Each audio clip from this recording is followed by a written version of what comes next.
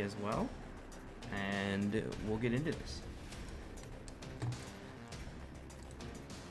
Alright, so this is what I need to change.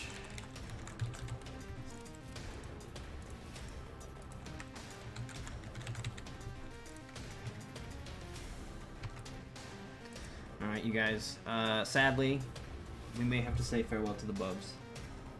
Bubs is camera shy, but if he's gonna have to be on the mic, he is gonna want to, you know, take a moment to doll himself up, and he doesn't want you guys to see his makeup routine.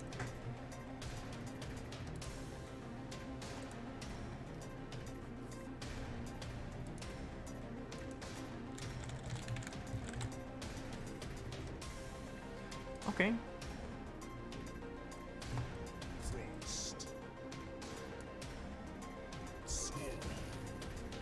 Yes, it is first to 3 whole way, double elimination, so you're not out after your first loss. We're gonna try to stream all the round 1 matches, and then the losers bracket matches are gonna be off stream for a bit. Is how we'll keep this from going too long. So we're trying to stream as much as we can from the winner side, loser side. Those matches we won't tap into those for a bit.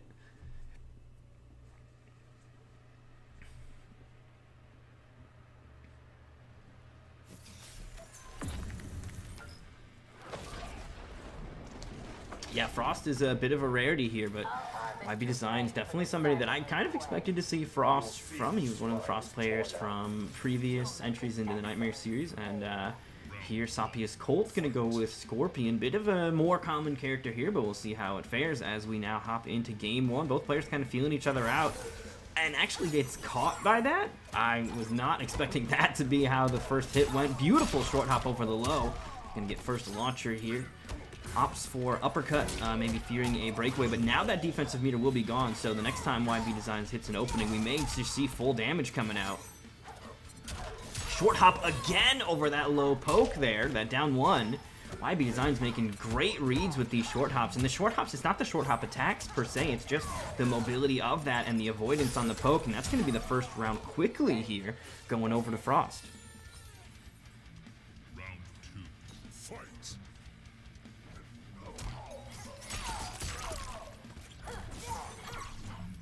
Here we go. I wonder what the setup approach is with that Glacier Calving, because using the shield that she has, it doesn't do anything to Scorpion's spear, so it's not actually there for projectiles, so it must be like a frame thing. I don't know that, you know, like they said in the chat, we don't see a lot of Frost players, so I'm not actually sure what the frames are on those Calving cancels, if it is plus or not. Here's an immediate breakaway though from Colt, doesn't want to see the rest of that. Crushing blow launcher here. YB Designs, however, now in Fatal Blow territory. And here, with the right confirm, could even get the kill. This is deadly. Fatal Blow is ready. Will it be enough? TM13 is cast. This is going to be a lot of damage, but there is, of course, going to be scaling, likely in part from that Ice Burst, but not going to be enough scaling to save his life, as it will still be the game just barely coming through for YB Designs. Very excellent play there, and Frost on the board first here. Now, Sapius Colt is, you know, first time playing in the tournament, or at least our tournament, so there might be some stream nerves and some tournament nerves at play here. YB Designs is in a bit more familiar territory, so we'll see how that shapes up as we move forward. But so far, YB Designs able to maintain that first game and looking really solid. I mean, obviously that first round was really heavily in their favor. Second round came down to a fatal blow, which if you're using a fatal blow, it didn't all go according to plan, but really, really solid confirmation on that damage to get the kill there from YB Designs. Excellent play here. And now game 2. Now this is first to 3, and it is double elimination. So when you're out, when you lose, you're not out yet. You have to lose again to another player. Yo, Ruckus Key, indeed we do. If you type !Discord, it should pop up the Discord if you want to hop in there, because we are looking to be doing these moving forward for Xbox, and we want to do it on not only MK11, but we're going to be trying to do it for MKX and Injustice 2 as well, because those are fun games with really strong player bases in them that I want to be able to provide a showcase for. Alright, here we go. Scorpion versus Frost here. That core overload, glacier calving, and micro burst. The core overload, I don't think we saw that come into play yet. I don't know exactly what that does. I believe the core overload is the move that makes some of her beam, like her chest moves, do more damage. Beautiful use of the spin there, catching her, or catching Scorpion behind. Excellent play there. Here's going to be the launch. Crushing blow going to come out. No breakaway on this one, so it'll be full damage here. Mid-screen, though, not going to be too crazy. 286, but the launcher will force a breakaway here. And Colt now on the back foot gets opened up. YB Designs is not going to be denied this damage here. He'll take him to the corner in the process. I think he whiffed that on purpose. Either way, though. Okay, good blocks, and that should be death here, as YB Designs is going to be able to close it out. Unfortunately, wasn't able to get the side switch. That last hit of the micro burst ends up killing Sapia's Colt. I'm sure YB Designs would have liked the side switch, but so far YB Designs is in control here. Beautiful anti-air, though, from Colt. Colt coming alive in round 2. Gets the spear with the side switch, opts not to spend any meter to go for bigger damage. He still has that offensive meter, and the Sin Blade just not coming through. Alright, gets the opening. Overhead connects as well. YB Designs on the back foot here now instead as Sapia's Colts gets his pressure started. Beautiful shimmy with the throw, the teleport cancel as well. Alright, swinging the sword. He's doing a good job of using that Scorpion range right now, though. You know, even though Frost does have some long range herself, too, so he can't be too comfortable there, I do see him trying to hover around that back one range when he can get a chance to, because a lot of her other, at least more deadly normals that lead to stuff are either on the slower side or shorter side from that. So back one is going to be a deadly tool here. Fatal Blow now available, speaking of deadly tools. So Colt gets a hit. He could convert it into the whole thing here. One more hit is all he needs. Ooh, gets caught, and this should be it. It's going to be before the breakaway comes out as well. Goes for the core overcharge. I don't even know what that does, but, you know, that was able to at least keep all the damage unbreakable, right? Breakaway was available, but YB Designs keeps it on the ground and keeps the games in his favor. Currently a 2-0 lead here over Sapia's Colt. Ruckus, if you want to play today, we can probably put you in if you want to play right now, Ruckus. We'll have to, because it'll just mean that Robitussin doesn't get a buy anymore, right? So that's no big deal. We can add 2 more people. So technically, we could add 2 more people to the bracket. There's a $125 prize pool here as well. So if you want to win your share of 125 bucks, and maybe you're feeling like 125 bucks is a better reason to come out and play, then hop on in.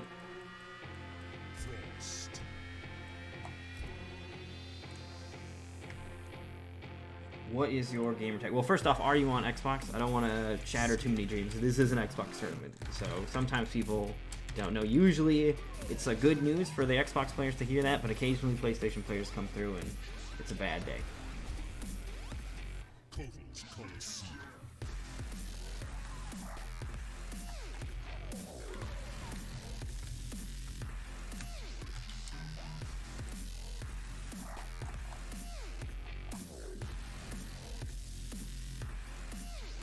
Oh shit! All right, see, that's the thing that gets us, and we are Xbox around these parts. There are a bunch of cool Xbox events or PlayStation events currently happening though. I think Coliseum is back in full swing, which is obviously the big dog, and then you've got what do they call it? Outworld TV. Outworld, that's the name. I kept on thinking Injustice, and it's like, no, it's not Injustice. Outworld TV is the MK version of that, so that's a really cool PlayStation event as well.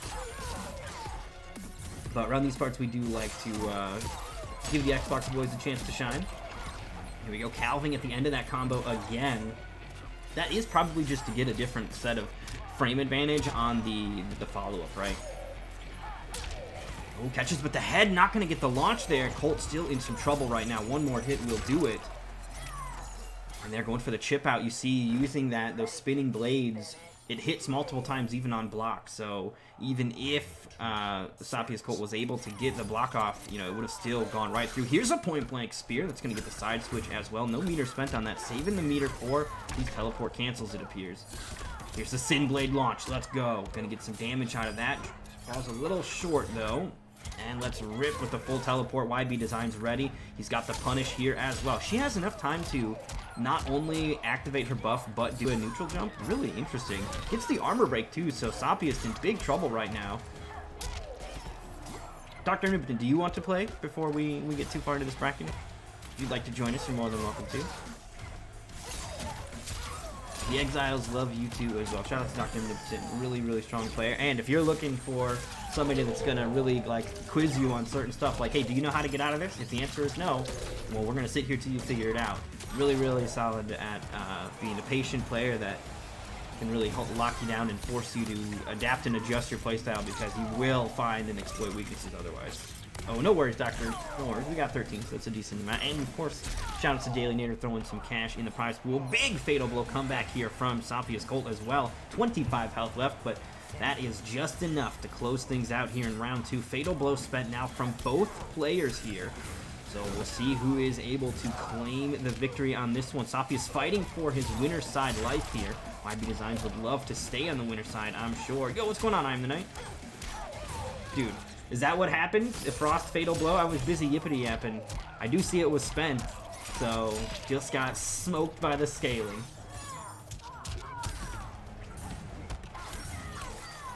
Ooh, got him. Alright, Clay, you want to get in? I can put you in. Oh, there's the opening. Doesn't quite finish it off, though. He's going to go into the spinning blades. Not enough. Almost there, though. The chip out, threatening. Oh, didn't block through all of those. I want to say that it is 11 hits, and there's a brutality. I honestly haven't seen that one before.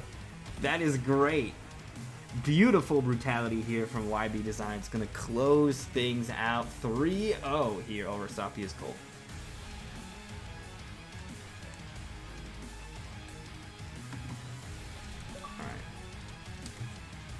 Yo, do you want to get in on this bracket before I get it? Before we get started, Woolender? You're more than welcome. $125 prize pool, by the way, as well, just to sweeten the deal if you're feeling froggy. All right, we're gonna get Woolender in here as well. Let's fucking go. All right, so this is where we're probably gonna have to cut the bracket off though while we get started. So and this shouldn't change the matches. It should just change who had buys. So now Blaze is the only one with a buy, and he'll be playing YB Designs, who just won.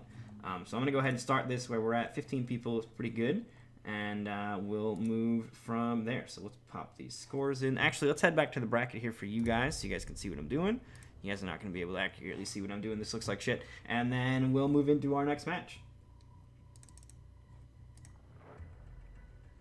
All right, so I think next we're going to do Striker versus Silver, because I want to see both of them on stream. I want to see all of these on stream, but I feel like we'll be here all day if we do that. So raise your hand for all day. No, I'm just kidding. Definitely gonna get Striker and Silver. And are there any people that would prefer to play off stream? If there's anybody that would prefer to play off stream, we can do that. But if anybody wants to be on stream, this is intended to be a place to showcase and highlight you guys. So, like, you know, the more we can get you on stage doing the stuff, the better. I think what we're going to do is the more matches we run on the winner side is just the more that we skip on the loser side. So that's probably going to be how we end up approaching that.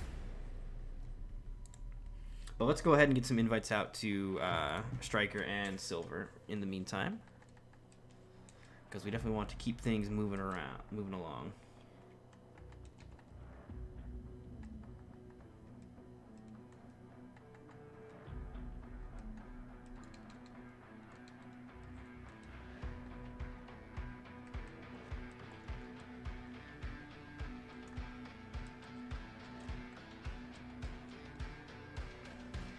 Yeah, that is a tough draw, Woolender. Sorry about it. That is a little on the tough side.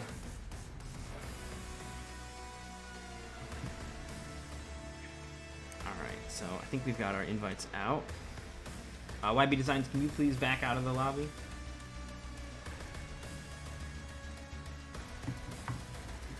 Otherwise, you'll be stuck here and forced to play Silver.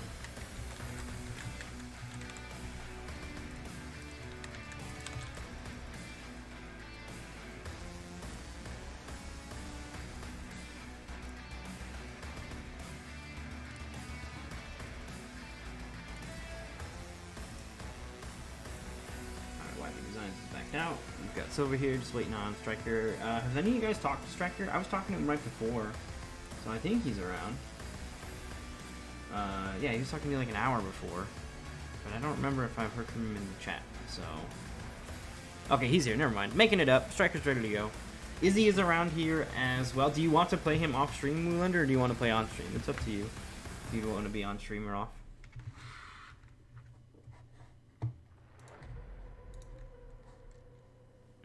Okay. I think if you guys want to play off stream, then you guys can do that. Just because I know Izzy is also like not super concerned about being on stream or off stream as much. So if you guys want to, I don't mind that. And then we could probably run the rest. There's Izzy right there. But if Izzy, if you want to be on, I'll definitely put you on. Like that's going to be a hype match between the two of you. I know Izzy does complain about or is worried about the long time. Now this is a tournament, Plague, but we will be doing more in the future. This is just the beginning. This is just the beginning of the comeback. I've taken my break and I'm ready to go. You did miss the Bubs cam though. You did miss the Bubs cam. I'll give you a little peek at the Bubs cam. I feel like you'll enjoy it. Look at that. Look at that guy. Pass the fuck out.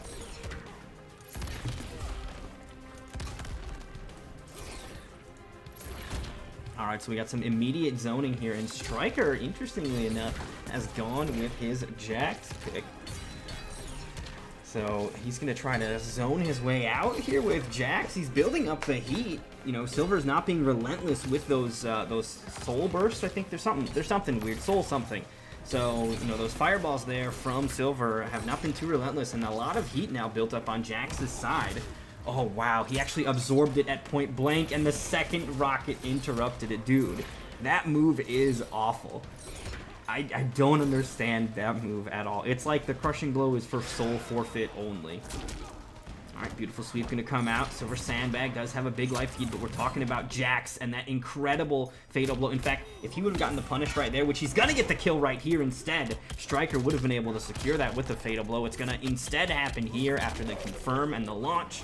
So Striker is going to go ahead and claim round one. He's going to get a lot of heat out of that as well. It's going to dissipate a little bit here between the rounds, but you should be able to maintain a decent bit of it here as we move now into round two, and not a lot of room here for Silver to run away. But of course, if Silver can switch these sides up, Spawn is an incredibly oppressive character in the corner. But speaking of the corner, Jax damage, that was about to be a rocket KB. Have another attempt here from Striker, drops it.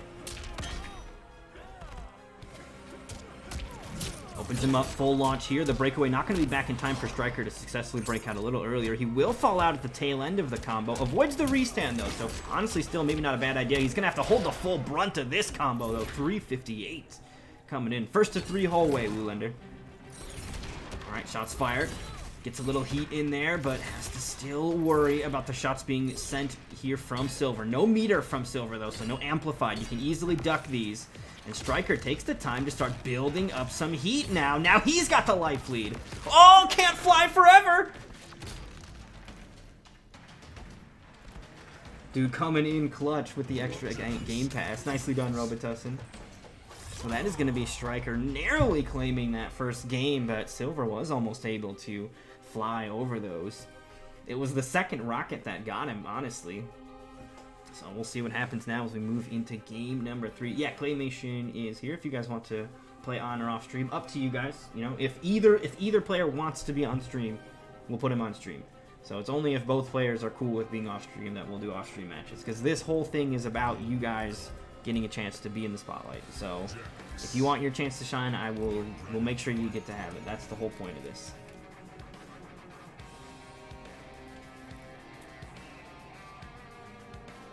So now we see Silver taking a peek over at Robocop.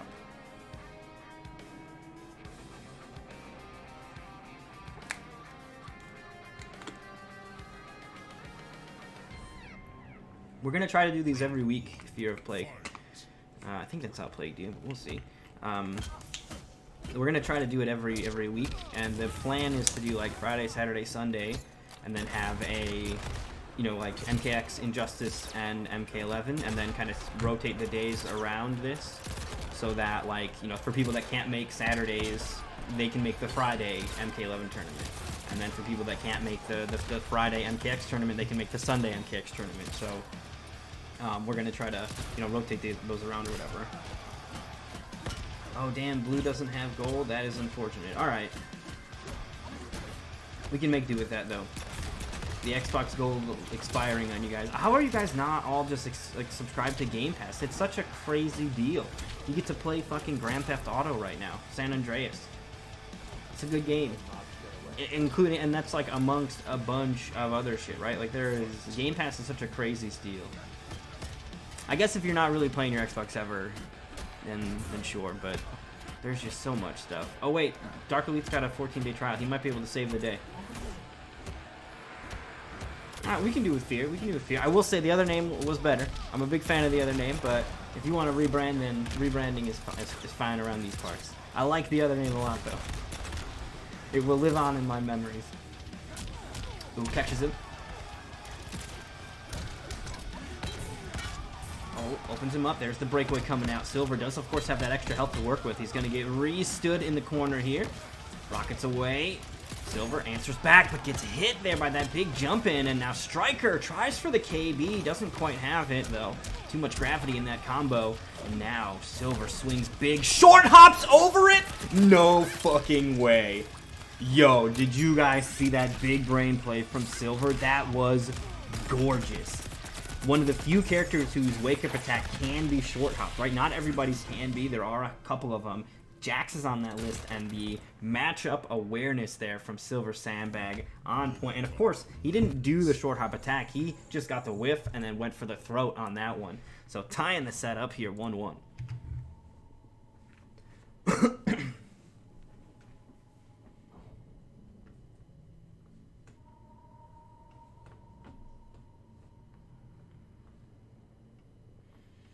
All right, so now, moving along into game number 2, Striker has been playing Jax for the last 2 games.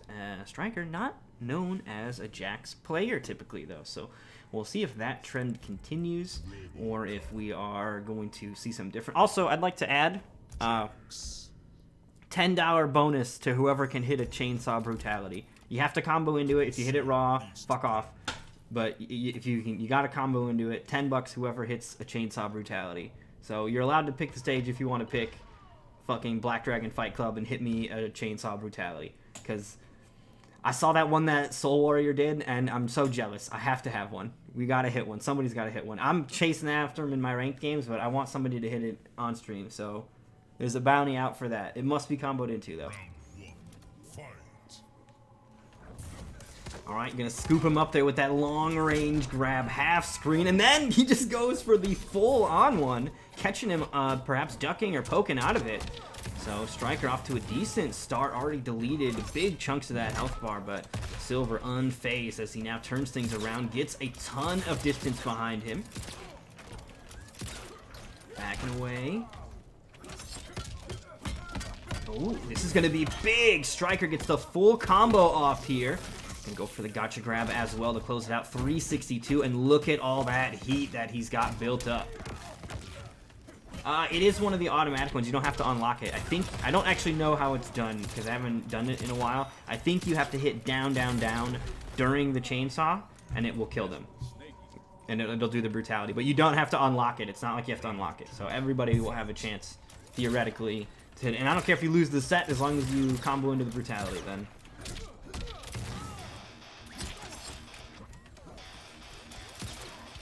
Alright, moves his way in. Ooh, gets caught. That's a KB as well. Silver working on a flawless right now. Striker just unable to get those metal hands on this whole metal body that he's rocking. There's the commentator's curse, though. I still got it. Get the fuck out of here. No flawlessness for you. He's still going to get the finish almost here, though. Tries for the chip out. And that is going to be Silver tying things up. But, man, the ability for him to do a solid job of keeping that health bar intact. I mean, Striker's got a lot of work ahead of him. No heat to build right now. Still has Fatal Blow available to him, and I think Jax's Fatal Blow is one of the more crazy in terms of comeback potential. Like, Jax hits a Fatal Blow, now he's at full heat. He still has his other crushing blows that are heat-oriented as well, so it just gets real deadly once that moment has passed. So we'll see if Striker is going to even need that, but, you know, you can never really count Jax out. It's one of the key things about this character. Silver in some big trouble right now. He's going to get launched. Breakaway is there. He does opt to save it. Oh, no, saves it for the end. Don't get caught now. Striker just needs one launcher. He's got the overpower plus the meter now needed for the kill here. Silver in a little bit of trouble. Finds his opening, though. The rocket or the gun misses. Okay, here we go. Another attempt. This is going to be full screen. Going to be some zoning here. Striker will look to move his way in. Oh, no. Thumper? Thumper is coming out. But Silver had it ready with the shield, but Striker was just willing to take the trade on that. You know, he wasn't going to try to fire rockets because Silver could easily duck underneath those, so he was willing to, even though Thumper is awful, throw it out there, because one of the things about Thumper is it's not going to be ducked. It's a mid, and Robocop's crushing blow and the properties of that crouching shot are not going to actually be very effective in this matchup. So really, really key use of tools that are typically maybe not great, but in this particular instance, Striker's finding some really solid times to get that Thumper to come to work for him, and that's going to secure him the lead here right now. 2-1 over Silver. Silver going to continue to tough it out here, though, with Robocop. So this is going to be the hill he dies on, as he'll need to get the next 2 in a row, and no switches will be available to him. But his Robocop has been looking really strong lately, and this character in general been making some waves throughout the scene, so we'll see how things go here as we move now into game number 4.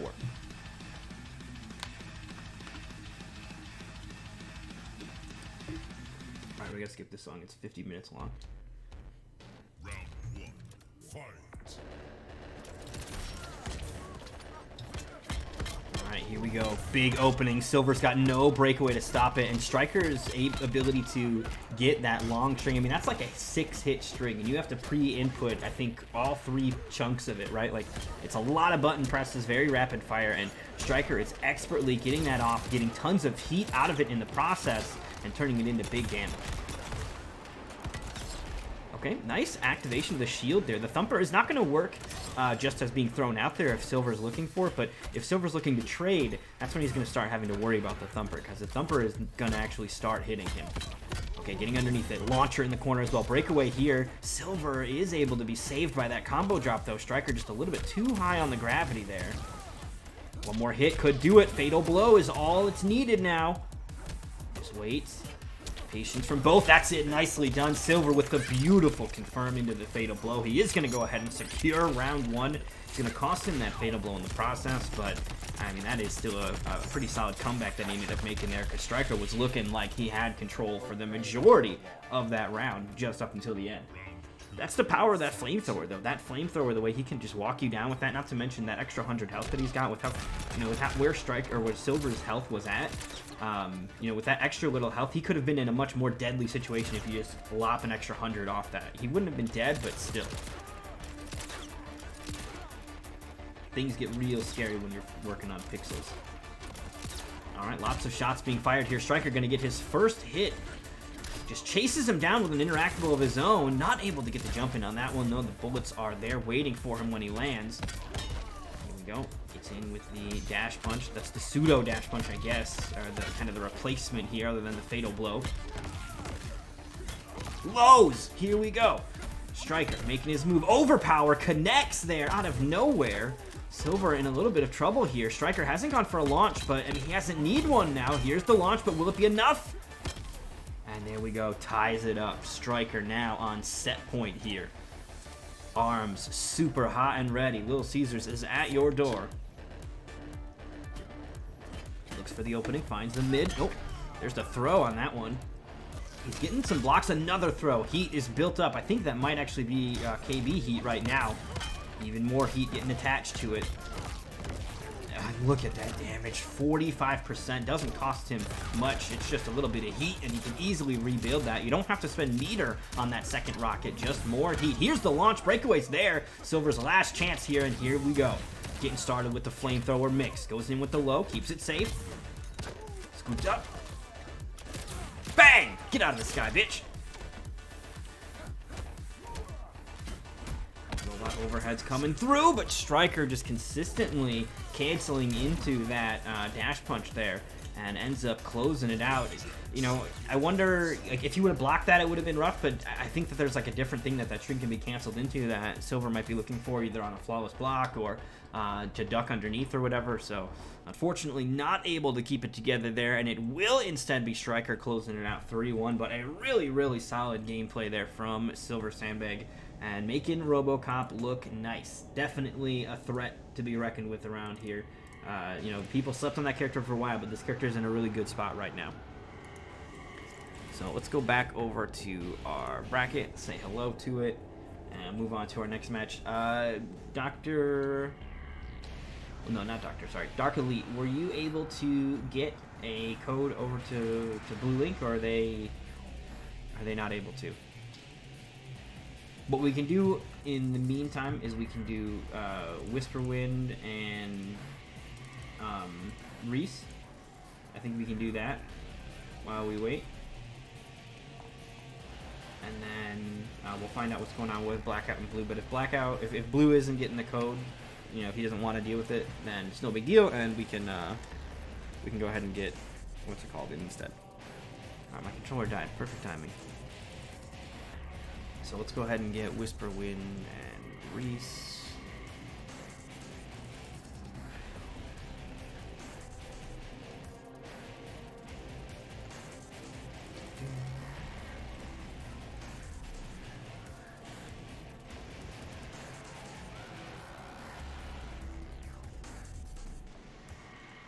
There you go.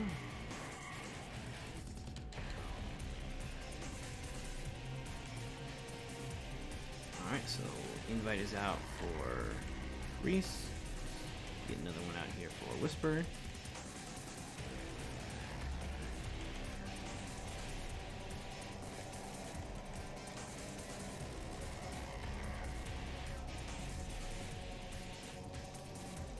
Bam, invites are sent.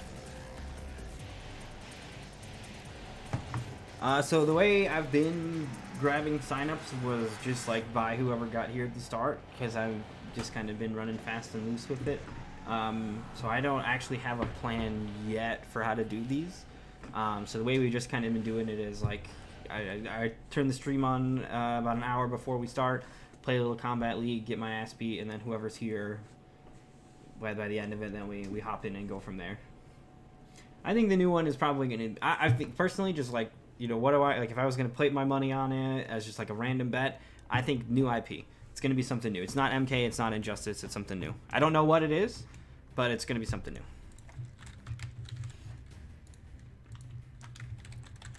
new. It may end up just being, you know, what's it called? Like Injustice 3 or whatever, but I think that... I'll do that. Yeah, that's what we'll do, actually. We can do that if you're playing. We'll have you go in if Blue doesn't take the spot. I don't know what they're doing. They haven't told me yet, so we'll have to figure that out. I'll message Striker. Maybe he knows. Okay, he's not taking the code. All right, so we'll put Blackout versus Fear. Then we'll do that one instead. All right, that's fine.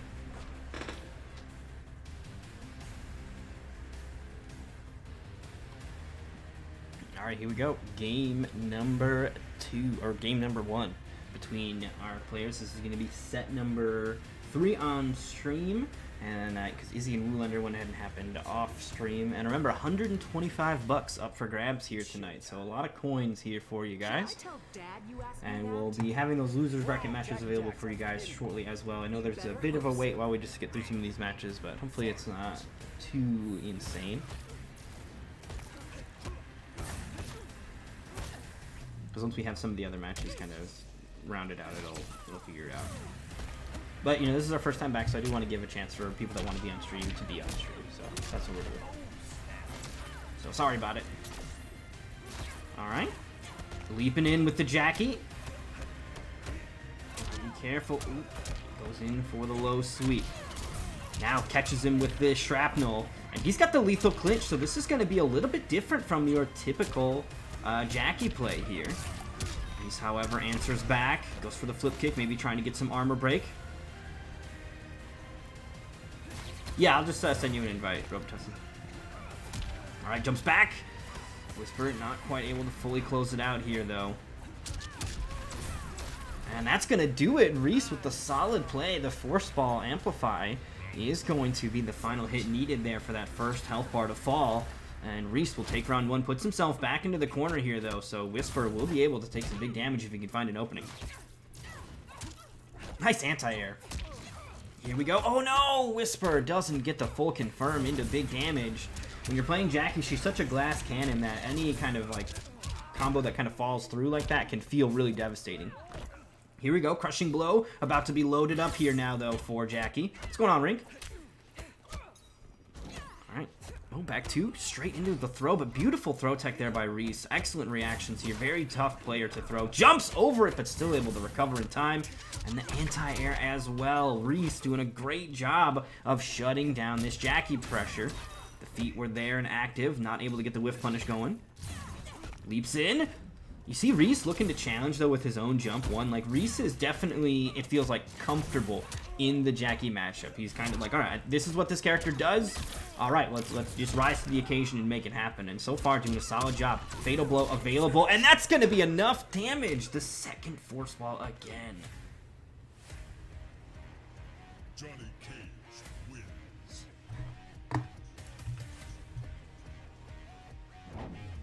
So Reese putting some work in here, goes ahead and secures game number one. Whisper Wind gonna have to come up with a working strategy here as we now move on into game number two.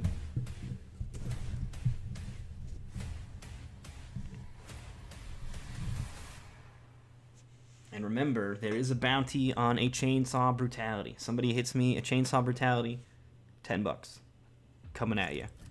It must be comboed into, but chainsaw brutality bounty is currently up. I need it. I need one to put in the highlight reel.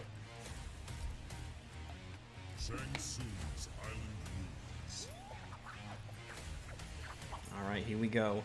Game number two, the switch coming out here from Whisper. We're going to be busting out the Liu Kang. Instead, this is going to mean a fully stacked health bar, all 1,000 intact from the start. Dude, look at this, Bubs.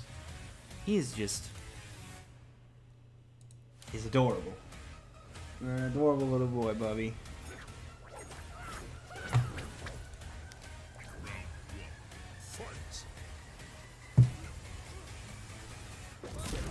Ooh, low fireball is going to find its mark, so Whisper is going to go ahead and grab that first hit. Gets the Dragon's buff on as well, so extra damage now going to be coming from basically everything he does. From fireballs to kicks, punches, all of it is going to be much more deadly now. Buff dissipates, but he's got a lot of ways to reactivate that, so we'll likely be seeing more of that as long as Liu Kang's on the screen here.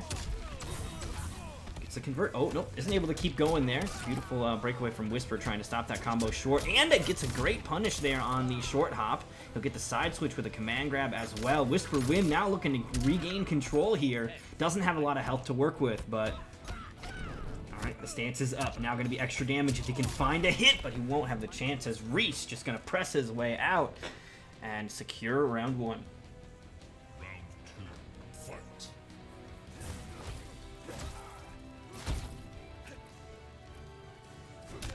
Alright, oh, got caught. It's going to be full launch here. Reese goes for the armor break again there. Whisper has been doing a good job of not taking the bait on that and just kind of letting the damage be small and keeping his defensive meter for other opportunities. Tries for a command grab. Nobody was home. But doesn't get punished either. Keeping it together. Empty jump right into the waiting arms of Johnny Cage. And escape failed as well. Whisper was expecting to get thrown into the corner. Not going to happen here. Big uppercut to answer back, although still about twice the life here on the side of Reese. Now expanding that lead even further. Tries to low fireball, can't get low enough though. And now he's in trouble. Is he trying to get him with the Shades brutality? Reese with the dirty stuff. He will claim game number two though. Can you just do that? Does the Shades brutal work if you just hit him raw like that? How does it? I don't know how to actually do it. That would be another one. We haven't seen a Shades brutality here ever, so that would be pretty cool.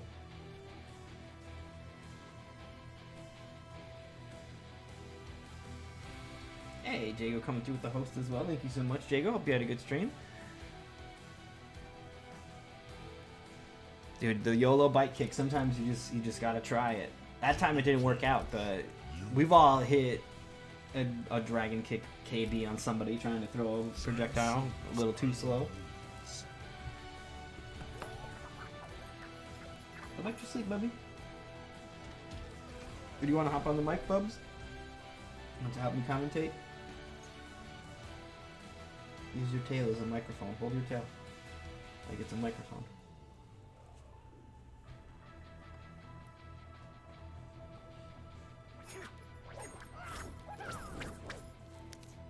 Alright.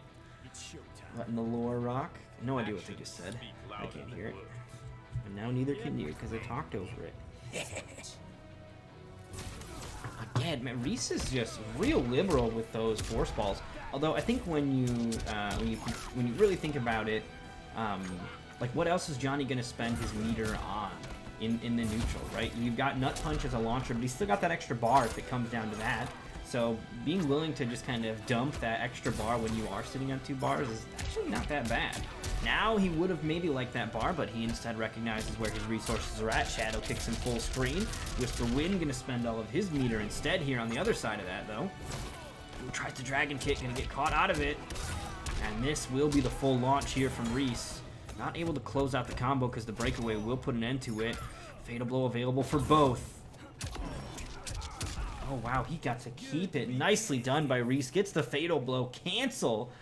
He's going to keep that Fatal Blow available. And we've already seen that he's got the sunglasses, so that means he's got massive, massive damage available at his disposal. Whisper is going to need to be careful on this one. He's going to try to turn it around.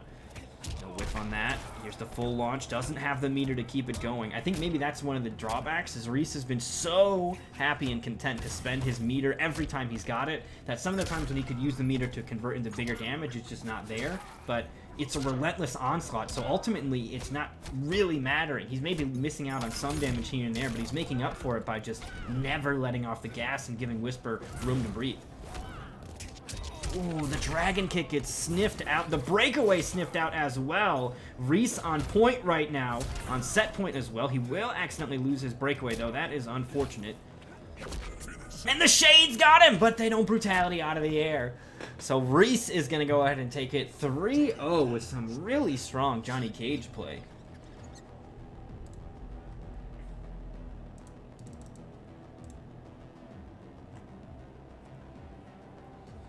So we're going to move on to Robitussin and Claymation next.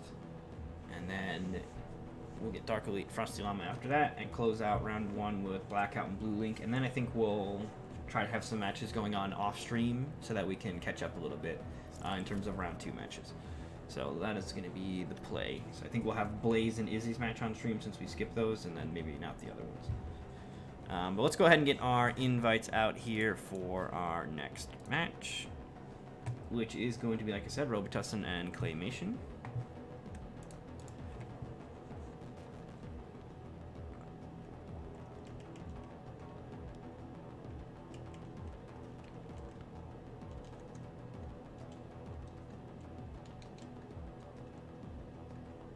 What is the other one?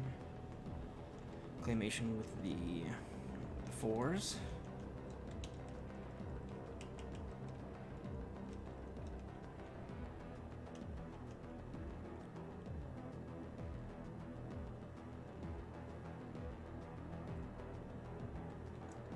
I think it's this one. I might have this wrong though, Claymation. Let me know if I got the wrong one, or if I got the right one, I guess. Oh yeah, I think Daily Nader would love to see some Scarlet, and of course Daily Nader hooking it up with the prize pool that we're playing here. $125. Big chunk in that, courtesy of Daily Nader, helping us out here at the Nightmare Series. Always appreciate the support. Thank you so much for that. So we got our invites away, it would appear, so we are now just waiting on the combatants to enter the arena. Claymation is here. Robitussin waiting on him. Looks like he's on his way, so it'll be just a moment and we'll get into this next match.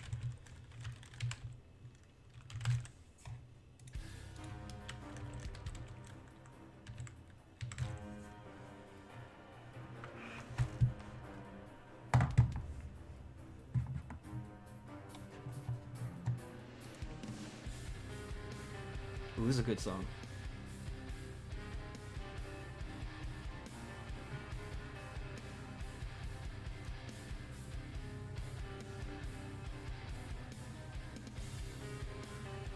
It's like nice and dark and gritty.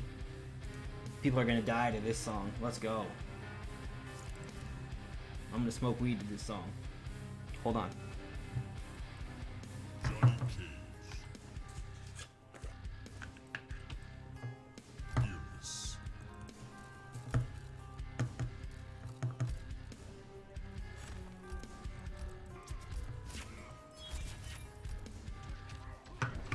Shang Tsung's Island Ruins. Who can name the game this song is from? Anybody know?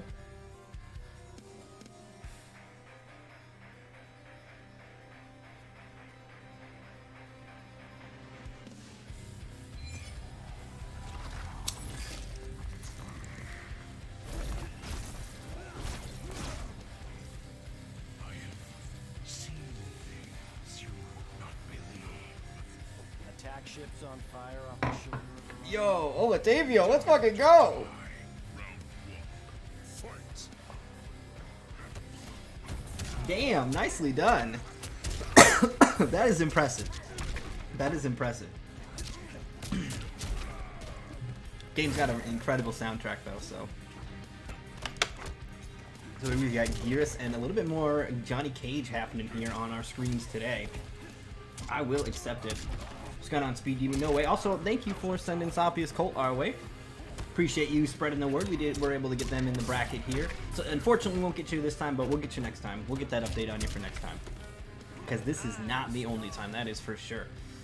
Here we go, though. Robitussin secures round one. Claymation's Gearus in a little trouble here. He gets caught by the Rising Star. Damn, nice down one. Alright, oh, catches him with the quicksand reversal as well.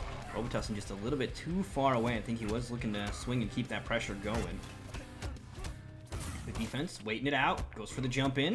Claymation's going to let him get away with it. Or Robitussin did, I should say. Big uppercut there from Robitussin. Anti-air says no. Gets right back in here, though. That's the beauty of Sandtrap is, you know, when Gearus wants to get in, he is free to kind of just make his way in anytime he gets a quicksand. You cannot keep him out forever. Ooh, just lets it rip with the fatal blow. Not going to find the mark here. As Robitussin looking for the chip out, and there it is, the last final hit. Trying to jump away from it. I think that Clay kind of realized as well he couldn't afford to get hit by anything, so he did need to avoid that, but unfortunately just couldn't get quite high enough away. So it is going to be Robitussin securing game one, and Claymation going to go ahead and head back to character select and see what it's going to be for game two.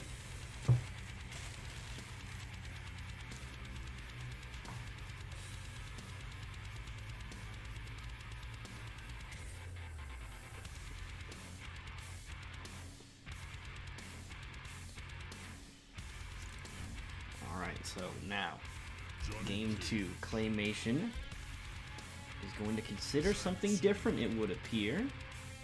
Looks like we're going to be busting out the Shang Tsung, perhaps, and he's going to go with the all four ninjas build. So this is going to give him access to all of the ninja moves. However, he is going to lose a couple of key moves in the process. Corpse Drop, Soul, the Ground Skulls, as well as the Soul Steal are no longer going to be on the list here. But Shapeshifter's Training still does have some solid, you know, use to it. So we'll see if Clay can find a way to get it working here.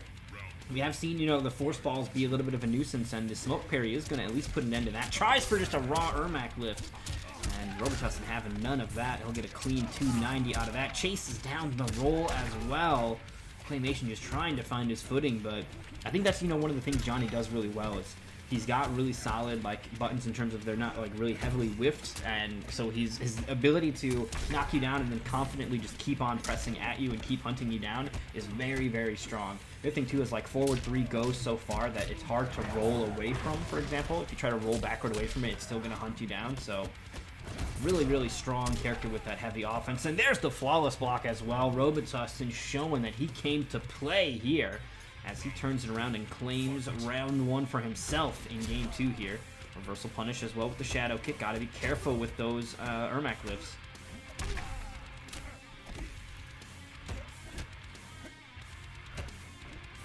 Alright, jump kick connects. Goes in for another jump. See Robitussin there kind of just feathering that block button as well. Not content to just lean on it the whole time. You know, seeing if he can find a flawless block timing. He knows that his opponent isn't necessarily swinging in that mode. Like, if your opponent's not swinging, you don't need to be blocking. And I think that's kind of how the block button is maybe designed a little bit more of in this game. You know, they want you to push the button only when you need to be blocking. So that's why flawless blocks are a thing. You can't flawless block if you're just holding block, right? You have to time that properly. So, and it's also like why ducking throws is a thing, micro ducks, all that stuff. Ooh, tried to get fancy. Not going to happen. Bam, bam. Stuns the meter, gets the breakaway out here. Robitussin in a little bit of trouble. That Fatal Blow is available yet again, though. So massive damage on deck here if Robitussin can find any kind of hit, really. Escape failed, not the hit he'll need for that. A little bit more damage, and there, that'll do it. The chip out, not enough defensive meter to survive that. So Claymation on the board.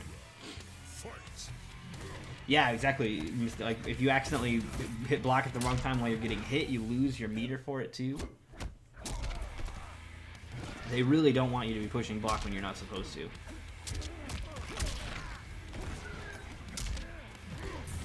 Alright, rolls in. Here's a throw, gonna get a little health back in the process as well. Claymation doing really solid, actually, the second round. You know, at keeping Johnny at bay. Hasn't really let Robitussin get too much heavy momentum started, and he's been consistently pushing him back to full screen, and then giving him some zoning to deal with. These jump kicks as well, going a little bit, maybe less contested than you'd like to see. I think a flawless block, it might be in order to prevent it, but we'll see what happens. YOLO slide connects. And the throw will finish the job. Claymation on the board here with this Shang play. You know, I think a big part of that was those jump-ins were, for the most part, not being contested. I don't know if Shang's jump kick is really good and it's difficult to anti-air or like to uppercut with. You know, it might be a thing where it'll trade, or, you know, not often will it actually win that. But nonetheless, you know, those jump-in kicks ended up allowing Claymation to just really continue to push his offense there, particularly in that final round. So we'll see if Robitussin can make any kind of adjustment. I think also, you know, to note, though, Robitussin was prior, you know, the last time we saw him, he was more of a Liu Kang player. So Liu Kang may be still waiting in the wings to hop in and save the day if it comes down to it. But game 3, we are going to see Claymation, of course, locked in on Shang Tsung. And Robitussin has the opportunity here to switch it up if he should please.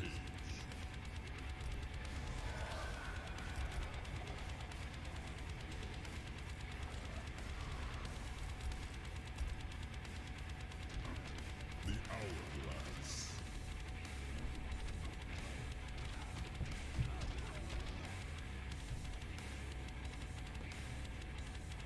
Why are you biting me, Bubs? I am your friend. Limber hanging in there, takes the victory off stream, 3-0.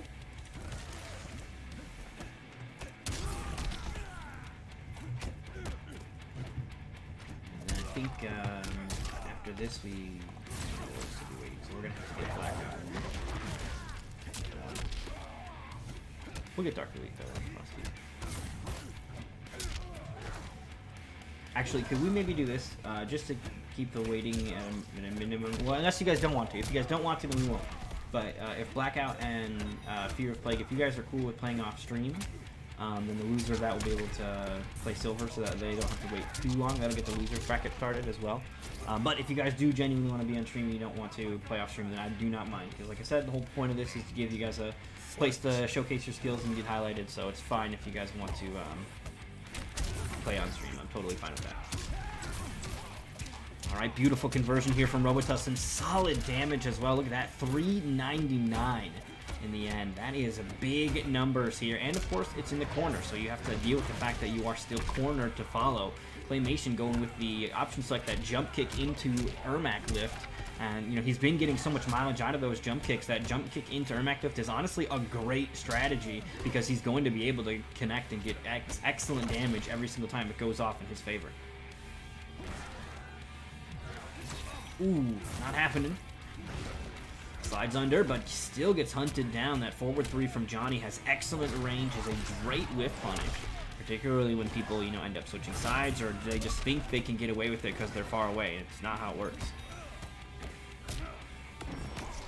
Ooh, goes for the raw fatal blow just a little bit too far, and Robitussin is ready. He's got a big combo coming at you, but he drops it in the end. No brutality, but it is still going to be a victory. So Robitussin now up 2-1 here over Claymation. Dude, I'm the best. I'm the best. I am here to make stuff look bad by talking it up and then having it just completely misfire right after having it Glona and like really put on a pedestal. Like, look at how great this thing is. It does all this stuff awesome, except for right now. Dude, this boy, he keeps on trying to fight me. Look at this fucking... I don't know if you guys can see him. You see this assassin of the dark? He won't stop fighting me. Why are you biting me? I guess you guys can't see. It's too high. I put it up. See? He just bites. It's like he thinks my wrist is my hand's neck, and that's how he can kill it.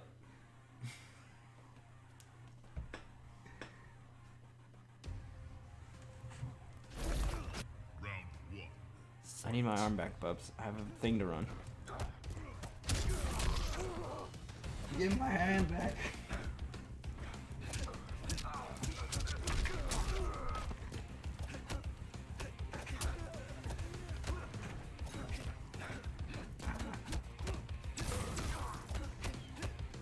Sing us a song. Alright, big uppercut. Gets the conversion as well. Beautiful stuff here from Robitussin.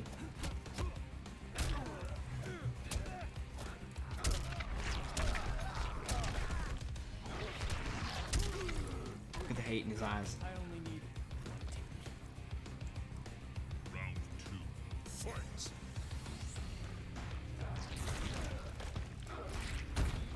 Alright, Shadow Clone's coming out here.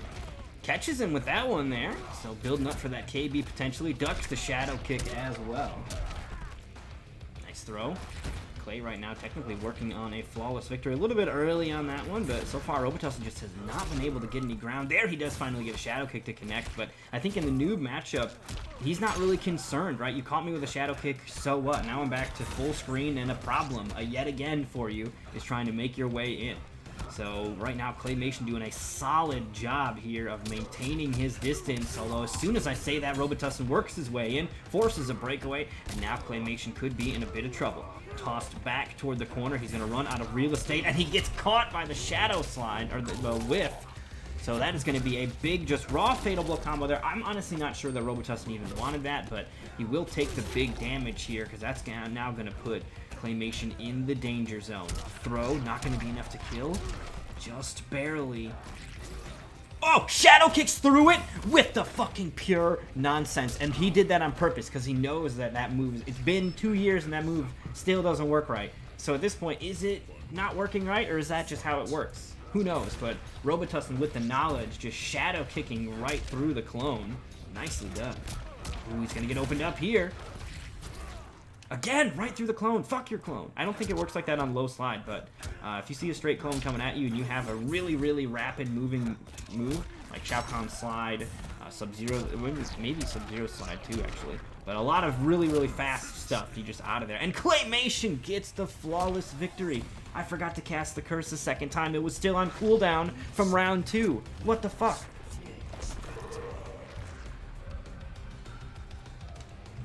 Claymation tying it up here. Game number 5 happening here.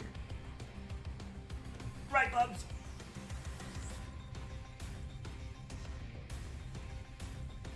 Good boy. Be nice to me. I want to be your friend. I'm not food.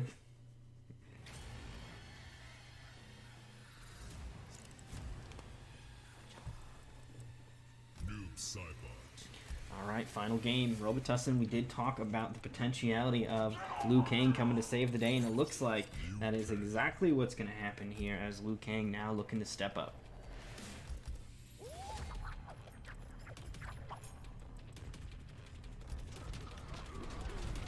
Wuxi Dragon Grotto. What is my phone shouting about? Nothing important. Alright, cool. Wake up, controller.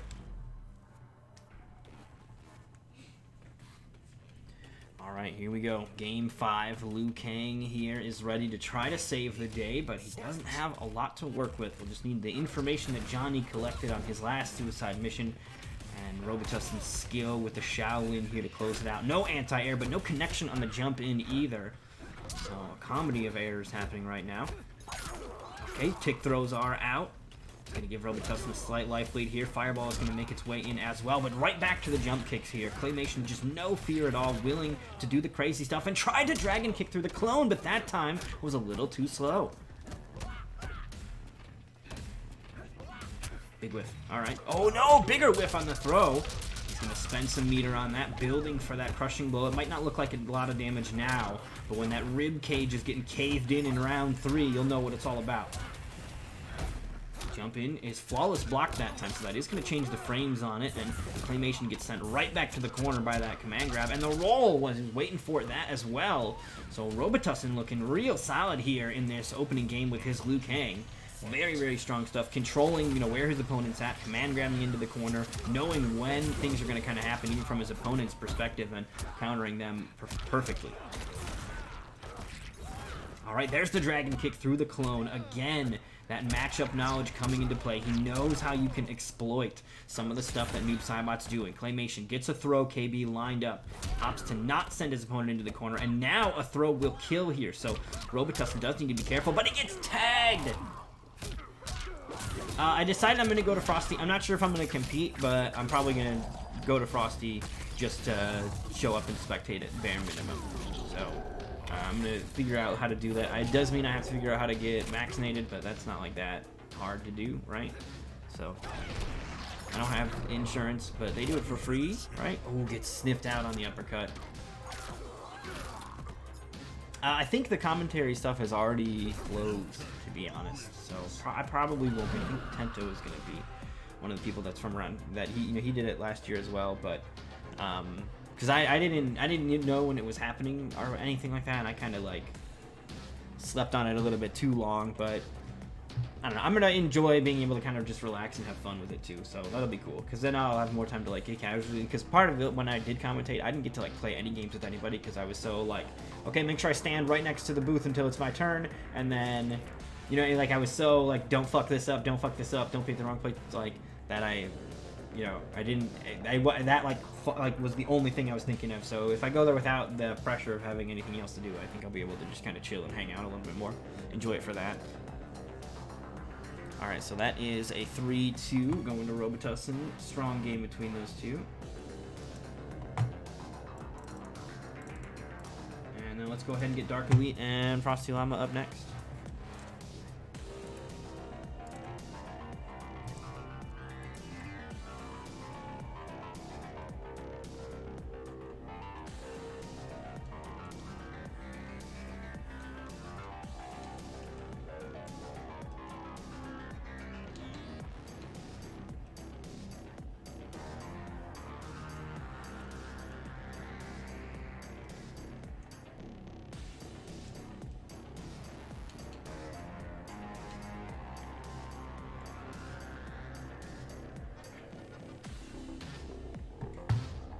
Dude, there was some weird-ass stuff going on. The game cannot be trusted. I wish there was more consistency with the weird. I think that's the big thing for me. It's like sometimes this thing doesn't work, sometimes it doesn't. So it's like, it's hard to like know if it's a thing or not kind of deal. I believe that they didn't answer before, I don't think. So we're going to have them on stream after. They'll be the next one, so we're going to get them on stream. They didn't say they wanted to play off stream, so I think that means that they default to the other option, which was to play on.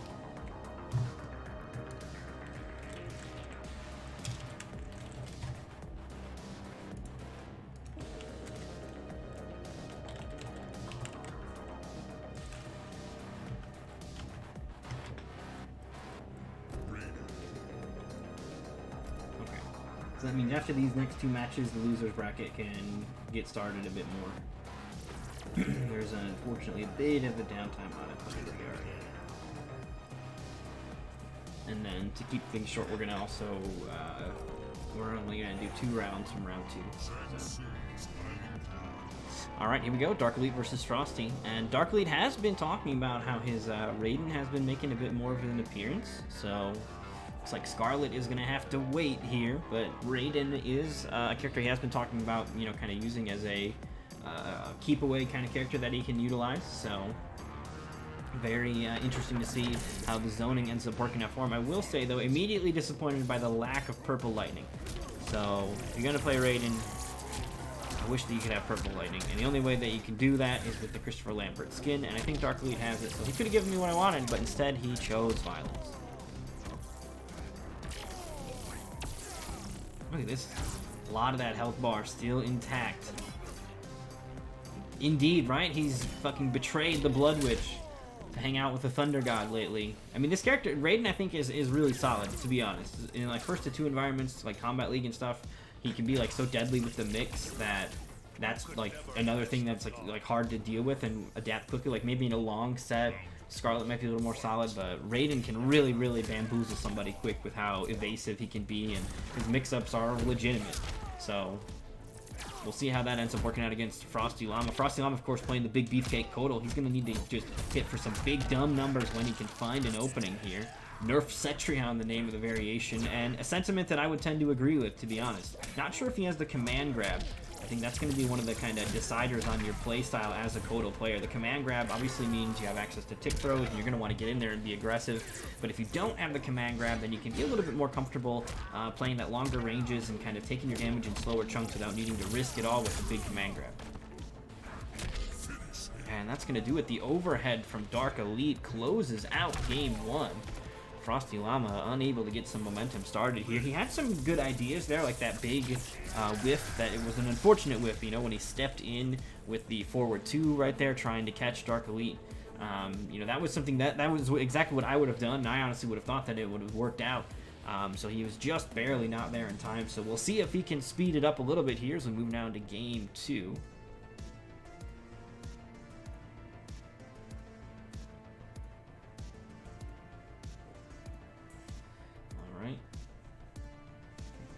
And remember, if you pick the Black Dragon Fight Club and you hit a combo with the Chainsaw Brutality, extra cash. Remember, there is a bounty for the Chainsaw Brutality.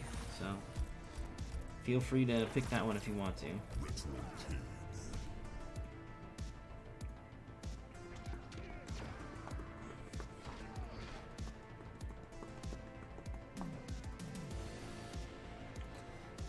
Alright. So, okay, now we can see the variation. So he's got the con cut, that's the launcher, as well as the command grab, and then the cat to get through some zoning. So it does look like he's got a pretty solid variation here. No armor break. I think it's just maybe the big, you know, lacking move in the, or like the kind of the big decision you have to make as a Kotal player is if do you want the armor break or not, which he wants the launcher instead of the armor break, and that's honestly fine, you know. You can do some solid damage with that. The question is, will he find the opportunity to tap into that? Big duck under the throw, but not able to capitalize on it. And now Dark Elite pushing some buttons, putting some pressure on.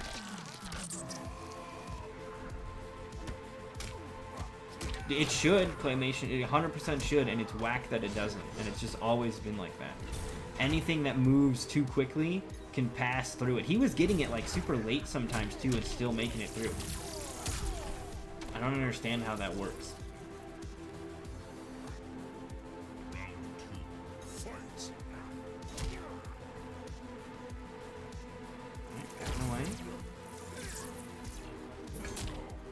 It's like the thing has a proximity for when he starts to tackle, right? When noob will go for the tackle part of it, and that has the hitbox on it that does damage.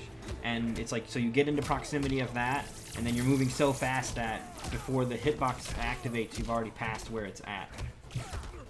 Is how it feels.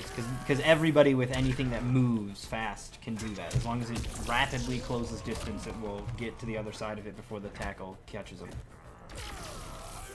And there we go, gonna put it on our screen. Yuck! Your time has passed.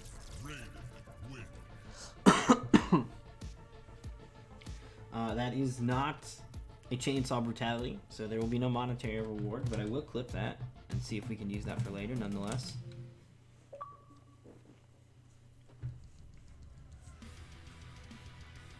That is going to be game number 2 on the books here now for Dark Elite as well. We'll see if Frosty Llama can start to turn things around. I haven't seen much command grab here from Frosty. I think maybe that's the next level is to, you know, it's game 3. Risk it all. Just start trying to scoop him up, take a drink, get some of that precious lifeblood, or switch it up completely, bust out, the Sub-Zero and go straight into Mixville. I think this is not a bad strategy either. You know, I've been considering the fact that maybe I need to just switch over and play Sub-Zero myself. This character is just so strong, and his ability to bypass a lot of the mechanics of the game, like his damage, he doesn't care about breakaway. He freezes you on the ground. Even if he freezes you in the air, he can still hit you with something before you get out of it. So he does a great job of kind of avoiding some of the more annoying stuff in the form of breakaway. He just gets around that, and of course, one of the few characters with a legitimate and viable mix that you can just have a great time. You know, here we go, point blank with the ice ball. He'll get the connection there. Creeping ice coming out as well. That's going to keep his pressure safe. So not only does he have access to this mix, but some of his pressure that he can confirm into the ice balls is also going to have the ability to confirm on block, of course, into the creeping ice and keep it all safe. So Dark Elite's going to have his work cut out for him. Beautiful duck here as Frosty goes to get some damage. He instead opts for a reset, and he will successfully find the bonus damage there with the overhead into creeping ice. Wasn't willing to spend the meter on the kill there for the deep freeze, but I think he just wanted to keep things safe, right? If that gets blocked, he's still all right, and I think that's his mode here. He just wants to make sure he's staying safe and not risking too heavily. All right, zap. More zap. Oh, no. Teleports his way in, but that 6-frame poke coming out to put an end to that. Gets caught, though, a little bit too far away. One of the downsides, typically, of those 6-frame poke characters is that they don't have tons of range on those. Dark Elite able to successfully find an opening, but again, the whiffed throw, and that's going to be a whiffed patty cake as well. No big punish, though. Frosty Llama letting him get away with it. Thank you, Metros. We have a good time around here. Appreciate the love. Just happy to put on a show and a place to highlight some of these players on the Xbox side of things, because I know that there's talent on both consoles for sure. Dude, right? It should have purple lightning. There's like videos of people that have like mods that make it like legit purple, because there is like a purple that like shader that they have for stuff. It's on the Cabal and Kano stuff. So if like if Raiden ever got a skin like that in that tier, it would have the same purple lightning too. So it's possible, and it looks so fucking good. It's a shame that it's fucking red. And like the green lightning looks so good. I like that the Christopher Lambert skin at least lets you get some cool lightning colors. But it's like a lilac purple for the purple one, which is not as intense. Alright, here we go. Storm Cell launch. Gonna go for the uppercut to follow it out. Didn't want that breakaway to come into play. The roll is gonna be happening with that defensive leader instead. Backs away, but not quite far enough. That staff has just such great range here. And Dark Elite looking to try to close things out. If he can get that Thunderbolt, he may even be able to get a brutality, but he's not gonna commit too heavily for it. He'll instead just opt for the kill here with the... Oh, what is this? He didn't have to...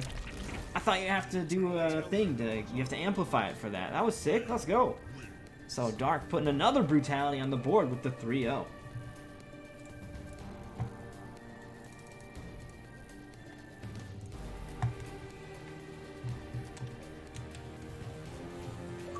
Alright, so we're going to go ahead and move on to our next match then, which is going to be Blackout versus Fear of Plague. Fear of Plague is your gamer tag, also that. Or do I need, like, what is the gamer tag new?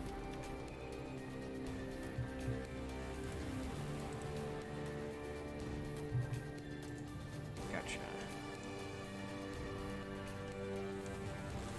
And then Blackout is the other half of this equation, so we'll wait for him coming up. And remember, it's with an L.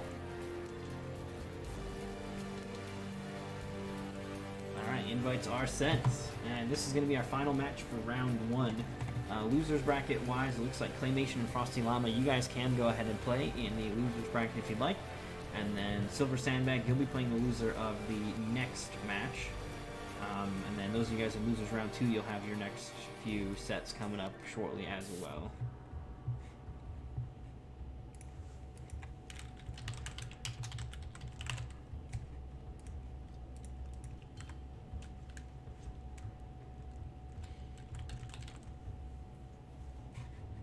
Is Blackout still around? I don't think I've heard from him in a bit, but hopefully he's still good to go. I know we did have a bit of a wait on the run up through the first round. I mean, we basically took about an hour to get through all of round 1, which is actually pretty fast because it's usually like you can do 4 matches in an hour, and we definitely got more than 4 matches done. We did 1, 2, 3, 4, 5 matches on stream, so it's not bad.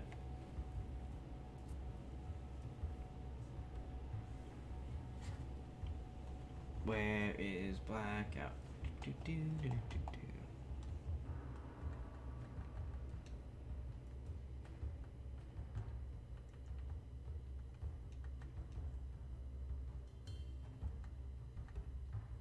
Yeah, he should be. His gamer tag. Oh, he said he sent you an invite. Clay. I guess you gotta make sure you got the right one, of course, but we'll see.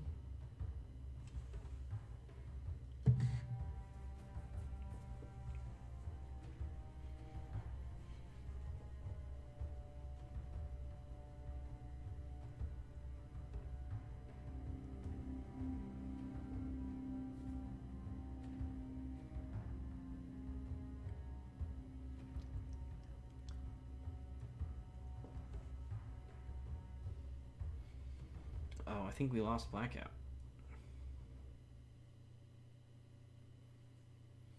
Yeah, I am not hearing from Blackout. That is unfortunate. Alright, well, I don't want to hold this up for too long, and tragically, we saved that one for last, so I don't think we can do anything about it.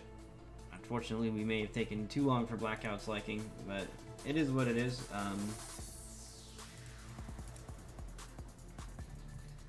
So we're going to move on to round number 2 then, and we're only going to do 2 matches in here. We're going to do the people that haven't been on stream, so that's Blaze and Izzy. They haven't been able to be on stream.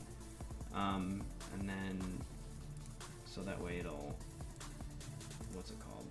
We won't have to wait too long. So Clay and Frosty, they're going to play, and then, so that means that Striker and Fear, you guys can play off stream. I'll change the name here in a second to get that right. And then Robitussin and Dark Elite, if you guys can play off stream as well, that'll be great. We'll go ahead and get those matches rocking, and then we'll go ahead and get these other players. Since we haven't seen Blaze or Izzy yet, we're going to go ahead and get them in here for our next matches. So Blaze versus YB Designs is going to be the first one here. And then we'll follow that up, like I said, with Izzy and Reese.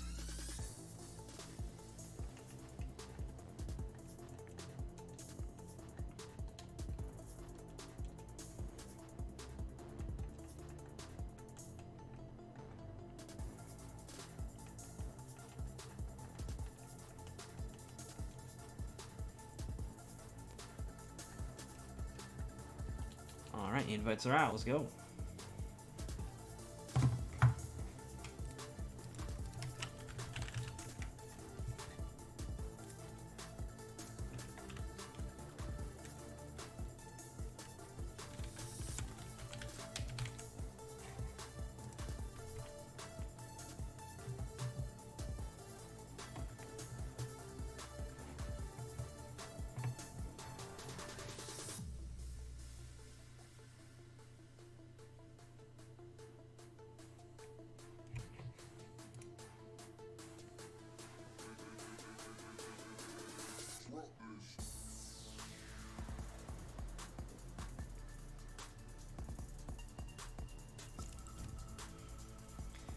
Alright, here we go. Character select. Blaze immediately sprinting as fast as he can over to Aaron Black.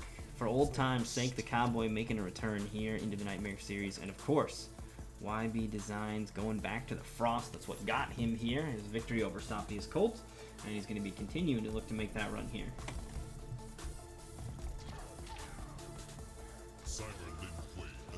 And again, Striker and Fear of Plague, you guys are playing off stream, so please get those matches started. And Robitussin and Dark Elite, same to you guys. You guys are playing off stream as well, so if you guys could get those matches underway, that would be great. That way, hopefully by the time these 2 matches that we're done with, your 2 matches are also done. At least one of you guys doesn't need to be finished quickly though, so hopefully you guys can get into those matches and get those underway. So Striker and Plague You, or Fear of Plague, and Robitussin and Dark Elite off stream. Never mind. Round 1, fight.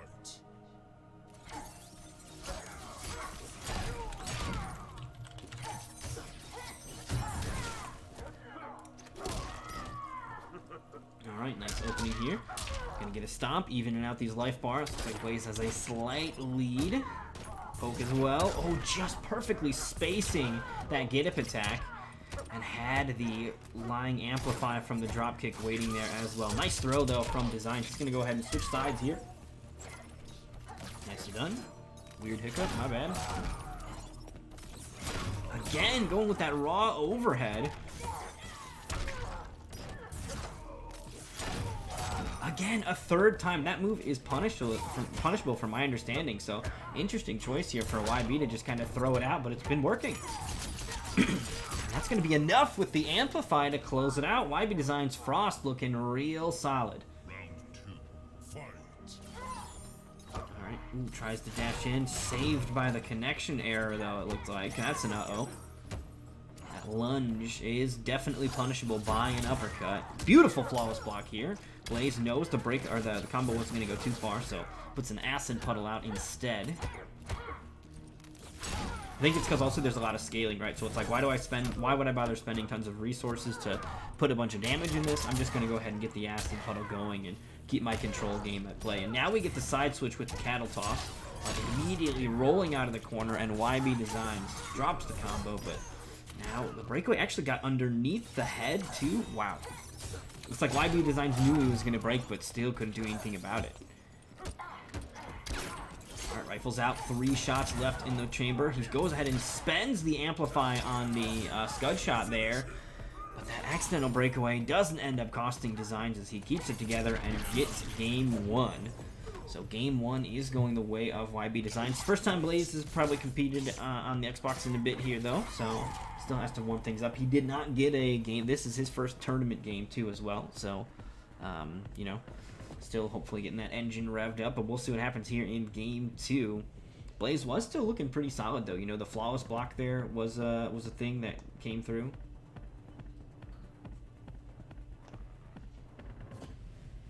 Uh-oh. I mean, we can have you play silver, but we sent you invites and everything, and you didn't show up, man. We was looking for you.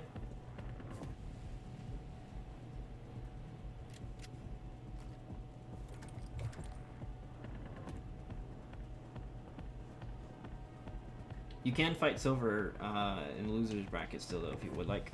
Sadly, though, we did have to move the winner side in there. They're playing off stream for the other one. Well, you can still play silver in loser side because his match hasn't started just yet, so there's still some time on that. Sorry about that, man.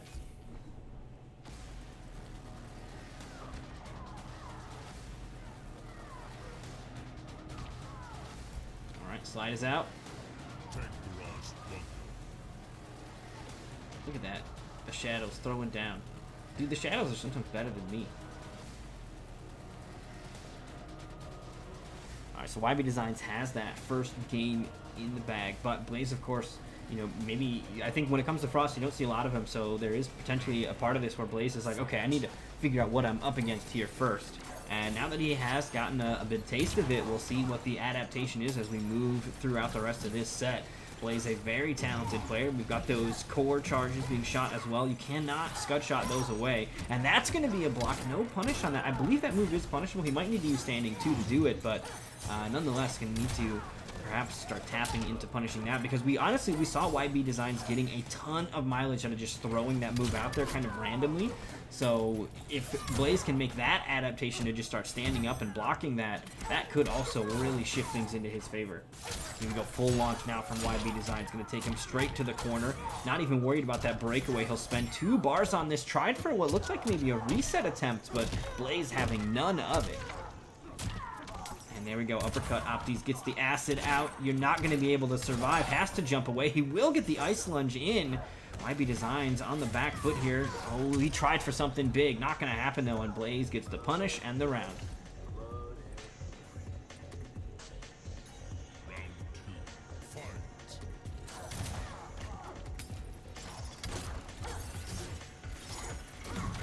Ooh, caught. Beautiful short hop, though.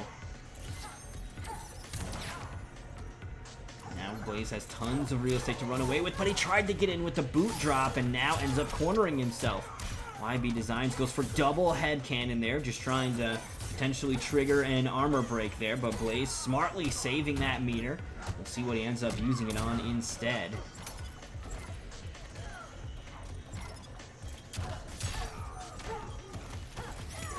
Oh, careful.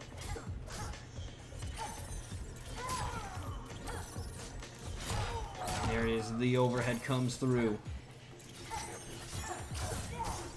Beautiful blocks here, but Blaze is running out of health. Gets caught yet again by that overhead. And now you see the threat of that overhead is making YB Designs also, you know, feel confident about throwing that sweep out there. That is a bit of a mix-up just in itself. And if Blaze is too busy looking for the overhead, he may just get caught by some of those as well. Interactive will closes that distance. He just got knocked away, but he's right back in the thick of it here. Alright, got him. Okay, this is going to be full combo here. No breakaway to stop it, and there's plenty of freeze time on that microburst. So, going to get full damage here. Spends 2 bars on it. Uppercuts out of the corner. 328 for 2 bars is a little iffy, but I guess when you're Frost, you don't really have any other routes for more than that. So, just trying to get as much damage as he possibly can. He's already got one of those bars back, half of the other one on its way.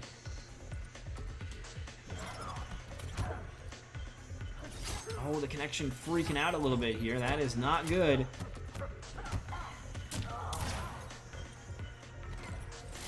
Big jump in. That jump in not going to be great for hitting things when they're low to the ground, though. That air 2 that she's got. So that will be Blaze claiming game number 2. Yeah, Frost's jump-ins are not the best. She swings a little bit too, like, horizontally in the air, and there's not enough down range to it, like downward range to it, so when she's trying to jump in on you, ducking and poking underneath them is not very difficult to do, it seems like. It might vary from character to character depending on what your poke looks like, but Blaze was really able to very easily avoid that one there.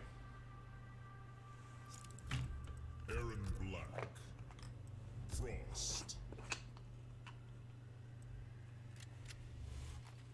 Dude, we all are retired.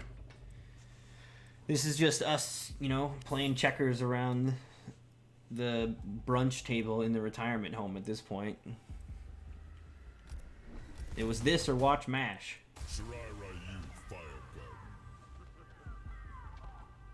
Yeah, the jump kicks are definitely a lot better. You're totally right, I'm She has a decent jump kick, but her punches are where it really is kind of lacking in the air. So you can catch somebody that's low to the ground with that kick, but I think YB Designs wanted to then go further into damage. You would play Silver Sandbag. Send an invite to Silver Sandbag. I think that there's... well, I don't know if Silver's still here, but you two play each other.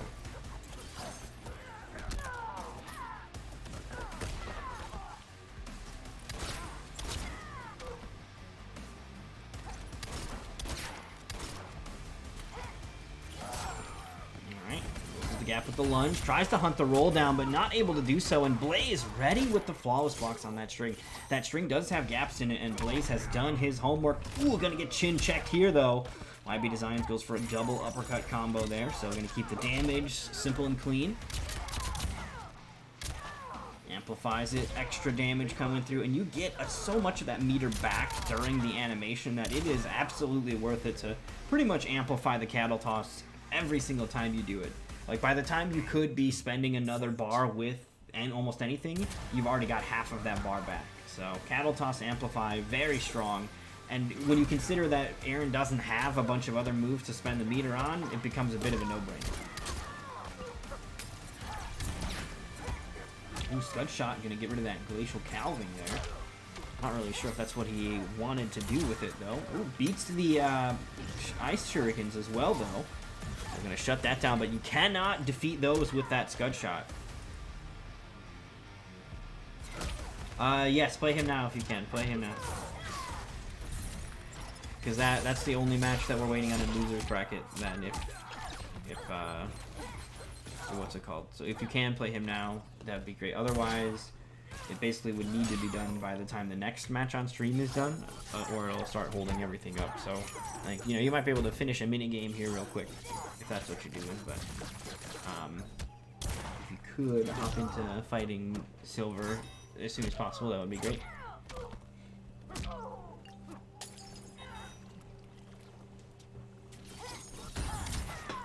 Flawless block. Ooh, too far away to follow up after. He could have maybe spent the fatal blow immediately to catch, but I don't know if that would have actually been enough damage just because the way the scaling works. And YB Design's going to go ahead and secure himself a kill here instead. Uses the head launch to make sure no breakaway was coming, and then an uppercut to guarantee the damage after was there. So very nicely done. Connection still stuttering here and there, though. That is unfortunate. Boot drop is in. Bang, bang, bang. Cattle toss. Oh, nope. Gonna go for the acid instead. Maybe wasn't confident the cattle toss would catch because it was out of the air there, and sometimes the gravity on that just gets adjusted and it doesn't end up working out. So good adaptation there from Blaze. The blade spin ends up connecting here. Wait, hold on. Yeah, Striker and Fear of Plague should be playing off stream, yes. I think if you refresh it, it should change the name because it's not blue anymore. But yes, they should be playing off stream. I changed it to Fear now, but yeah.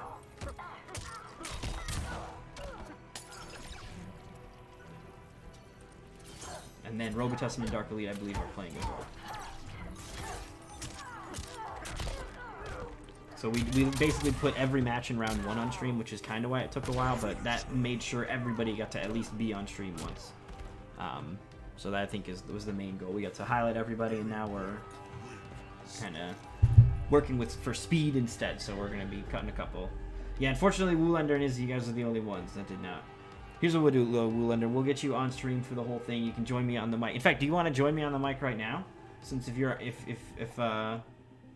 well, no, you're still alive. You're still alive. Hold on. We'll get you. You still got a chance. But yeah, you guys were the only ones that got skipped, which is sad. And I guess the other one with Blackout not being there. And then Blaze and Izzy didn't. But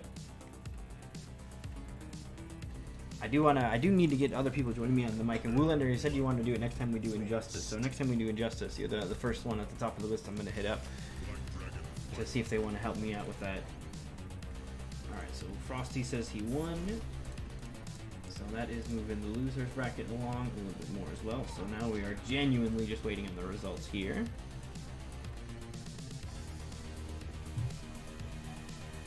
Who just won? Did Blaze just win? I wasn't looking. I'm so sorry.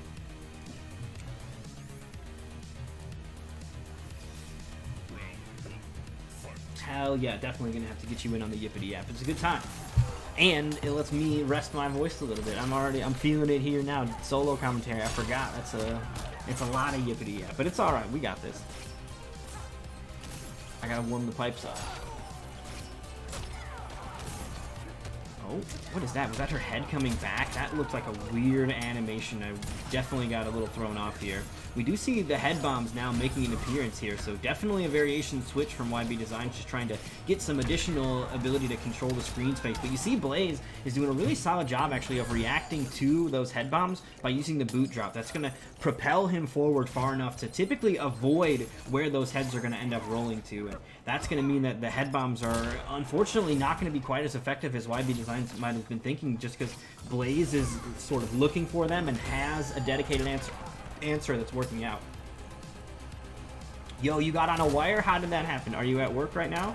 Or did you somehow get your father to cave to some weird whim based on like the new changes? You were like, hey man, I need the Wi-Fi password, and he's like, have a wire instead. Hooking it up big time. I love it. Wired ring. Blade spin in the corner, all 11 hits blocked. That's what you got to do, and that's what I feel like I have to do. I have to count like all 11 of the hits to make sure I don't let go of block too early. And we are currently right now on the chainsaw stage, so we could see somebody cashing in on that bounty. Combo into a chainsaw brutality. Let's go. Blaze, will he be able to snag it here? He's not currently in a health advantage to do so, but if you can get like KB launcher into it, that's like 40%. So he's almost there. The side switch might be what he needs. It's $10. Go for it. Go for it. Get the side switch. Crushing blow 2-1-2. He's backing away. Oh, look at that. It's a scud shot just burning through all of those. Can't deal with the head bomb, though. Boot drop is there. Acid is here now as well. YB Design's in a bit of trouble here. Tries to just hunker down. That acid's still ticking away, though. And it's going to continue to do so. He'll need to run away from it now. Now the chainsaw is in play. He gets the boot job brutal instead. Just the top half removed. And a 3-1 victory here for Blaze. It's no chainsaw brutality, but it's still a good one.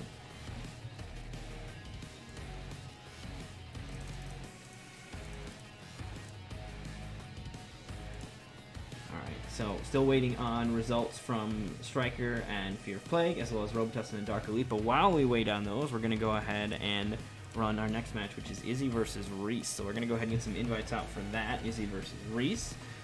And that will give Izzy a chance to showcase his skill set.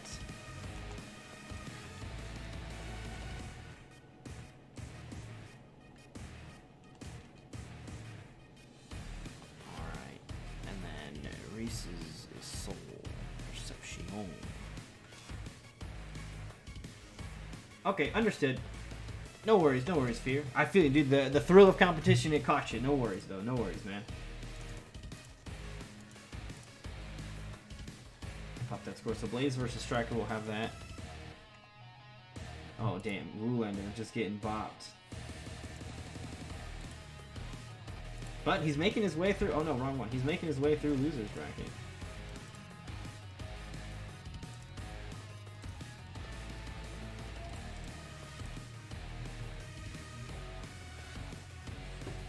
Alright, so there's soul perception. Things and stuff to do. Do you guys want to do a tournament tomorrow? I think if we're going to do it tomorrow, it would probably be Injustice 2. But I'd be down to do an Injustice 2 tomorrow, tournament tomorrow if you guys want to. I think Injustice 2 could be fun. If we can get 8 people for Injustice 2 tomorrow, then let's do Injustice 2.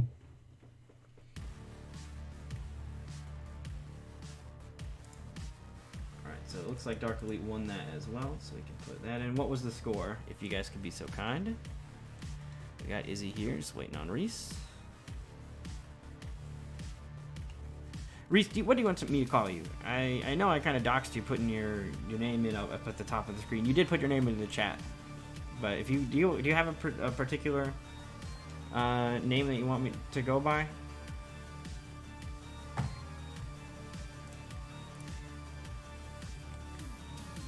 All right, so Robitussin, if you could send an invite to Sapia's Cult, that would be great. I don't know if Sapia's Cult is still around, so we'll see. All right. Reese works then. Perfect.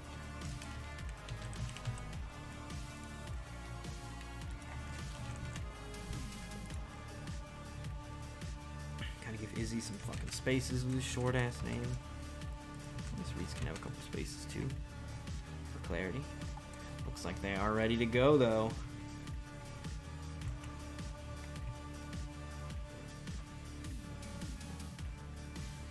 So next match underway, Reese versus Izzy. This is going to close out for round 2 of winner's side. Losers bracket is still going on. So hopefully we'll be able to get some of those matches underway here. I don't know if Silver and Blackout are playing. I haven't heard from either of them, so hopefully that means that they're in combat. And then the other matches, YB Designs and Frosty. YB looks like he's in the chat looking for an invite from Frosty. And we've also got Robitussin. Hopefully he can get an invite out to Sapia's Cult, who Sapia's Cult was the first match of the night, so it has been a little bit of a wait for him. So there is a possibility that he's not around anymore either. Hopefully he's still here. But, you know, let me know if you don't hear back when you send an invite out to him, Robitussin, and we'll act accordingly. But yes, Injustice indeed would be the plan for tomorrow. I think that could be fun. Get some people together for that too. It's a real fun game. And I know that there's still a big community on there, and if I hop in on that game too, I'm sure we can get some people to come through. So perhaps that's what we'll do for tomorrow. And moving forward, I'd like to do like every weekend, kind of mix up between the games all weekend, because it's a lot of fun.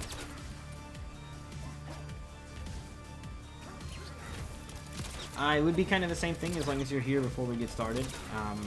I'll try to get a more concrete thing available once I'm into like a more of a routine with it. You know what I mean? Like this is like the first week we're doing it, so I'm kind of running it loose and fast. But once it starts becoming a regular thing, I think we'll have to, just by default of having the interest there, we'll have to incorporate some other stuff to like streamline that to make it smooth. But for the most part, it's just going to kind of be like whoever's here when we go to start the bracket, that will be in the bracket, and then we'll play through it and have some fun.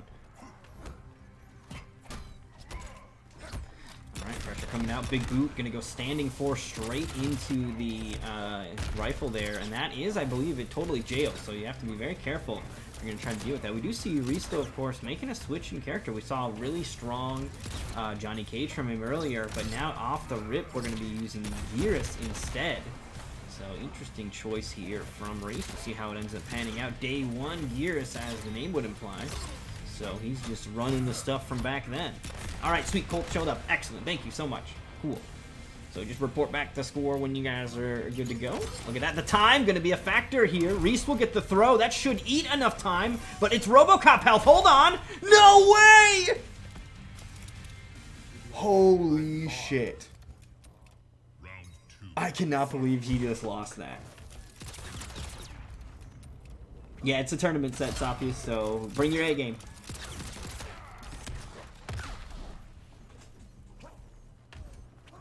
Dude, exactly, Claymation. That's the absolute great mentality I have about it. Is like, as long as you're collecting some information and gathering some data, it's really, really positive. No, you play Blackout, Silver. You play Blackout. Blackout came back, so if you could play him, that would be primo. Because Blackout ended up showing up. I think he's available. I'm not sure. I'm not sure again. Like if we lose him again, it might be a problem. But he's playing some Mario Party. I think he found an opening. But if you could play Blackout, and then the winner of that plays the loser of this, I think, yes.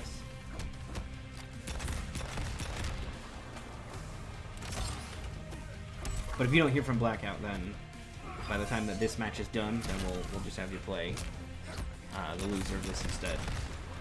Because I know Blackout said he is busy getting caught up in some other stuff too. Gaming at a max. Look at that beautiful crushing blow from Izzy. The fatal blow is just outside of the range. This is big.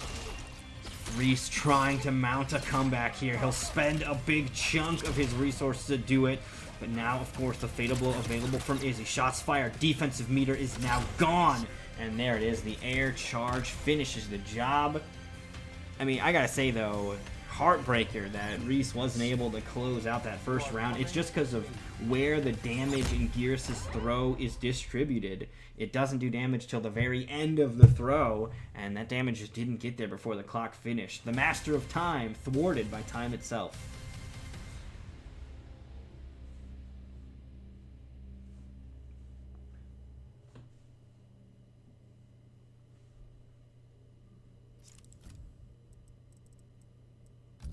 So here we go. Game number 2, Reese. We saw that Johnny Cage earlier. Could potentially see it make a return, but for now it looks like Gearus is going to be hearing the call on this one. And I gotta say, I mean, he almost won that first round. Had he done it just a little earlier, he would have won that first round. So he very well has what it takes to swing some of this in his favor. So we'll see if character switches what he needs. Looks like he's pondering the option here. Definitely a talented player, can play a whole slew of characters. MKX in particular is where we saw a lot of Reese really bringing the noise in those days. And he was not limited to one singular character by any stretch. And I would assume that this game is going to be a similar story. Going to be talented across the roster. Here we go, though. Scorpion, perhaps, is the answer.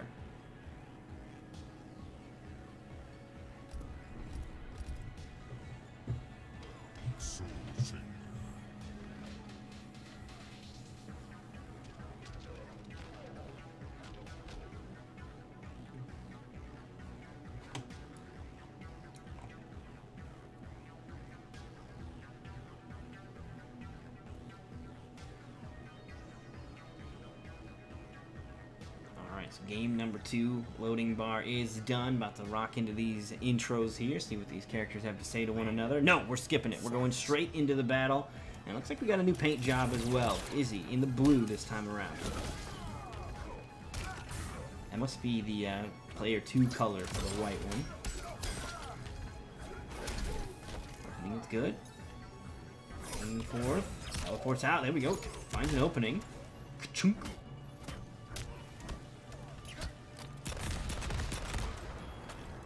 Was discarded. Nice step kick there, but the breakaway will save Izzy from the brunt of that damage. But looks like Reese is unfazed to work his way in with a throw there. Going to get an extra 13% on the board, but you can still see he's got a lot of work to do if he's going to make his way fully in. Izzy is just backing up, lots of shooting, even with that teleport there. You know, Reese has got to be careful and pick those moments on when to do it, because if you teleport during a low auto 9, you actually will whiff over their head, so you do need to be careful with when you go for it.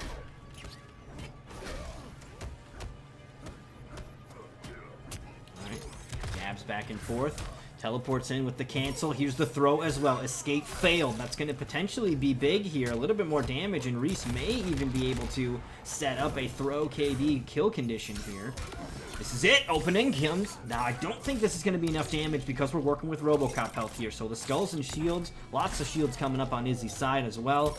And that damage is just going to be not quite enough. 17 seconds left on the clock. Teleport cancel gets stuffed, and the flamethrower finishes him off. He had meter to amplify it for some extra hits too, so he would have been able to burn through that chip if it became a factor, but Reese unfortunately had already spent his defensive meter. So round one, gonna go to Izzy. Reese off of the fatal blow as well. A little unfortunate there, but you know, that bonus Robocop health really came in clutch on that one. Here we go, spear, full screen. Forces a breakaway. No more defensive meter now going to be available for Izzy. Fastest uppercut in the game as well. 8-frame uppercut is what Robocop's working with there, but still not quick enough. Look at that, just whipping those down fours. I am genuinely curious about if he's doing that because he just wants to elicit some kind of response out of his opponent, because it does in some ways look reminiscent of a down or of the low auto 9. And if you're like playing by sound, for example, if the sound cues are something that's key to you, hearing the gunshot plus that low stance, I think it could potentially get people to maybe, you know, react a little bit too quickly. So, you know, if somebody's fishing too heavily for something, they might actually get caught and thrown off by that. And, you know, he's recovering quick enough where it hasn't been costing him anything either. I think that's another big thing about it too, is that if you are going to be purposely whiffing stuff like that, you know, what is the drawback? What happens if you get caught? But so far, hasn't been caught, so we don't know. Oh, beautiful flamethrower to keep him at bay, and Izzy going to take the lead 2-0. The young prodigy puts another game on the board. Doing a really good job of controlling the distance there.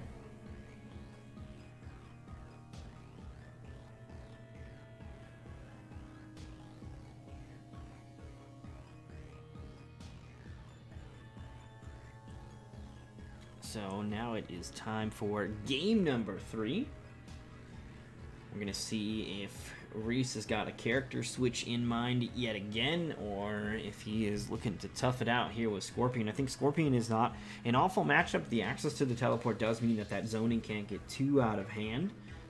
But, you know, I think Izzy's been doing a good job of kind of hanging back and not getting overzealous with that zoning, right? He realizes that, okay, you are playing a character that has an answer to the zoning, so I need to make sure that I'm kind of tempering that and not getting too crazy with it. Yes, Frosty Llama, you play YB Designs. You play YB Designs off stream.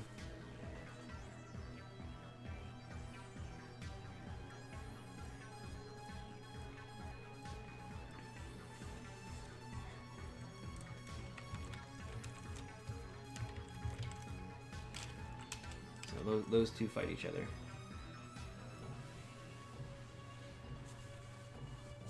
Alright, still considering options here is Reese, but it looks like it's going to go back to Gearus here. Tank garage bunker.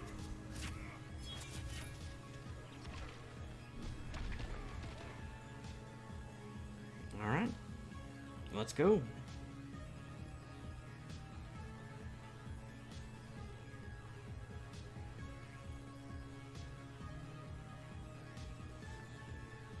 So that loading screen is begone. It is time for the potential final match here. Purple versus the blue here. Lots of gunshots here. No longer has to really fear a teleport there. You do have to worry about that quicksand, but the recovery looks pretty solid on low auto 9. And of course, the safety of that air charge. But Reese knew it's safe, so he's just going to scoop him up with a Titan's grab instead. Nicely done. Really good response to that. That's a mid command grab as well. So Izzy is basically going to have to make the bold move of after a whiffed or a blocked air charge, he'll need to jump again. Like, he can't afford to stay grounded because that command grab's going to scoop him up. So, interesting choice here from Reese, but that's going to be a solid deterrent for Izzy to get a little bit too hasty with that air charge. Because otherwise, that can be a very difficult move to deal with. Alright, ground pound's coming out. Got the quicksand in there as well, not pushing him back. And there it is, the KB from the charge. Holy shit, he caught him.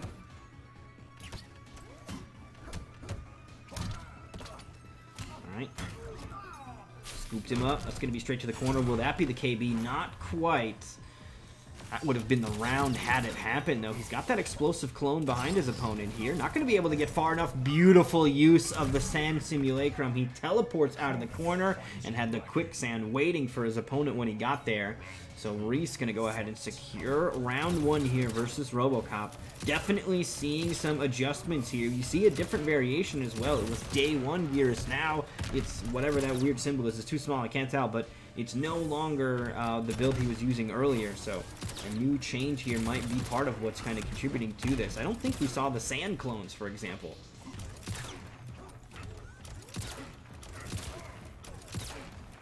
Robitussin. Victorious, 3-1 over Colt. Well done.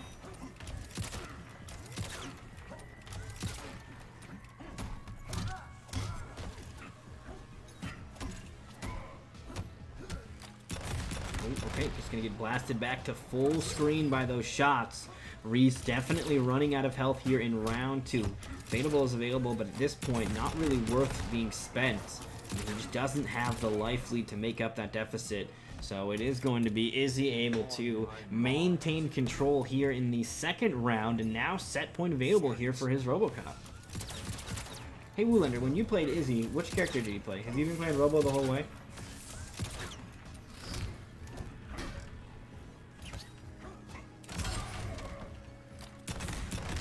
Okay. Izzy is, I think, one of the best RoboCops around. 100%. Like, he is a very, very talented RoboCop player.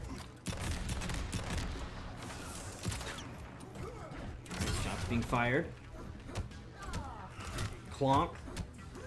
Not quite there. Quicksand, good blocks, but no punish there. So Reese gonna get away with it, and there's the scoop. You gotta be careful about that command grab. You know, you think you're safe on your strings, and yes, technically you are safe, but you need to start jumping around like a madman if you're gonna be able to fully avoid all of the tools in Gearus' arsenal. No punish on that one, but maybe looking for something else. Here we go, big throw, not quite enough to kill, but Izzy on the verge here, tries to burn him out. Not quite enough. Had a little bit of life left, but the poke wasn't there, and then the counter poke from Izzy closes it out. So Izzy is going to take it 3-0 here with that RoboCop play.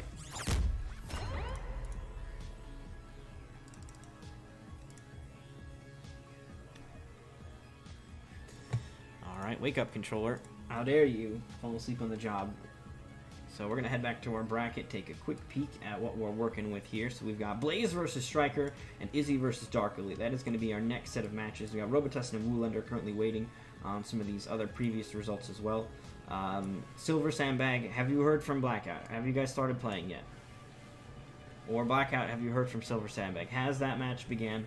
If it has not begun, we will tragically need to just move on. I think Blackout is too busy. He's playing Mario Party.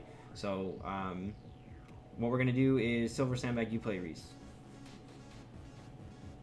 Alright, well he should have been, I had told him to play you, so he should have been trying to message you. So if he wasn't able to get that part of it done, then that is unfortunate. So Reese and Silver Sandbag, if you could play each other, that would be fantastic. And that's gonna happen off stream. And YB Designs and Frosty, I think Frosty said he'll BRB, so hopefully it doesn't take too long. Because we do want to make sure this isn't a whole big thing. But let's go ahead and get Blaze and Striker in here for our winner side matches.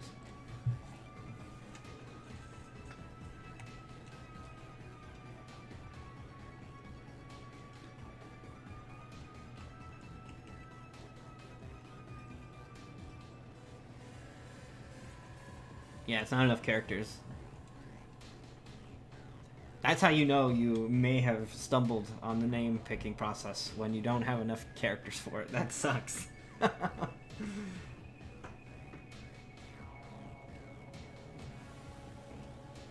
At least you make it work though, right? Like people, it's not like 2 characters missing and then you don't know what to do. Because if you were just Silver Sand B, nobody would know what that meant. It would have a potential different meaning.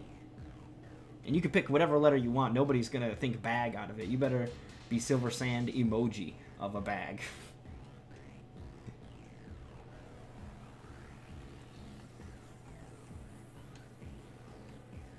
Oh wait, I don't have to do this. Blaze is right there.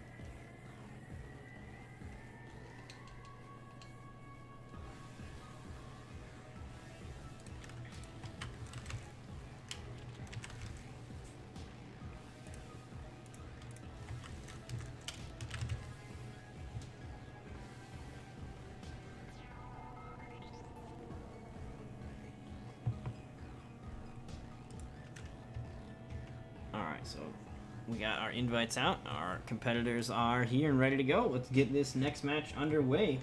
This is winners semifinals here. So just outside of winners finals. So winner here goes to winners finals. And if you win winners finals, you're guaranteed to get a little money.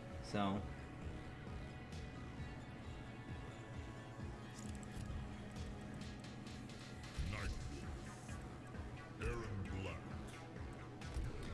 Striker has been doing quite the gauntlet in terms of interesting character choices. Blaze going with the classics. No surprise to see Aaron Black here, but Striker busting out the Makota here. Nightwolf, which I'm not going to say I've never seen him play Nightwolf, but it's been a while. That's for sure. It's not a recent occurrence. Striker just trying to find a way to have fun, though. I think that's the main goal here. Looks like he's got Rising Tomahawk, so that's going to be the launcher. And he's also got the command grab, so he'll have access to tick throws and an armor break. So Blaze going to need to be a little careful on his defensive side, you know, choosing when to break so he doesn't get scooped up by that armor break. And, of course, even when he's blocking, doesn't want to get opened up by the tick throws.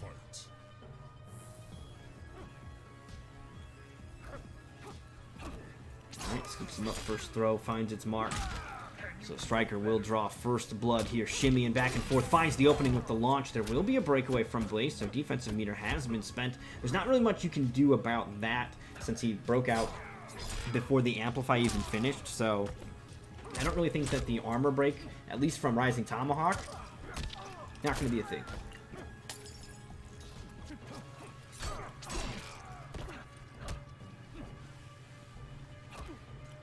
Alright, throw opens him up.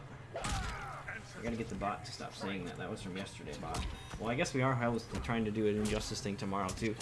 Either way, I'm probably just gonna stream some Injustice and get some exhibitions if we can't get a full bracket, but we'll do some stuff tomorrow. I haven't fully decided the breakdown. It's at minimum top 2. It might be top 3, but I think it's because 125 we could probably do top 3 with that, like 75 30 20 or like 65 40 25 or something like that. Probably 70 40 20. Does that add up? 70 40 20? No, one of them's got to be 5. Math is hard. I don't want to do math. Hold on. It'd be 70 40 25. Or no, 70 40 15.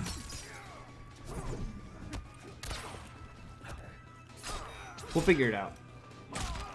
We can do top 3 though. I think we can do top 3. Top 3 sounds good.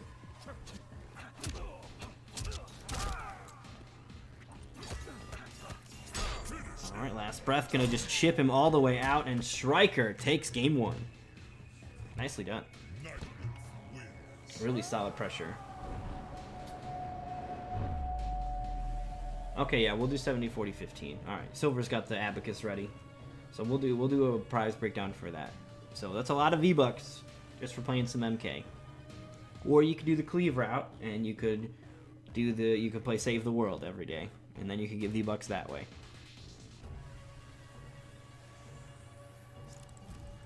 I will be paying you guys in coupons, Subway coupons.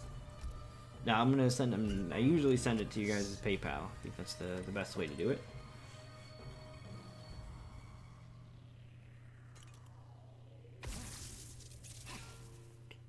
Subway is actually pretty legit. All right, here we go. Game 2. Blaze, of course, locking in with his Aaron Black play. Right now, Frosty is looking for YB Designs, trying to find him. But if we can't find YB Designs, then we'll have to just move Frosty on to play you. I think we'll try to put some kind of timer up. Let's say if Frosty cannot find Designs by the end of this set, we'll just move on Frosty and have Frosty play Woolander. Okay, YB Designs here. Okay, perfect. YB Designs. If you could play Frosty Llama off stream, he's ready to go. So that would be fantastic. We're all ready to go. Perfect. And that way, by the time that we need those other matches, everything will still be on track. Because basically it's just Reese and Silver and Frosty and YB Designs that can play right now on loser side. So they're all getting set up right now, so that'll be perfect. And keep the train moving. Thank you guys so much.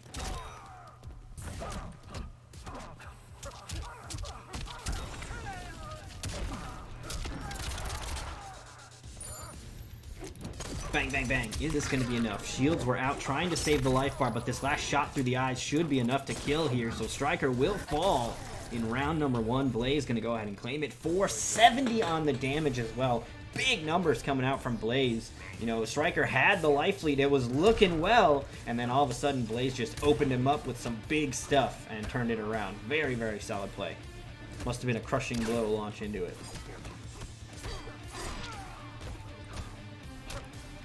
Alright, swing and a miss. Big boots out.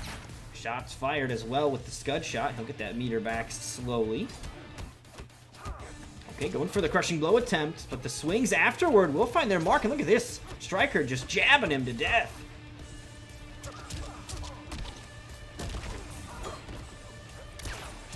Alright, delay get up. That's a punish as well. Breakaway will stop the damage from getting out of hand, but right now both players have 0 defensive resources to work with. Command grab is going to chew on some of that time. Striker may be able to get a bar back. Not in time for this wake up, but he will at least have some defensive options as we move forward. But will he get a chance to utilize them? Blaze trying to kill him now. The stalactimite is going to almost be enough. 50 health remains here for Striker. That acid could very well close it out. 30 health. 1 bullet left in the chamber. It's not enough to kill. Don't shoot at him. Oh my goodness, he shot.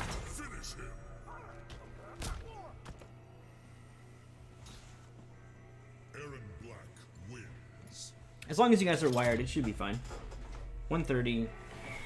Well, actually, no, 130 because that's at the thing. It'll bump up above that. But as long as it stays stable, it should be fine. I think you guys will be alright. The games have been kind of acting up here even on the stream too, so there's a possibility the servers are acting weird. I think that these servers that are used for the game are also used for their new projects.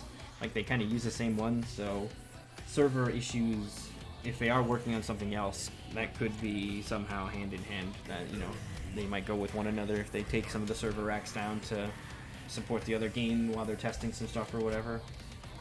I don't know, it might just be weird nonsense in my head, and I'm just making excuses for why the game is acting up, but whatever, excuses it may be. It also gives me hope that the new stuff is going to be cool. So, let me live my fantasy, please. Yeah, I just want to put it out there as well. Frosted mini wheats are delicious. I've decided to expand my cereal game, and I just kind of tried a new one, and man, did I pick a good one. And I feel like an adult. It feels like it's more, like I feel less childish than when I buy Captain Crunch. You know? Like Reese's Puffs makes me feel like I should be putting them in a backpack, whereas it feels okay to stuff my mini wheats into a van afterward. If only I had a van, it'd really complete the illusion. I'll get a van eventually.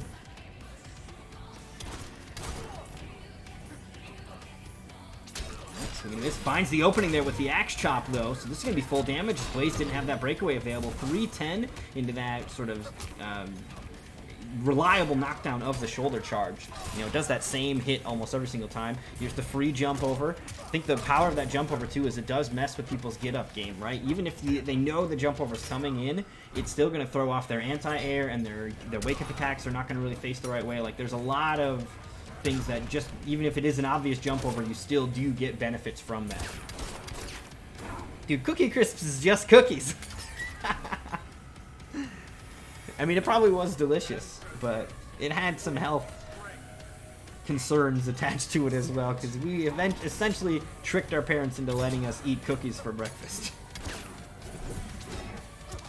Punish on the Tomahawk Slam. Gonna be full damage here as well. Double launch, nicely done. Acid Puddle's out, 287 health bar is off that health bar.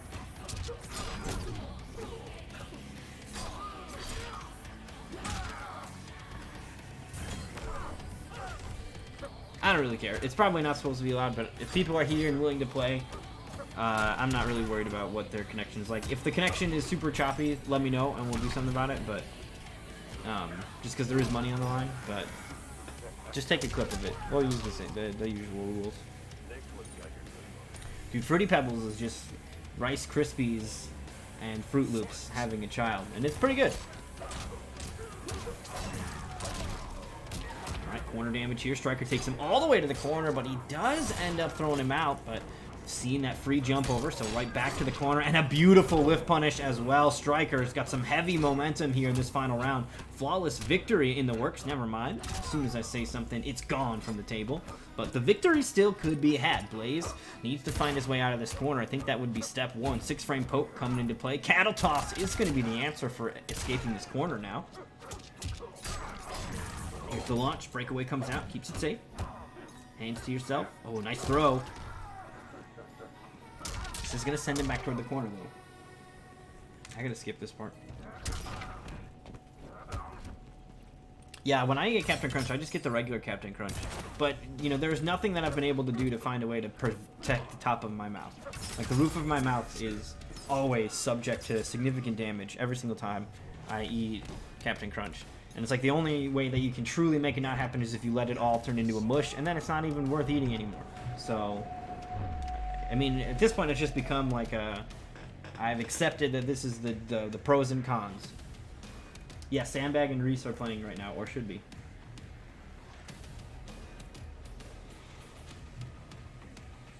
Pretty sure they're in the middle of their game.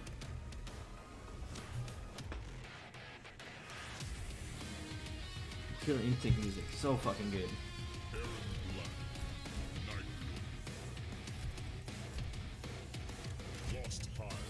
Yeah, dude, soggy cereal is unedible. But it's weird, dry cereal, not good either. Like, there's some cereals that are maybe alright when they're dry, but almost all of them are better when they're not. The cereal must have some moisture, but it must also maintain structural integrity.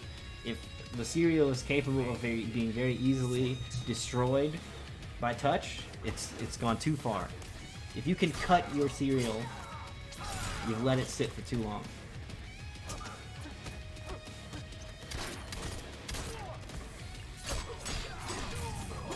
It is probably good, but wet Fruity Pebbles is probably better. That's the thing. Like, any good cereal that's for eating dry is almost always still better when it's when you cover it in milk.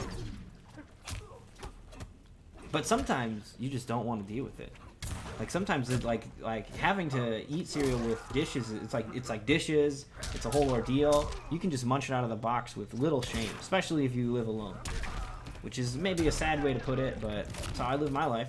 Ain't nobody gonna tell me to stop that. Beautiful exchange. Blaze gets the KB from the drop kicks, gets Striker on the back foot defensively, caught him blocking too long, and then closes it out with the throw. But now, look at that, face to face in the corner here. Tried for it, jumps into the corner. What the fuck was that?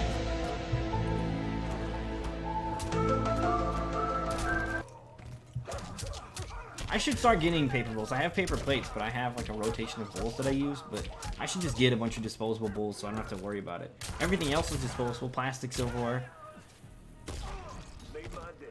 I don't want to do dishes. Fuck that. Dishes is annoying. Alright, here's the opening. Beautiful swing with those axes. They've got great range, and Striker's been doing a fantastic job of honing in on that range and really capitalizing when they find their mark.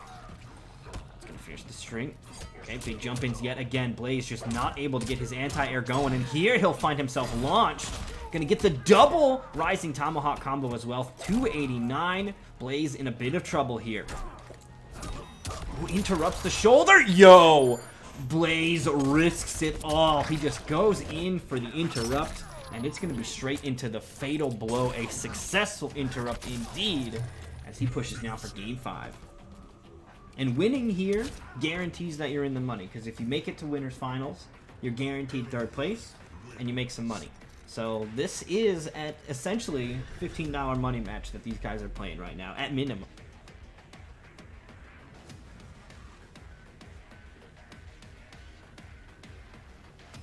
The shoulder charge is quick too, so that was a bold play to just fucking throw it out there. But he had, like, intention with it, right? Like, it didn't feel like he was just mashing it out there. He may have been mashing the button to get it started, whatever. But, like, he had an intention of, I'm going to throw this out there, and if it connects, I'm going into fatal blow. Like, there was definite intention behind all that. Alright, so Reese takes a victory 3-0. Big thanks to Silver for coming through.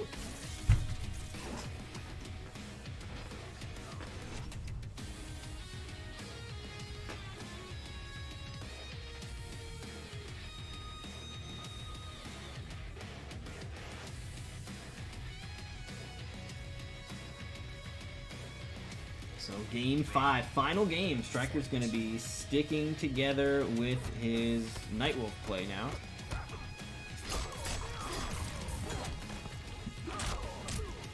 Dude, Xbox competition is so fierce. I think that's like another weird thing about it too, is that when it comes to competitive Xbox play, it's all almost, it's like made up of a bunch of people that are like really, really strong players in PlayStation, something different like that, you know what I mean? So like, the competition over here is always incredibly fierce. I think people have this weird perception where they're like, yo, fuck that, Xbox is trash, but it's not. It's all just a bunch of players that, for the most part, play on both consoles and can fuck up a lot of people. Hey, what's going on, Black Lives Matter? Indeed. We are back. Bang! Shotgun, the gun's out. Fatal blow available here from Blaze. Good patience on that. He is going to just let the fatal blow rip.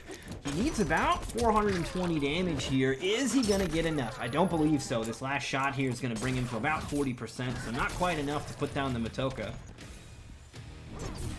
Oh, and man, he just went for it. He had a YOLO opportunity, thought he could maybe catch Blaze trying to throw acid at him or scud shot to kill him. And Blaze really, really patient. So set point now available for Blaze. Really solid turnaround here, as Striker was the one previously on the brink of victory.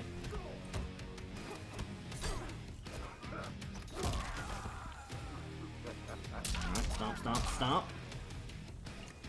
Striker backing away. The acid puddles there. Now Striker, he won 50 bucks yesterday in an MKX first to 10 versus Izzy that we had on stream. So Striker already has earned a little bit of money this weekend, but looking to add some more to it. Here is the launcher. He'll force the breakaway from Blaze. Dude, PC is probably where it's at though, right? Like if you were able to, in your time playing, find a way to get a god PC out of it, you made the right choice. You made the right choice if you switched over to the Master Race. Dude, the PC is so good. Final round. Fight. I gotta get myself a PC. I was about to buy one, but ended up, you know, it was like from my brother, and decided he ended up like selling it to somebody else. I was kind of on the fence about it because it's like behind maybe like a generation or whatever. But that's not awful because the current stuff is just so crazy that I'm still playing fucking Xbox One games. Dude, yeah, when the game is constantly running at a clean 60, dude, hell yeah. It's so clean. Soul Warrior has some of the same complaints too, that like he feels like he can just genuinely like react to real stuff way better on PC. Of course, PC's got a bunch of weird buggy shit too though, right? Like I'm sure that there's some nonsense to deal with, but if you play with people you know, you can totally duck all of that dumb shit. And there's a bunch of good PC players like Pretty Boy Jackal and Soul Warrior all on PC, so it's there. Beautiful read by Striker. Fatal blow available as well. Doesn't spend it. Oh, the arrow. Oh my goodness. He's got breakaway though. He's out of it. The reflection. Where did it go? No fucking way. Where did the bullet go? It's a mid. You can't duck it. I want an answer. Where the fuck did that bullet go? What happened to the bullet? You can duck it? How can you duck it? It's a mid. He didn't low profile. He was just sitting there. I'm so confused by what has just occurred. What happened?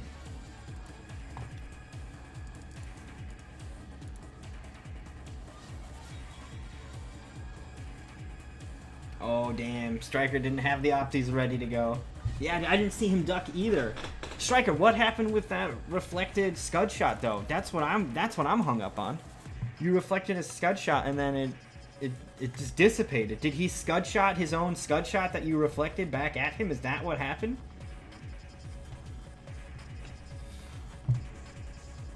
Uh-oh, I think my battery's dead. I'll be right back. Alright, I'm going to get an invite out to Izzy and Dark Elite here. Let's send you guys back to the bracket so you don't have to look at this ugly screen at least.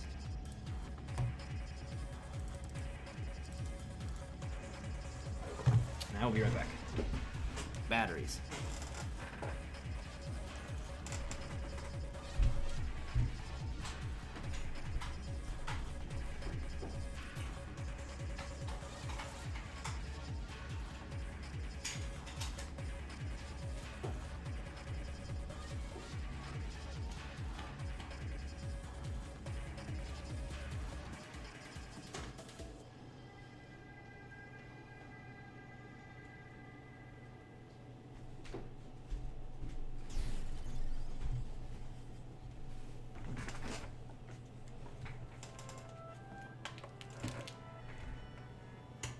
Damn, the scud shot just eats itself.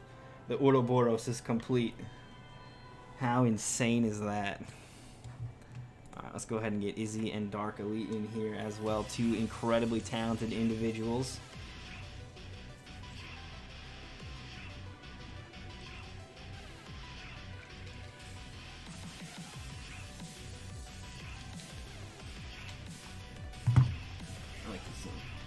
This song's gonna fucking get hit by DMCA though. Hold up, get out of here, Glass Alice. Stupid bitch.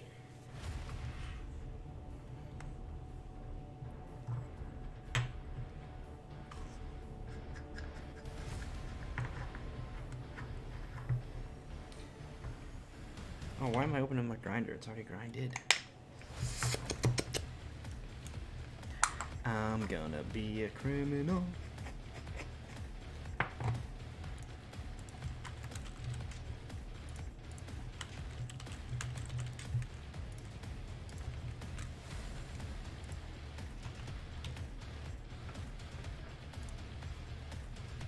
Alright, could we see RoboCop versus Scarlet here? Perhaps Dark Elite's going to keep busting out the Raiden that he was playing a little bit earlier. He's going to be able to teleport around the zoning that RoboCop's got, although Scarlet can do the same thing with Bloodport, so if it's the teleport he wants, who knows?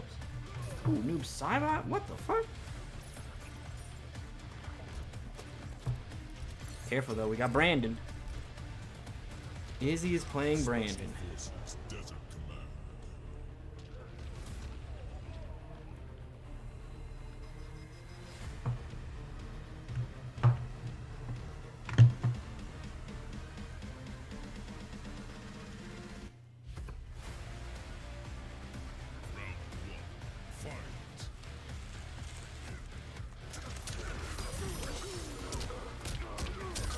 Solid opening here from Izzy. Stepping in with the drip, the white drip from Scorpion. Dark Elite busting out the Noob Saibot with by far the best skin the Noob Saibot's got. I love these dragon skins for Noob Saibot. Noob Saibot's got a bunch of good skins, so it's not just the dragon skin. I don't even think that I'm using the dragon skin right now, even though I just said it's the best. But it is so good, despite the fact that he's got so many other good ones too. I think I've got the Cyber one on right now because it's the newest.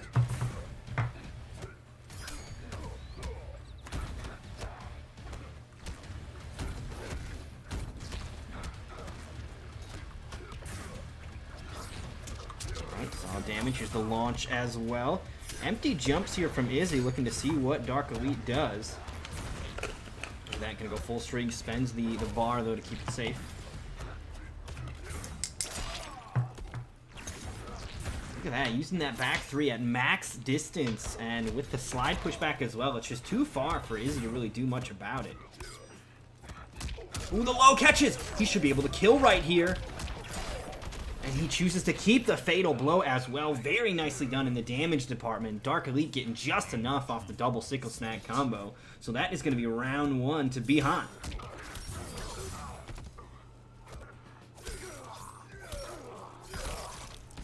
Yeah, the Batman one is fucking really good. Whenever I see the Batman one, I think of Speed Demon. Particularly because he uses that one, and he did a really sick drawing of it, too. Yeah, Gold Noob is a pretty... All the gold skins are really tight, though, just because they look so elegant and regal. They're like, oh, this is a royalty right here. You're about to get wrecked. This guy definitely max prestiged all of his guns. That's how he got the gold skin. Although, all it just really means is I played Combat League during that one weekend. Or month, whatever. Big crushing blow. Beautiful play. And Dark Elite in there as well. Game 1 for Noob Saibot. That was a great fish with that crushing blow as well. And the thing is about that crushing blow, if that got blocked, he could have been punished. Scorpion has a dedicated punish for that string, so you do need to be careful going for it. But Dark Elite fished for it properly and got the kill off of it. Nicely done. I think that crushing blow is like 310 for the full thing. It's very strong damage. And it's enough to blow through Fatal Blow. Right? If you hit somebody when they got, 305 health, they'll never get a chance to use their Fatal Blow. It's very, very, very powerful. Noob Saibot. Citadel. Fujin. Fujin. Raid.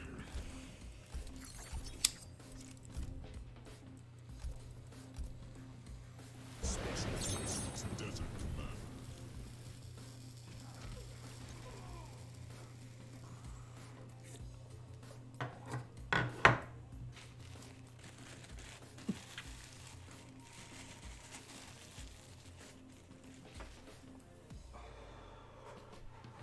Ugh. Round 1. I just want to smoke all of this to get rid of it. It's so bad.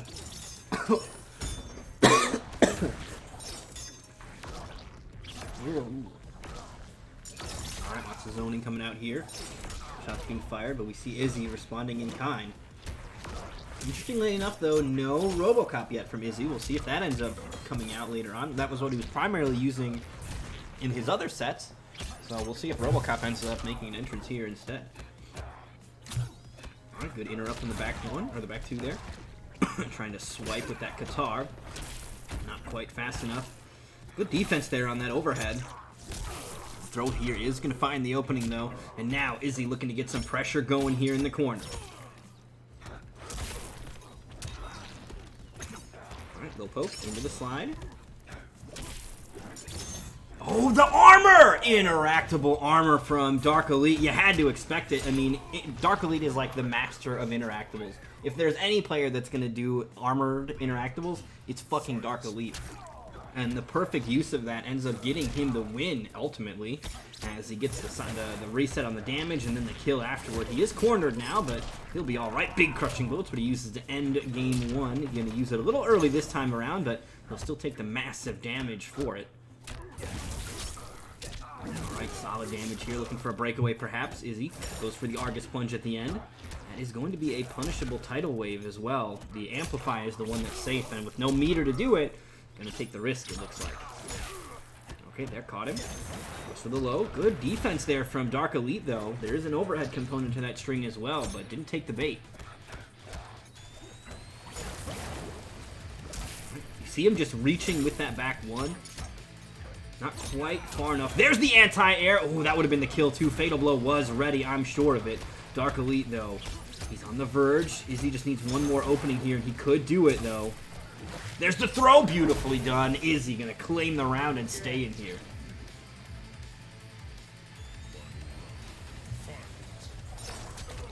Alright, these trades are gonna be in Noob's favor, though. His projectile is gonna be hitting for way more damage than Izzy's. Izzy's is like 6 or 7%. That Spear Ball, 9%. One of the hardest hitting projectiles in the game. Beautiful flawless block. Dark Elite was absolutely ready for it that time around. Tries to slide underneath, not going to be able to get it done, but he's just going to go back to feeling the trade, right? He is comfortable to take those trades. The Amplified Qatar is going to recover a little bit quicker, so it won't trade. So he's going to win those every now and then, but, I mean, in the long run, I think Dark Elite still wins a zoning war between these two. Breakaway comes out, still has to hold the damage for it. Just trying to keep as much health as he possibly could. That could have been the kill, but he didn't go for it. Moves in! Wow! No way! That movement from Izzy, you saw him dash up and like in and out, and then the fatal blow was starting, and he was moving during the startup and recovered in time to get that block, and he blocked it basically closer than when it started, so he was within jab punish range there and able to get the punish. Crazy movement from Izzy, just in the nick of time getting that block and the kill to follow.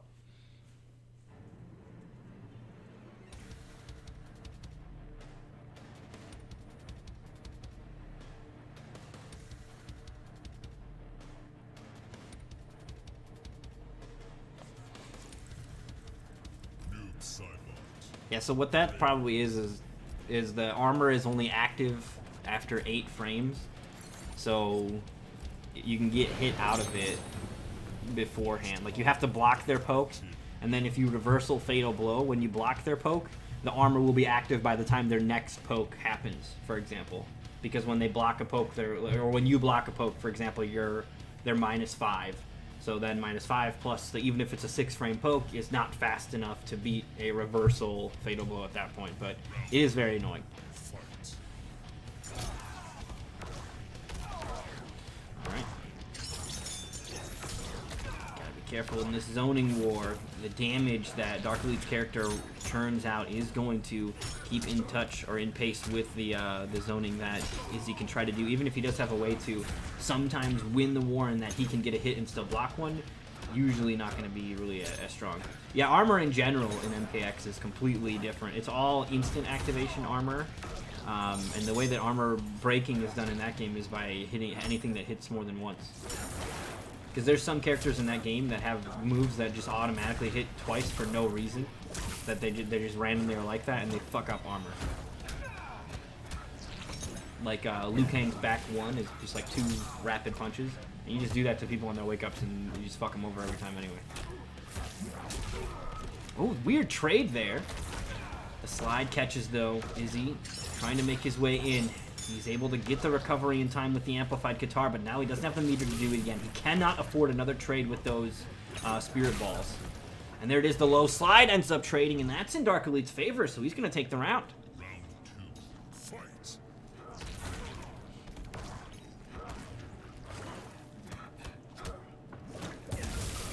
Alright, here's the launch. Ooh, goes for the Geyser Palm, but the breakaway was there to stop the damage a little short. Izzy finds an opening with a throw as well. Low slide connects, forcing the breakaway. I don't know if Izzy is really wanting to break away there. He is saving himself from the pushback and a lot of the Oki and stuff, so it's not a terrible break, but in terms of damage he's shutting down, it's not anywhere near as enough.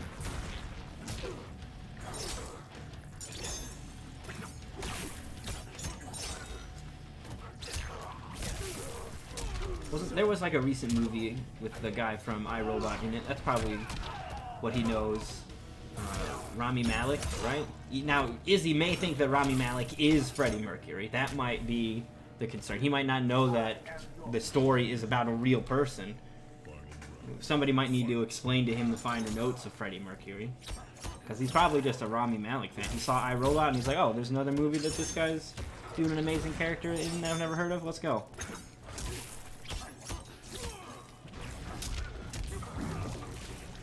Alright, Woolander 3-0. Staying alive. Big uppercut here from Izzy.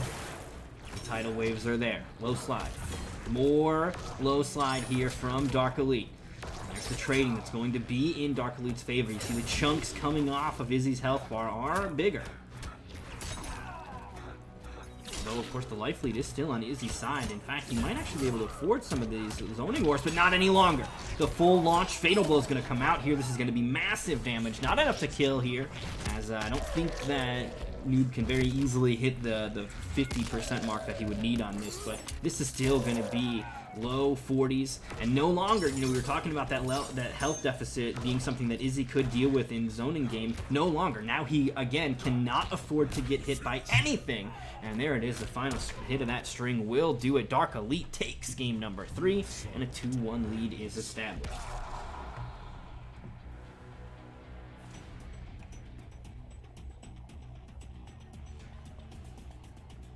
Dude, I know, right? I am so bad at flawless blocking. That's the thing I gotta work on more.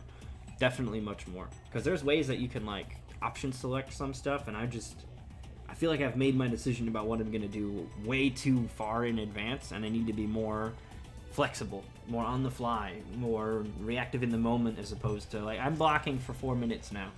So feel free to throw me at any time. I'm not going to do anything about it. Noob Cybot. Raid.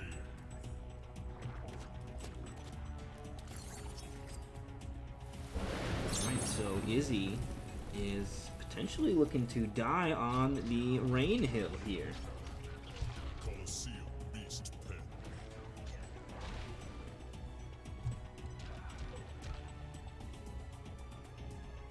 Hell yeah, man. I'm glad you had fun, YB Designs. Looking to hopefully do much more of this, because it's fun to compete and to get out there and just, you know, see how you stack up with, like, some kind of stakes on the line. It's different from Combat League, which I think is can be a little bit mindless and drone on in some instances, and you fight people that are just derping or there for their points, whereas this is a little different.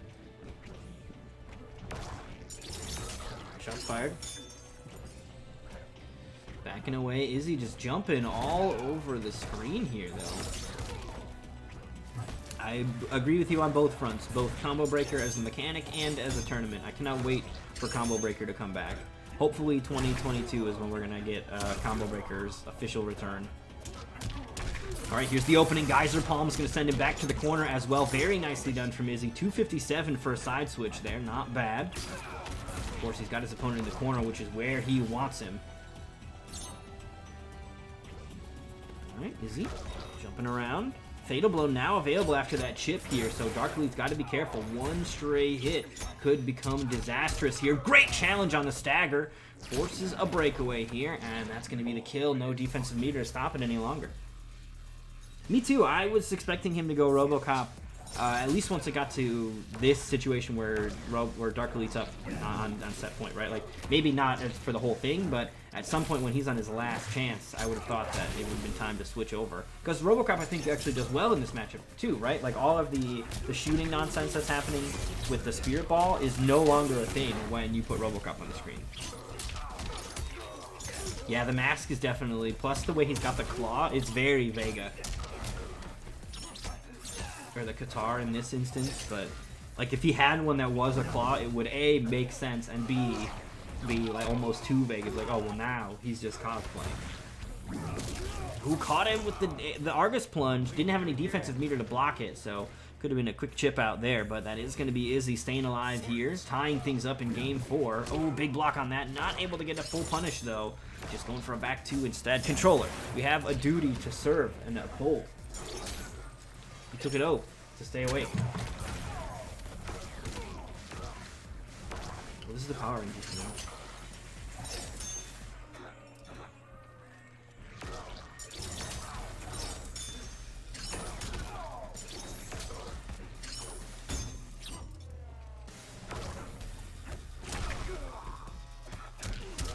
Alright, big opening.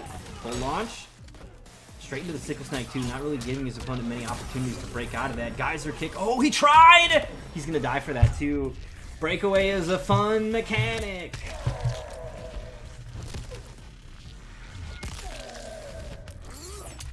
Rain's armor break is just too slow.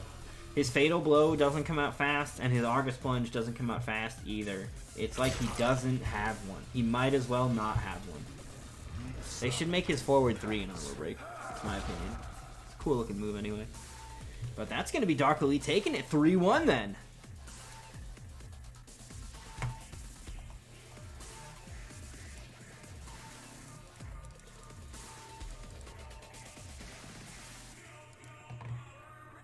So that means we got a Blaze versus Dark Elite Grand Finals. However, I think we can give those players a little bit of a break, and we're going to hop into the losers bracket now. And how many matches is it going to be if we do this? 1, 2, 3, 4, 5, 6, so like another hour. We are currently 2.5 hours in. So yeah, that's about 3 hours is our normal, and with it being more people than I expected, it is going to be a little longer. So yeah, we're fine. Alright, so let's do Izzy versus Woolander. We didn't have a chance to see this the first time on stream, but we will get to see the run back now that Woolander has been a little warmed up. He's got some victories under his belt. Izzy going to be coming fresh off a loss. We'll see if that has any impact here as we get these two ready to go. Yeah, Izzy, if you're here, you can just stay in the COF, I guess. Because I would probably want to do the striker match instead, but they're not ready to go, so we'll just do this one instead. Hopefully by the time we're done with this one, Striker will be able to play either Robitussin or Reese at that point.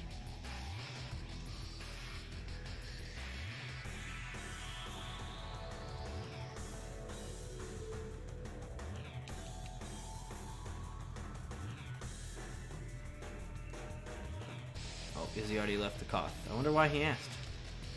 Is it just to troll me? Well done, well played, good troll. You got me.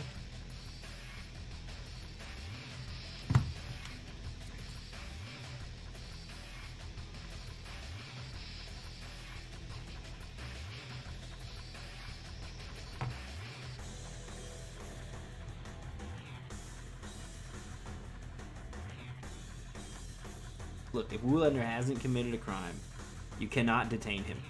You can't just detain him for suspicion. You have to have reasonable, articulatable suspicion of a crime that he is either committed or about to commit. What do you suspect Woolander of having done? Is he picking Jade? Do you see his cursor on Jade? If you don't see his cursor on Jade, then there's no crime being had. Okay, and just looking at Jade is not a crime. I didn't hear the announcer say her name.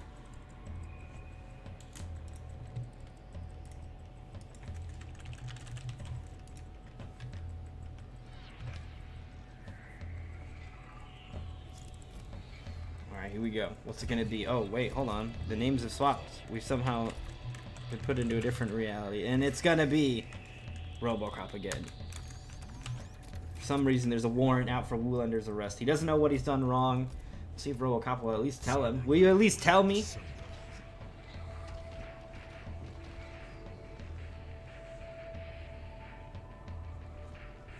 Thou shalt not play Deviants.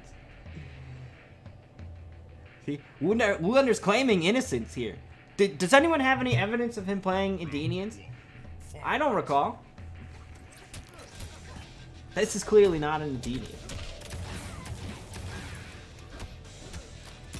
Ooh, the rifle's out. Now that first shot is a high. You can duck the first one. Maybe, I don't know what it jails off and on. But those second two are mid, so you are getting pushed back no matter what if there's no way to interrupt it. And it's a risk. It's a real risk. I think also the rifle has a KB if it does a point-blank counter hit. So if you try to interrupt it and you're wrong, it's not just hitting you now for damage to send you full screen. It's crushing you for 27%. It is big-time damage when that thing goes off. Beautiful combo, though, here from Woolander. Going to take some damage off of RoboCop's health bar now. And has some corner lockdown as well. Empty jump right into a throw. Izzy's defense is too strong, so Woolander getting tricky with his own offense. And the Stepsister Bug is going to be there to save the day. Full conversion doesn't quite happen. Lets it go a little early for a throw attempt. But Izzy not going to get hit twice. Okay, beautiful patience there. Fatal Blow is now available here for Devora. And he's just going to go straight into it.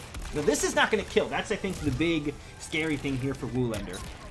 Is that Izzy is going to be alive after this. Alive by quite a bit, in fact. Not even a throw will kill here. 157 health. Not quite the same story any longer. But Woolander still does have quite a bit to dig through if he's going to finish this off. Back to full screen, 20 seconds remaining. Oh my god, bombs out. Jumping in, that's it, that'll do it. The anti-air just wasn't quite there in time for Izzy. And Woolander able to utilize those extremely long-range jump-in normals to get the kill. Alright, command grab. Oh, I didn't even realize he had it. Look at that, 16% though. That is a chunk of damage just gone out of nowhere. And it's a mid too, quite fast. So your options of dealing with it are few and also dangerous. You have to jump. Who wants to jump in this game? You're gonna get fucked up. Bang. Right there, flamethrower's there. He will amplify it. Ooh, not quite close enough.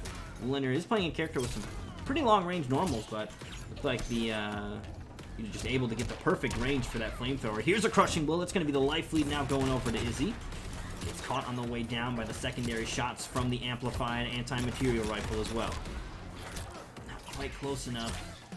Ooh, command grab. No meter to amplify it though, so Izzy can't quite kill. Here, the stray Widow's drop. Gonna get him. Not enough damage, but Woolander is gonna be able to go for the setup here. Oh no, but the raw fatal blow is gonna be the answer here. I think that's just the first round though, so Izzy spent a big resource here to get out of that trouble. And he is going to tie things up.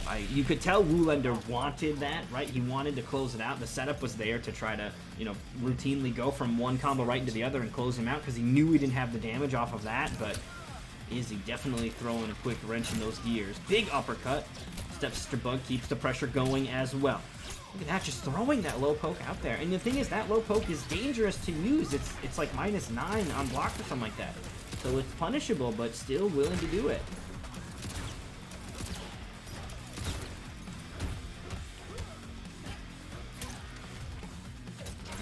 Out. Reese, have you even been playing this game? I thought you've been playing other stuff. I will say, like, who was the best on MKX? It was between Reese and Aqua No Mercy. It was those two that were constantly crushing it. Kellen did a really good job too, but he got DDoS, so couldn't get the results to fully hang in the grand scheme of all of the matches. But Aqua and fucking Reese were terrifying. Woolander running out of health here. One more hit, and there it is. The poke from Izzy will do it. He got close. I mean, you can see that Woolander is putting up a real strong fight here. He's got K-Slaw to support it, but I don't know. It seems like the judge is just not on his side or something. That extra 100 health is really mattering, though. That's for sure. Like, that RoboCop buff, when people heard RoboCop got 100 extra health, and that was, like, kind of it. There wasn't a bunch of other stuff accompanying it. There was initially a bunch of like, what, just 100 health? That's nothing. And now I think reality is settling and being like, no. 100 health for a zoner is genuinely a very, very powerful buff in this game in particular because, you know, the way this game, like, 100 health means how many more bullets when he's full screen. You know what I mean? Like, how many more shots is he going to shoot when you now have 100 extra health that you have to dig through? It can be quite a bit if you're in some kind of awful zoning war. I think Woolander's going to be able to, for the most part, avoid that since he's got the spider drop. So, you know, we haven't seen too much heavy zoning from Izzy. But still, that extra 100 health is very valuable in every facet because, I mean, as we just saw, that was what kind of held him in there. I don't know if it was exactly like how much health he was down to, but it was very close if it wasn't. To the point where if he didn't have that 100 health, Woolander would have started to feel confident maybe going for the Ovipositor multi-hits for the chip out and stuff. Like, those kind of strategies would have become on the table if that 100 health was missing and it wasn't already dead, because he would have been so close to death that now you can legitimately go for chip out strategies.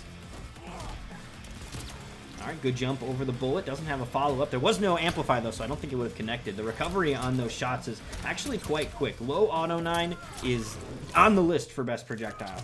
I don't know if it immediately tops it, but it is so good. Has a crushing blow, ducks things, recovery is great. Very, very strong weapon in the arsenal. And in a lot of ways is kind of one of the mandatory moves when you talk about RoboCop builds. Almost every RoboCop player out there is running the low auto 9. I am on all of my RoboCop builds. Alright, Capito Rush going to go ahead and amplify it to keep it safe. Point blank in the corner with the rifle. Not as much pushback any further when you're in the corner, though. Now the Stepsister Bug keeping him safe, but you see Izzy kind of recognizing, oh, the Stepsister Bug is out. I'm just going to back up then. I am not sitting here and dealing with the pressure of that. I just need to walk away. And a beautiful hit confirm here from Izzy. He was behind, but as soon as he finds an opening, able to very quickly turn things into his favor. And with Ed here, this should be enough damage to kill. Stay out of trouble.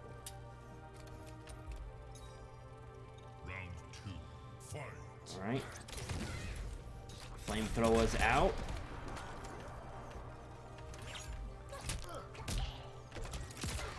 Bang, more shots are being fired. Gotta be careful. Woolander losing quite a bit of health before he's even able to get started here. Although now he is in. Goes for the secret low.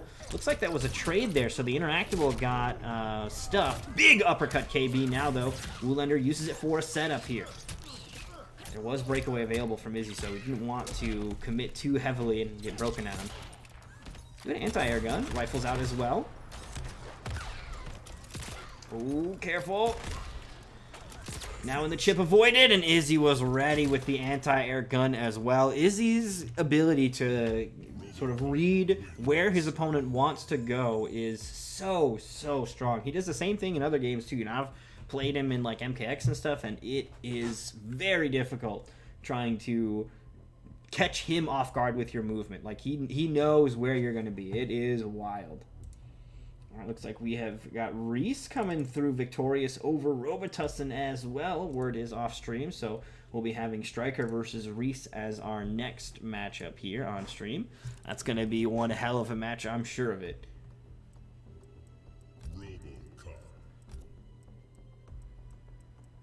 Man, I've been trying to get my Game Pass doesn't work on PC. I've been trying to play the new Age of Empires, but it just doesn't. My Game Pass isn't recognized on my PC, so I can't play those games. And I'm not going to spend $60 on a game that I should be able to play for free. It's so annoying. You're on stream, Striker. You're on stream next.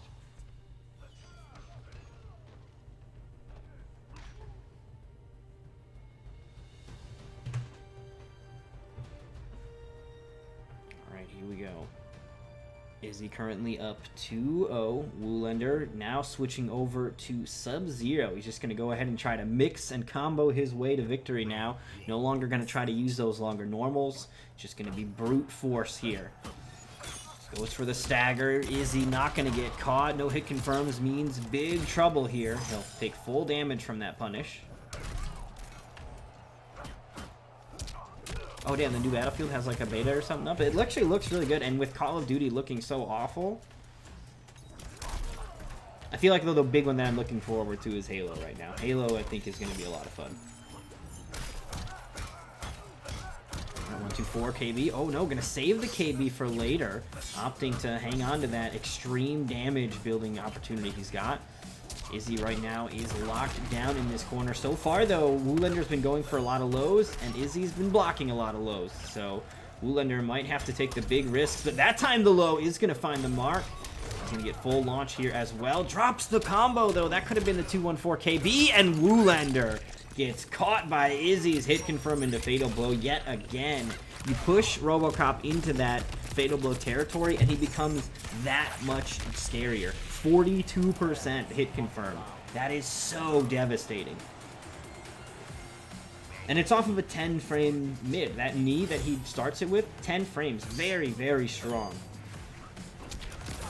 There it is as an anti-air as well. Tries to get the command grab to close it out, but Woolander going to spend his defensive meter. Doesn't opt to spend the other bar for the side switch. But here he's going to get scooped up and marched over to the corner. Nice, falls out. Good patience from Izzy. Not going to get caught, and he'll shoot underneath it on that one. Woolander didn't have the meter to amplify it, and the slide gets caught as well. Uh-oh. Oh, I haven't seen this.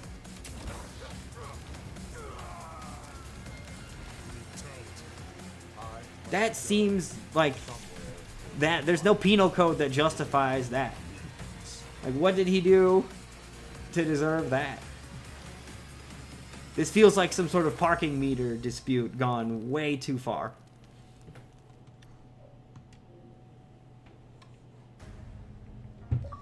Dude, Izzy's a robot. He just picks his AI. Because it's a private match, he just picks his AI every time. He's a fucker.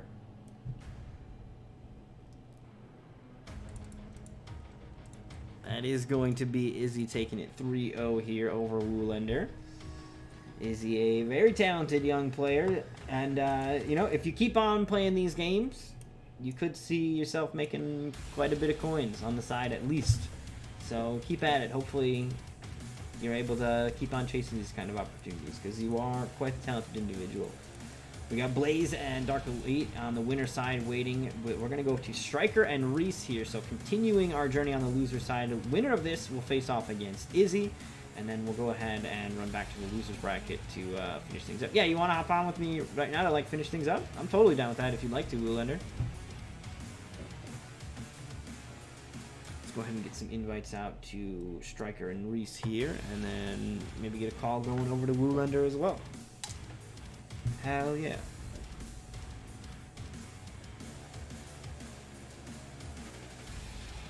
So invite Woolander to the lobby again so you can see what's going on. And then Striker and Reese, some of my favorite players to watch. Striker is my favorite player to watch. Everything he touches is just incredible to watch. But back in the MKX days, when we were seeing a lot of Reese, he was delivering. Like, you know, Striker has like a pool of characters that he plays, and Reese was like, oh, I got it covered in all these other areas then. And both of them were just such a treat to watch. Woolander is in here. Let me open this door.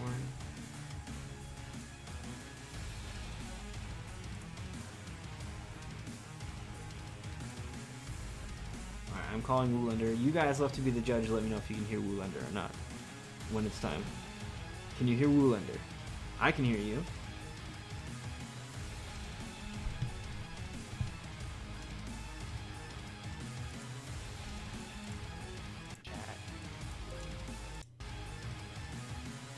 That is a question. Can you guys also hear Woolander? Oh, you know what? Let me unmute you first.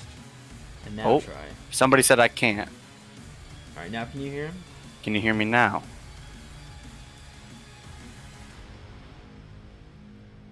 You guys should be able to hear him now. Can you guys hear me? Can you guys hear me? Test 1, 2. Okay, now we can. All right. Great. Look at this. Striker, are you doing this for me? How did I get so lucky? I think Striker's just trying to play a different character every single round, it seems like. Well, if he's gonna bust out the Rambo when I'm watching, I'm all for it. Although if Joker's on the screen, he has said this. He believes that Rambo bodies Joker. Are we gonna mention that Joker is not using 2 moves? That is a new development here that we just found on the loading screen. I don't know what is up with that. Is this intentional? Just a low shot? Is that all we're getting? Because it's not gonna work. That's not gonna work. How very well. I think you're playing the game half price right now, man. Yeah, that's gonna be a little tough. For what you did, it's justice. All See, right, well, good the luck. nice thing about playing Rambo is it's one of those characters you don't see, so when you get a high-level Rambo play, it's kind of scary. Yeah, exactly. You don't know what exactly is going on. Like all of a sudden. And if you definitely don't know how to deal with Claymore, it's kind of over. Yeah, I think the philosophy that Stryker has, I think, is what Whip Trap does a good job of dealing with the projectiles he's got, and Joker ultimately, because he can't win a zoning war, is going to be forced to have to come in, and the Claymore is a really big problem for him in trying to get in. So we're going to see quite a bit of that beautiful command grab here from Stryker to open him up as well. So keeping Reese on his toes for sure in this one. This is also a new character for Reese this tournament so far that we've seen, right? Like we've seen, what, Johnny Cage and Jackie. I played, Jackie. No. I think he was against Jackie when he was playing You're right. Johnny Cage. I don't remember who he played last time, to be honest. Was it Liu Kang? It might have been Liu Kang. I think he went over a couple different characters, but the connection is having a bit of a freak out here. Because that was versus Izzy, so he went to a couple of different characters. No, Stryker is down. Well, we just lost Stryker though. Dang. Let's get an invite back out to Stryker. I don't know what happened there. Hopefully that was a fluke. We won't see that again. Yeah, that is unfortunate. It's up to Reese what he wants to do with it. Does he want to take the game? Does he want to reset it? Does he want to put it back to Rambo's got him cornered to round up? Like, what do you want to do? Don't count it. He says don't count it. Nice. All right, so we're just going to honorable man. I can definitely respect that.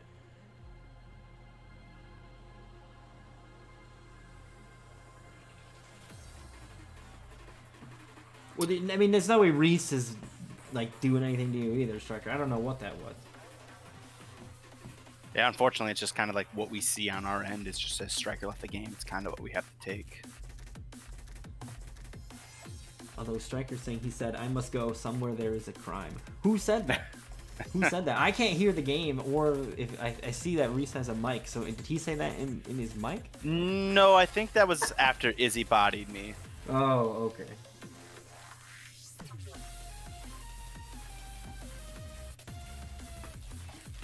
Looks like we got Stryker back. Is that gonna switch my names though? Probably is. Yeah, probably. No worries, I'm ahead of it. Can't fool me with that mix-up. So how you been, Dream? How's the break from the tournaments? It was good. It took a break from the game, and like was playing the old games a little bit more, and that helped me kind of realize like, oh yeah, all of these games have flaws. So like my problems with MK11 are still there. But I think I'm more accepting of the idea of like this is just how the game is.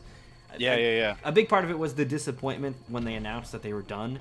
I was like, this game's not ready for you guys to be done. But you know, there's also COVID to consider as to why it might not have gotten all the way where we may have wanted it. For sure. But I think I was disappointed that it was going to be kind of left where it's at. But I think after some reflection and time away from it, it's like none of these games are perfect. This is still a fun game, so let's go ahead and get back out there and kind of instead of being like grumpy that this thing is the way it is and hoping it'll change to eventually suit the way I want it to be.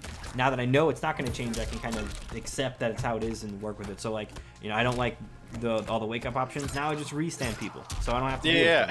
So, you know, instead of waiting for the game to change, I just use what I have to put the game into the way that I want it. Here we go. Well, we got the game right back up.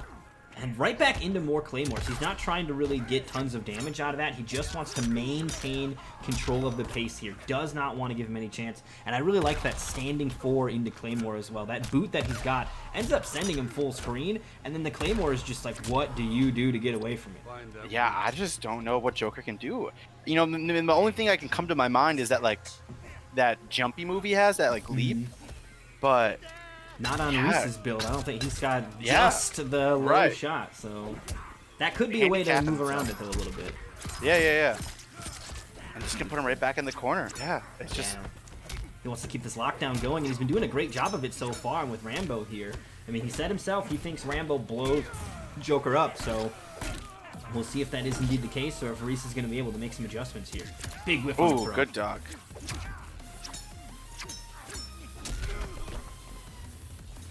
I like that he's just doing back 1 by back 2 by itself as a stagger. I need to do a little bit more of that, because that seems to be really effective.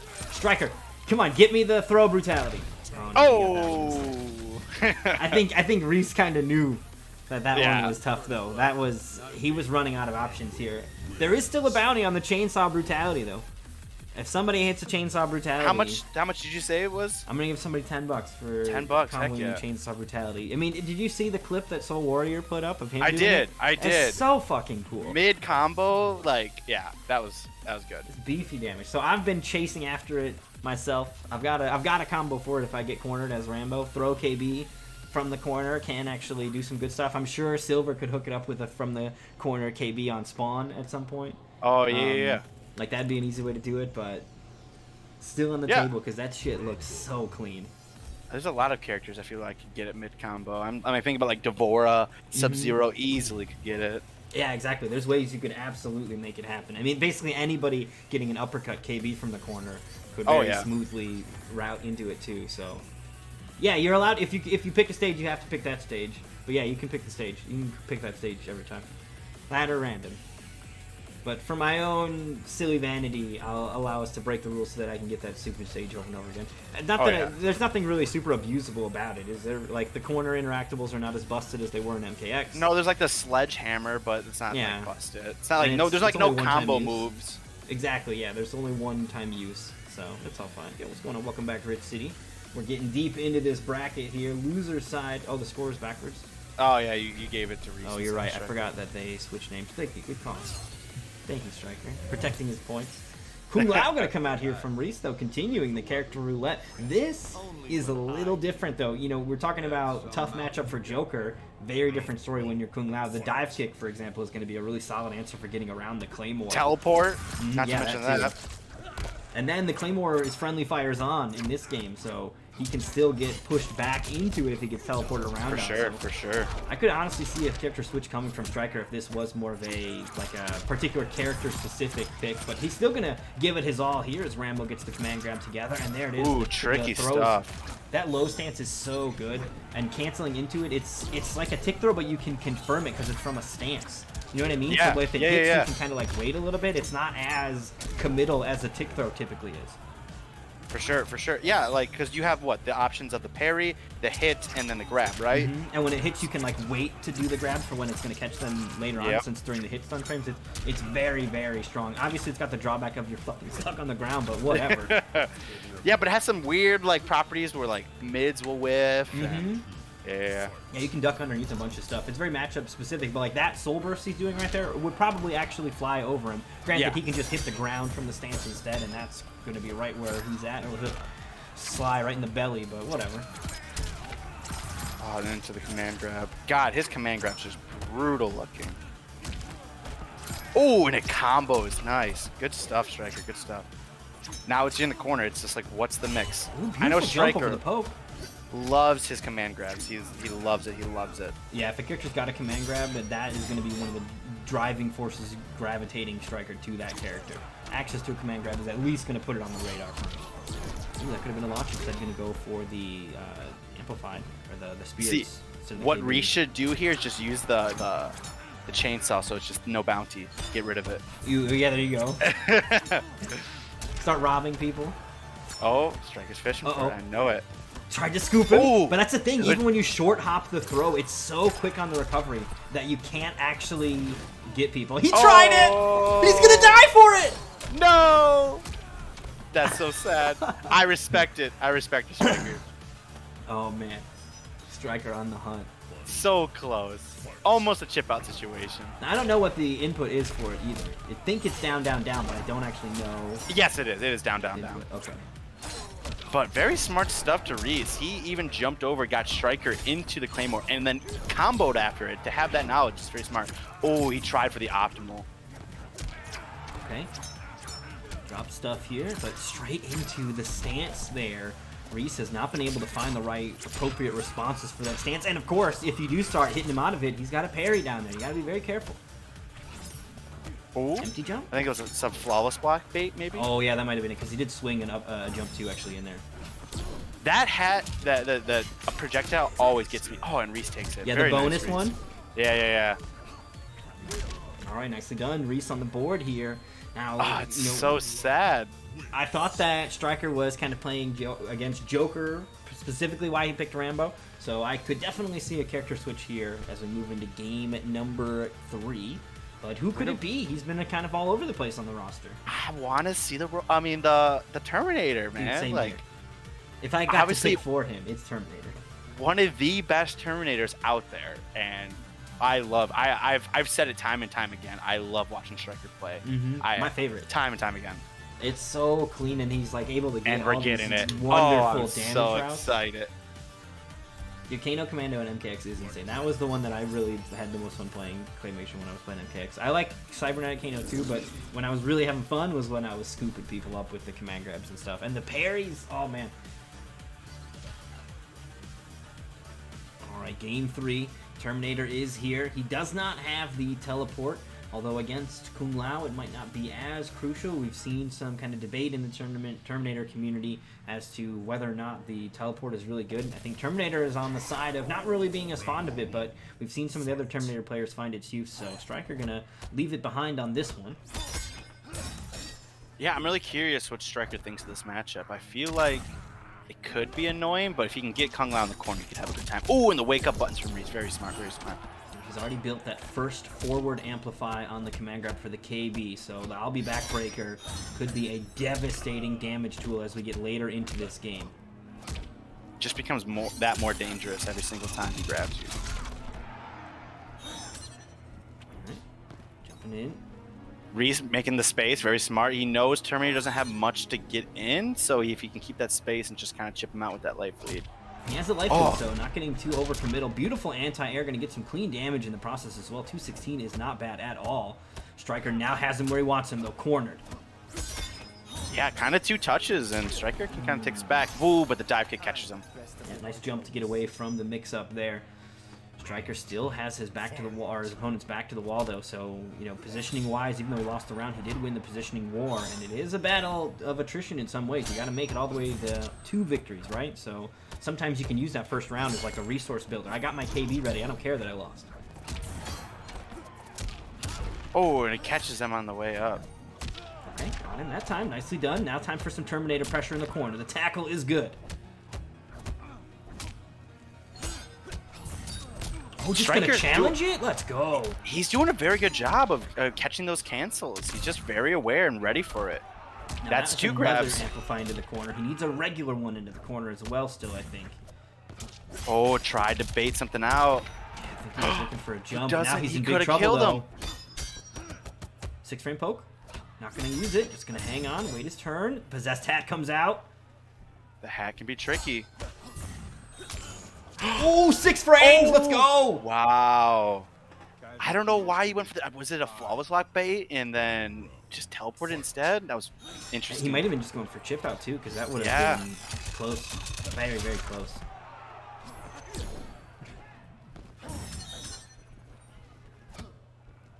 Good space, good space. The Kung Lao has What? like exceedingly good space. Why did it go the wrong way? He ran for too long, it looks like. Okay, tried to scoop him up. Ends up getting a trade. Flawless block is out. Reese is ready. Oh no! Well, actually, not that bad. He can. I mean, that recovery is tough, but he was on the other side of the screen, so you're fine. Oh, Striker's ready for it again. What's the mix? Oh, the flawless block. Reese is looking real clean right now. Yeah, he's pulling out all the stops, trying to stay in this. Fatal Blow is available here. One Next mix. hit could do it from either player now. Just tackles him again. I don't think that's the KB. Don't get touched. Really one touch from either of them, and it takes the... Oh no, he's dead! The jump! No. Oh no! Oh, he still got him though? The scramble. I mean, he went for it. If that tackle would have connected, it would have been enough damage for the kill there. So, Yep. Striker risking it all on a tackle. It's not going to happen this time around, but we'll see what happens as we now move into a potential final game as game number 4 coming up next. Yeah, Reese was ready. Right? He was ready for it. Very well done. Now, do you think Striker's going to stay on the Terminator, or do you think he's going to try to switch it up again? I think that he may end up sticking it out with Terminator. That was a pretty close game, and I feel like Terminator is going to be, in his opinion, more of a universal answer to whatever he could face next. Reese has shown himself to be a player that is not beholden to just one character, so... Okay, I think Kano also kind of covers that base too. Kano is well-rounded, so I think like Rambo, for example, if he had stuck with Rambo or gone back to Rambo, Rambo can be counterpicked pretty hard, whereas Kano is going to be able to kind of hang with some of that, even if it's, you know, like some kind of zoning. If he's got the Vegemite, it doesn't look like he's got it. He's going to go for full setups with the bio pull, but I think Kano is a very respectable and strong character in this game. Yeah, Kano's one of those characters with customs, when they brought those out, got very strong. So I respect the Kano pick as well. I think it's a very versatile character and can work out pretty well. There is immediately that down 1 acid. The acid, one of the deadlier tools in the arsenal. And then, of course, down 1 command grab is available as well. So you have to, like, flawless block it or jump it. It's very, very tough to figure out, even on a poke, what the appropriate response is. Wow. Striker's just looking strong. Very dominant so far. Does Kano have the most chick throws, too? He's got a lot. He's got, like, 1-1, 2-4. He's got more than most. Yeah. There's like Shiva with her command throw launcher. She has quite a few. I'm trying to think about Baraka. Baraka has quite a few too. I think Kotal's got a decent amount as well. But I mean, we've seen Striker kind of going through the gambit of them on the pokes already. Yeah. Down 4 and down 1 already making an appearance. Because I know Rambo doesn't have a bunch, which is bad. Yeah. Does he have any ticks? No, he just has it off of his pokes, like pretty much every character does. Like down 1 and down 3. I don't think down 4 even works because it's like too far away. Yeah. So he's got just the usual foray of them. Kind of similar to Collector. Collector doesn't have any either. Yeah. The Collector has that very nice mid command throw. Didn't have the meter for the full armor break there. For the KB attached to it at least. I mean, the armor did still get broken. Catches him with the tail end of that string. He's been holding off on that string usually and going in for a cancel. So to finish it there while it is unsafe, I think it's part of the conditioning that he's been building up. Plus frames in the corner. Mix. There's another tick throw. Plus frames again. Into more plus frames. Dude, this character is wild. 1 hit is all Striker needs. He can convert it into a fatal blow. Connect. Ooh, the presidential grab. Good grab. He just needs 1 command throw and Amplify can kill him. There it is! Yep. So sick. This character is such a bully. He just gets We're going in to a game and 5. It's never safe to kind of relax against Kano. At all ranges, he feels like he can be deadly, and after pretty much everything, it's like, what's he canceling into? What is he doing? And if you guess wrong or don't get the right read on it, it can really, really ruin a day quite quickly. So game 5 here, as you said, between Reese and Striker. What is the final pick here for Reese? I feel like Reese is probably going to switch to another character. I don't know who. He's been going everywhere, but he's the type to switch, I feel like.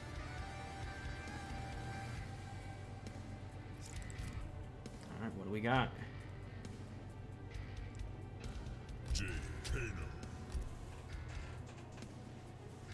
I think Reese is thinking a little bit. Johnny Cage, what do you possibly. open things up with?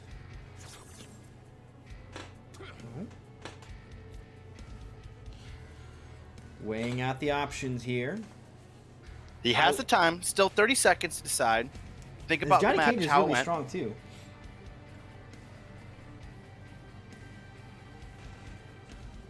Yeah.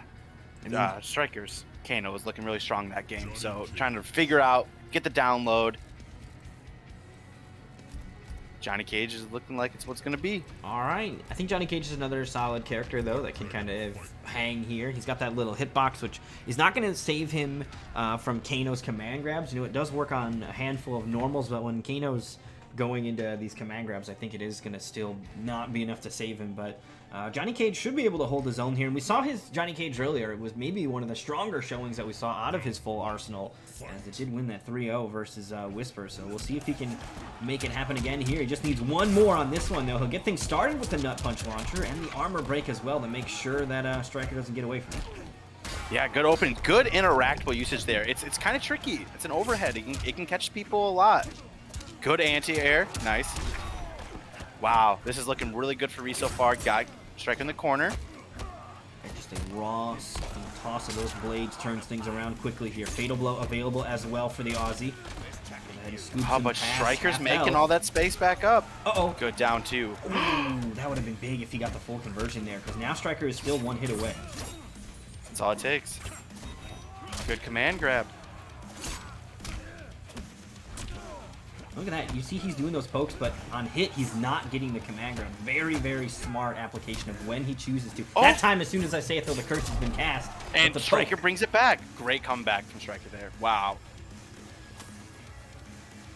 Kano has a parry, but it's an ability, and it's not anywhere near as good. Parries in MKX were like 2 frame startup, whereas parries in this game are like 9, sometimes more. There's only a couple of them that are like 7 and quite quick. None of them are fast enough to flawless block gap abuse, though. Striker's on match point right now, trying to get into losers finals right now. So, plus frames, just backs away, seeing what his opponent's gonna do. Reese ducking underneath that command grab. Oh wow, he actually won. Here we go. It's the opening. This is a scary place to be in, but good punish for Reese. Good, good. Yeah, if Striker's gonna take the risk and do those command grabs on hit, then you gotta really make him pay for it. Get him to hesitate about going for that strategy. Oh, it's getting real close. Striker Oh, now has yeah. Fatal Blow. Dark Elite says down Oh. 4 command grab is safe on hit. What? Oh, I think I've heard that. That is so goofy. Dark Elite, correct me if I'm wrong, but isn't he like still plus afterwards? Isn't it that plus? I think I remember hearing Biohazard say something like that. Final round between these two. Reese backing away. Can't back away forever as that corner is creeping up on him now. The dirty mattress. Ooh, good catch. Nice anti-air. Uppercut forces a breakaway. That may have been accidental, but this time you got to take Huge advantage down of it. two. That's a big read, and this is where that breakaway would have been nice to have instead. But I'm not counting Striker out. Oh, He's definitely getting down not. to the corner. Hunting his prey down. Jumps over the magnet pull. Unreal. And he got the brutal. Dang. Let's fucking go. Reese. 2 wins and 1. Wow. Nicely done. Bounty secured. Got it. Yeah, Smile Striker, for that's the camera. heartbreaking, man. You basically had it and you went for it in game 2. Yeah, it was bold. It was bold. And it I respect came back it. to bite you. Look, I would have gone for it too if it makes you feel better. Maybe I'm not the shining example of a good player, but I would have taken the risk and tried to get it too. Let's hop back to our bracket here, though, while we get prepped for the future. We're going to put the score in as Reese advances 3-2 over Striker. Striker won $50 yesterday playing MKX, though, so he's still got some good coins in his pocket. We got 4 players remaining, though. Let's hop back over to winner's side where we got Blaze versus Dark Elite. And then we'll have Reese versus Izzy, which is going to be a run back of their previous encounter on the winner's side. But Blaze versus Dark Elite is what we currently have our sights set on, so we'll get our invites out for our winners finals here in just a moment. I'm so excited for this winners finals. Blaze and Dark Elite, 2 huge names on the Xbox side. Blaze, who hasn't really been on the scene, I feel like, in a very long time, and kind of a debut back into MK through this tournament right now. All right, he's joining us on the revival. And then Dark Elite, who I feel like has been more on the PS4 side of things, doing exhibitions, streaming on there.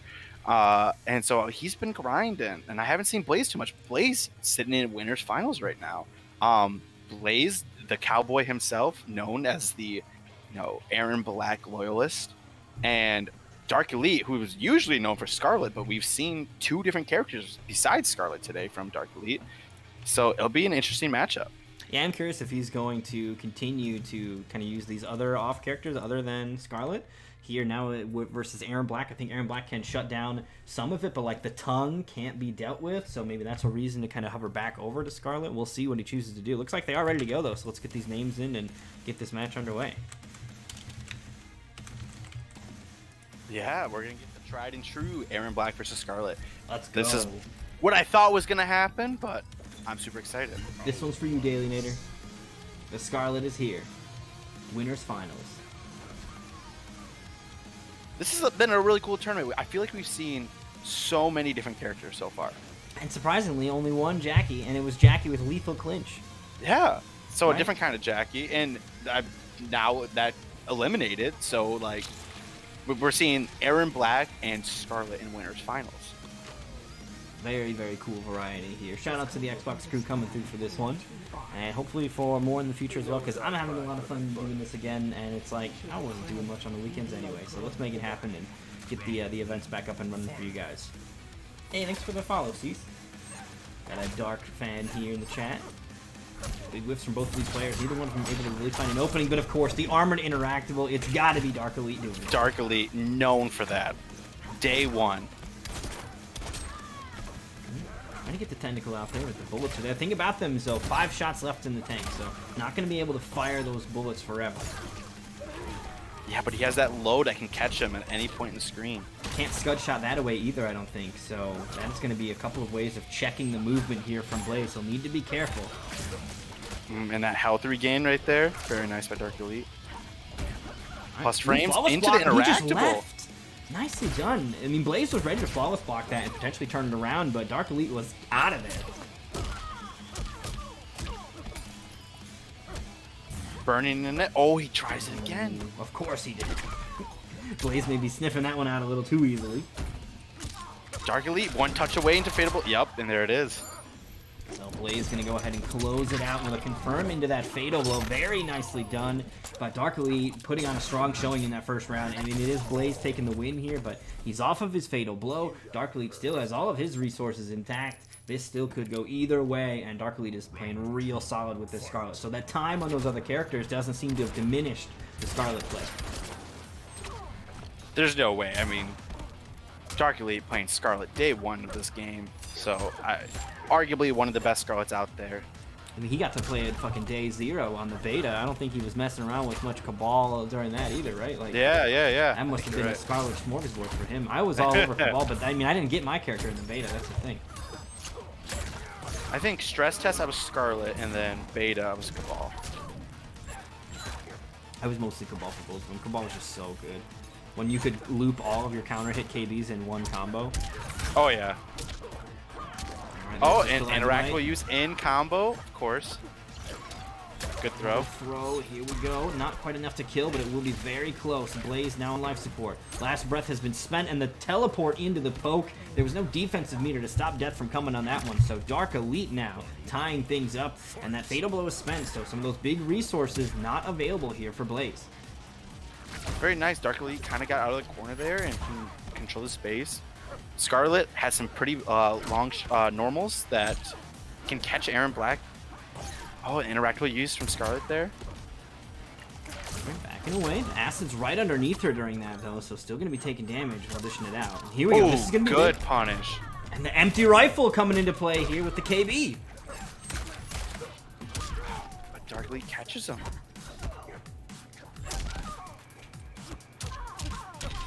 Right, here's the launch. Yeah. Breakaway is available. Blaze knew it was coming as well, though, so he'll just put the rifle away after. Fatal Blow is here now, and Scarlet's Fatal Blow is one of those ones that scaling's not really a part of it. This might be enough to kill, though. I think that's it. Oh, 2 health left. And the Scud Shot will do it. It's a mid. There was no defensive meter to survive it just yet. So Blaze will take game 1 off of that. Very smart play with the guaranteed kill from the chip out on the Scud Shot. Blaze looking super strong for not seemingly playing the game too much. I mean, I see him streaming a lot, but I don't think I've seen. I see the Guilty Gear, I see, you know, his Resident Evil stuff, but not much MK11. But he's looking super strong right now. Right? It's like even if he's not been streaming it, he's been keeping the blade sharp somehow. It appears. Either he's got a Smurf account or he's entering PlayStation events or something. But Blaze still playing. Looks like strong as ever. And sometimes, honestly, a break is good to like, you know, come back and have a refreshed and like that fortitude can return to you, and you can actually be really strong on a comeback too. You know, I mean, there is tech like rust and stuff that is part of it, you know, but sometimes for players, if you can overcome that quickly, you can kind of also have like shake off some other bad habits you may have had too. Yeah, come in with like a new mindset. Mm-hmm. But Dark Elite I don't think he's switched anything up, so I think he's super confident, and he had some really close rounds there. So, yeah, this definitely could go either way. You know, even though Blaze has that first round, it really does feel like this is a very even matchup between these two. So we'll see what happens as we move forward. I think if Blaze can take a 2-0 lead, that's going to start to do some mental damage on the lead when you pull away. Nobody likes to be down almost. But I think if Dark Elite can stabilize here, it's going to be very tough to call. yeah, I mean, when I was looking at this tournament and I was looking at the bracket, I think my pick to win was Izzy, and then Dark Elite comes out, what, 3-1 against Izzy, and I was like, oh my gosh. So, yeah, Dark Elite, very strong player. Yeah, I think I would have the same idea. Izzy, very, very talented player, very likely to win this thing, and Dark Elite with a big upset on that one, so looking like he could indeed be the player to win, but then Blaze, you know, overcoming him even, so it's all over the place. The talent is real heavy in these top two right now. We've got Reese in the mix as well, who's kind of been off the game, but on his return has been an incredible force too, so it's crazy stuff going on. Oh, the slide, very well done. Dark Elite trying to bait a breakaway there, but I think Blaze was ready for it. Plus frames for Dark Elite, more plus frames into the throw. Very well done. It's poked.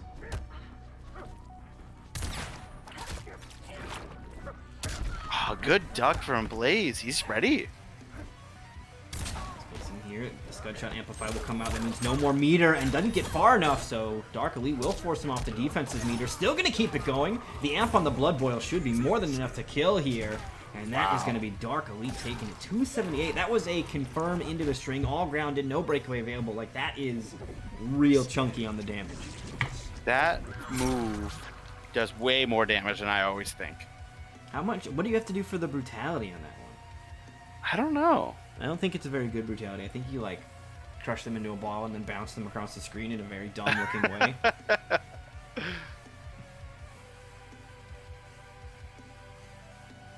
Yeah, dude, the beta streams were insane, Claymation. Those were so strong.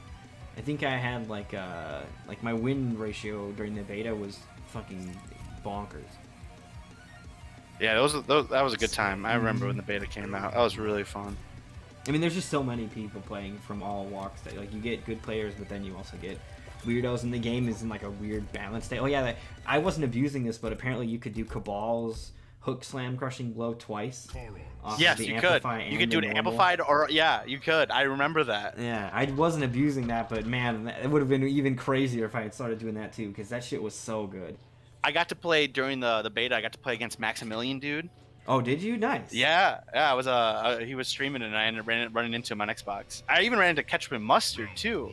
Oh, damn, cool. Yeah, it was really good. Yeah, it was definitely over 1,000 wins, Claymation. I made sure to hit that landmark for sure of 1,000 1K wins.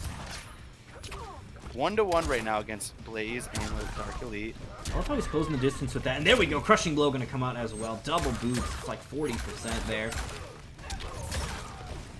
Dark Elite trying to catch a breakaway at the end there. Another boot drop from Blaze. There's been a lot of those. It just covers so much ground, and when Dark Elite's trying to check your movement with Blood Tongue and the blood on the ground, being able to rapidly displace yourself somewhere else, I think, is really throwing off Dark Elite's ability to kind of predict his movement, to the point where now he'll have to be putting it way in front of him, and then, you know, now he can maybe get away with standing back a little bit more. So really good use of that drop kick to change up his momentum. Yeah, I mean, Blaze, that was a very dominant round from him. He's kind of doing some demon stuff. We're seeing some boot drops, some slides full screen, kind of making sure you're watching. Oh, and the boot drop catches before the tentacle can get him. Very well done. Okay. Gets out using that interactable, of course, and interrupts the drop kick that Blaze is using to chase him down here. He's going to be the full launch in the corner. Oh, tried to go for the armor break just a little late. KB2 out of the corner. The flawless block, and he's Is he dead? Yeah, he's dead from the acid as well. What a play by Blaze. Gonna get the full kill there. 338. Nicely done. Fully unbreakable, by the way. Yeah, there was zero escape on that. Even if you had the meter, didn't matter. Because that launch into cattle toss, you're not airborne enough for it, which you would think that that would be a thing they should have maybe permeated a little bit more. Because, like, if, for example, when you're able to break away, if you had to wait a little bit longer off of Scarlet's 2-1-2, then Blaze would have gotten hit by the armor break that he went for. You know what I mean? Like, but it's because he could break so early that the duration of having to hit a move and then cancel that move into it was just too long. But if they had it more like you had to break a little bit later off of launchers, that was the only time you could do it, then that would be a little different. I don't know how they fix that. The idea that I had for the way they could do it is they could basically code every normal and everything they wanted to, ultimately, to basically put that Terminator debuff on you that prevents you from using meter, but then just, like, alter the duration and obviously don't give it a visual flare either. Right, but you know what I mean? right. So, like, have it so, like, okay, after you get hit by this, it takes, like, you know, half a second before you can break away out of it, so that, you know, you can still get hit by other stuff if you don't early break or whatever. I thought that was the way that they could maybe adjust that without having to revamp the whole system by just, like, sneaking this extra weird layer of thing that they could do. But I agree. I think that'd be pretty cool.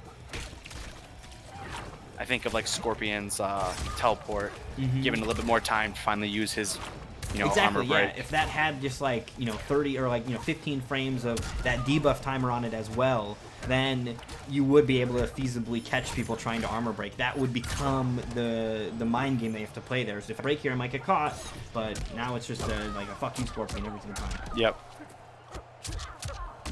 Okay, big opener here. Gonna get the full launch in the corner. Dark Elite saves the meter, and for good reason, as the combo got dropped, so free breaker on that one. Light bar's pretty even right now. Ooh, the roll patrol is out. Where are you going, sir? But this is scary. Aaron Black, full screen fatal blow. Ooh, jumps the tentacle. Just barely. Oh, he took the risk, and he'll die for it. He went for it. Beautiful conversion there from Dark Elite. Opted to not launch his opponent with 2-1-2, just kept it all unbreakable to guarantee the kill. Very smart awareness of where the resources were at. Oh, but Blaze catches him. Patience here, tries to swing with the Good overhead, not quite punish. far enough, and there it is again, the back-to-back drop kicks in the corner here. He's been followed up with even more damage. This one's like a runaway train here for Blaze. Huge momentum, trying to challenge his way out of it. He will find some hits. Good teleport, getting out of the corner. He knows he might not make it this round, but he's using that resource to at least get him out of the corner. Great, swing and a miss. For the low, nothing's there. Acid is going to finish the job there. Smart play from Blaze. You know, he was realizing Dark Elite's defense was going to be really solid, so I'm just going to burn you out a different way, not even have to worry about chipping you out. Blaze on match point right here, looking to end it. KB is loaded on the gun. Slide full screen, like I was saying earlier. No fear at all. Scarlet teleports behind the scud shot. This is big. He'll get the blood Very boil. well done. 247. Blood Rain is out as well. So much hit advantage after that I think that you can do that for free. You obviously lose your ability to pressure with other stuff then, but still, being able to get a Blood Rain is not always bad, although it was very quick for Blaze to push him out of it, so it's not really a factor. Blaze trying to catch him. Oh, very well. You see Dark fishing with those long-range normals, like shimmying back and forth and then swinging with the extended range he's got with the blood weapons, but Blaze is doing a really good job of being patient. Gets caught by the Blood Boil that time around.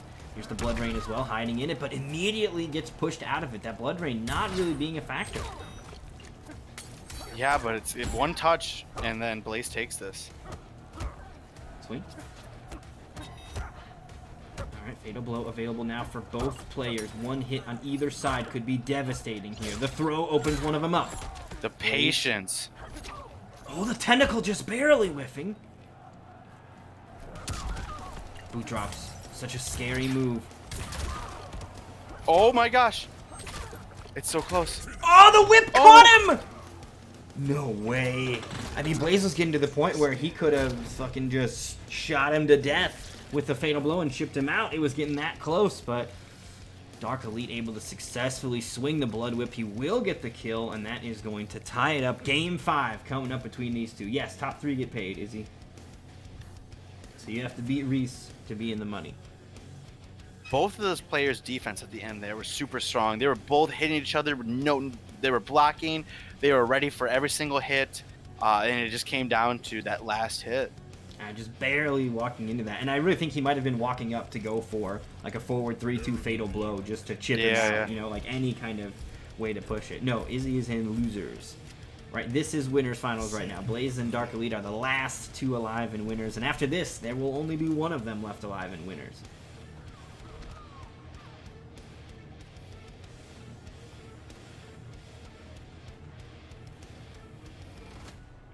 Very close game. I mean, to be expected, these are 2 very good players. Winner finals. You know, be very odd if it was a blowout. Right, yeah, they're both definitely here for a reason. Random seeding or not, ultimately the talented players do climb their way to the top. Alright, good teleport to get around the bullets, but Blaze was ready, had the gun away a bit in time. Good grab. Again, Dark Elite's ready for the scud shot. Then you can just teleport and punish it from the back. Alright, opens him up with another Blood Boil here. Dark Elite doing a great job of locking his opponent down here in this corner. Although finally Blaze will find an opening. He'll use that to escape the corner as well. Full string, completely safe. Boot drop, good blocks here though from Dark Elite. Maybe that boot drop can be becoming a little bit more accustomed to it just coming out because Blaze has been leaning on it. But there's Definitely the slide to some keep kind him sort of tempered, right? If you're gonna block high, I've got an answer for that too. Thanks for the follow down. Some kind of input error there. No. Now, is this going to kill? He did not opt for a longer combo because he just wanted to get raw Fatal Blow, maybe even break the armor. I think he will actually survive this after the deep throw. It's not going to be quite enough.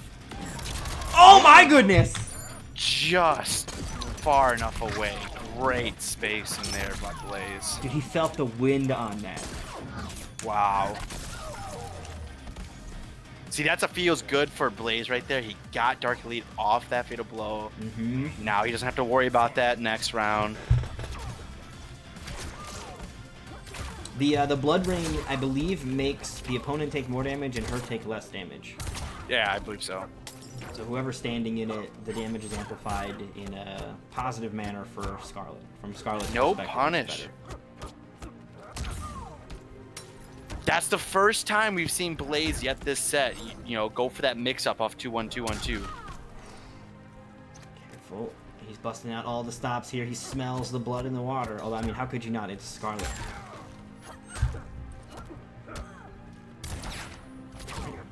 Pushing around. Finds the opening. Doesn't commit. The acid's going to start to bleed away at that health. Fatal Blow is already spent, so it doesn't matter. This will be full launch. Breakaway does come out here, though. And this could be it. The cattle toss. He's got the meter for the amp. This is going to be close. I believe this may Acid's very going well to be a problem. death. Oh, yep, the acid is going to finish it, though. Nicely done. Woolander reading it way before I did. And that is it. Blaze takes it 3-2 over Dark Elite. Man comes out of retirement just to hit grand finals. Very nicely done. Alright, so that means we've only got 4 combatants left still, since it was winner's side. Nobody got sent home. They just lost a life here. So Dark Elite currently now waiting in losers finals. He will await the winner of Reese and Izzy. So we're going to get invites out to Reese and Izzy. And then the winner of that faces Dark Elite. And then, of course, the winner of that will go on to fight Blaze in our grand finals. So we are almost done. But let's go ahead and get Reese and Izzy in here to start closing out loser side.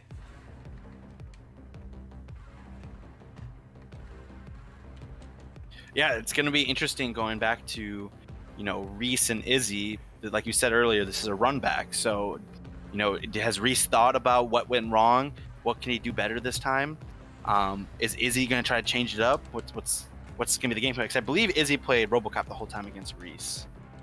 I believe so as well. Yeah, he was just not able to find a way around that. You know, he tried the Scorpion teleporting, that wasn't working, and just ultimately couldn't get a grip on it. So we'll see if Izzy decides to present him with that same question again, or if perhaps Izzy, who is now in the loser's bracket, has got a different strategy that he'll try to utilize instead here too. So invites have been sent. Just waiting on the combatants to join us then. Looks like we've got Reese here already though.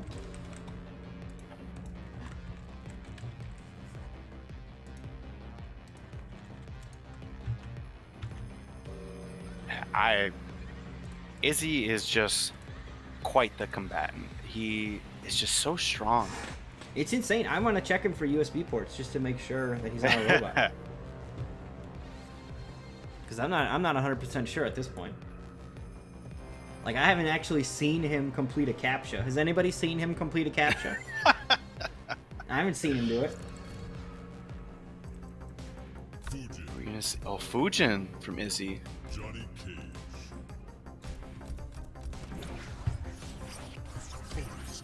You know, it makes me beg the question, what character does Izzy not know? I mean, both of these people, both very strong with so many members of the cast.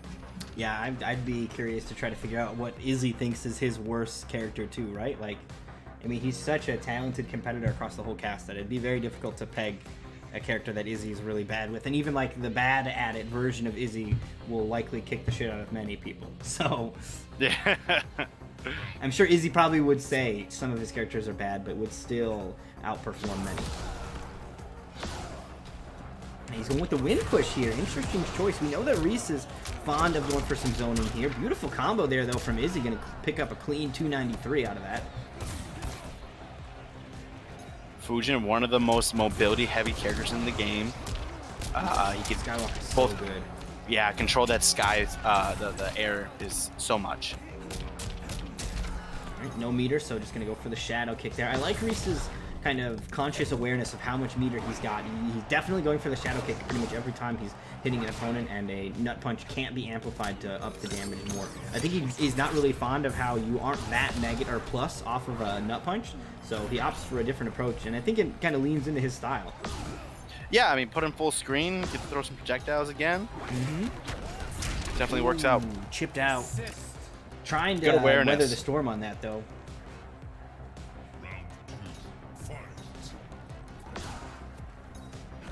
But Fujin, especially that air push, can kind of, you know, compete against some of Johnny Cage's projectiles. Absolutely.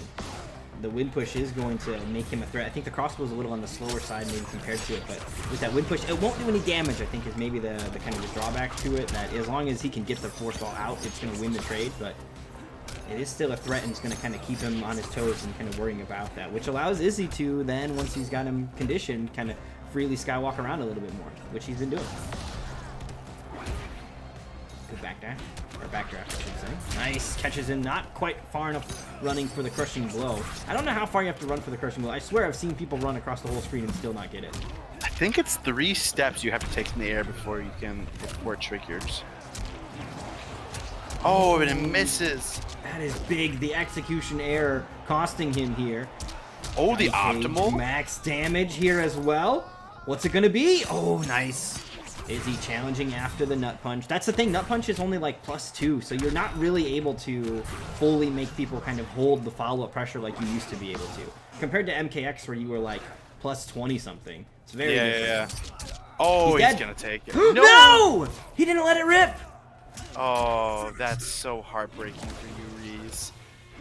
He had it. That was a huge comeback, and he essentially made it, and then it just dropped away at the end there. I don't know if Fatal Blow by itself doesn't connect there, or if he, like, you know, like, did the cancel and then realized he shouldn't have, and that little bit of, like, you know, that mind glitch is enough to throw it all off, but it is going to be Izzy taking it nonetheless.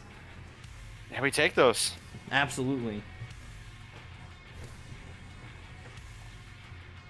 And remember, this is $125 up for grabs here for these players.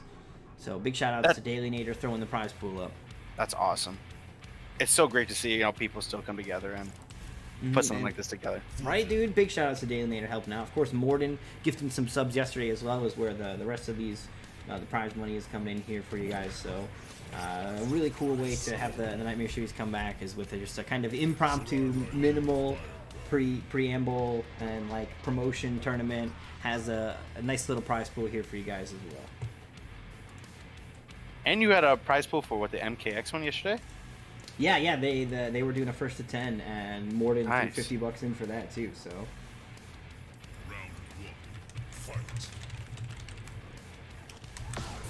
Reese trying out the Scorpion again.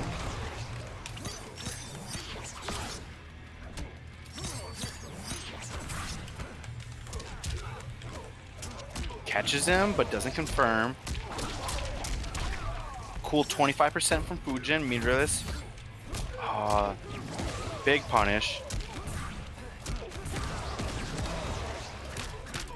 Fujin, one of those characters, if you're not ready, he'll catch you. Alright, knocks him down with the wind in the corner here.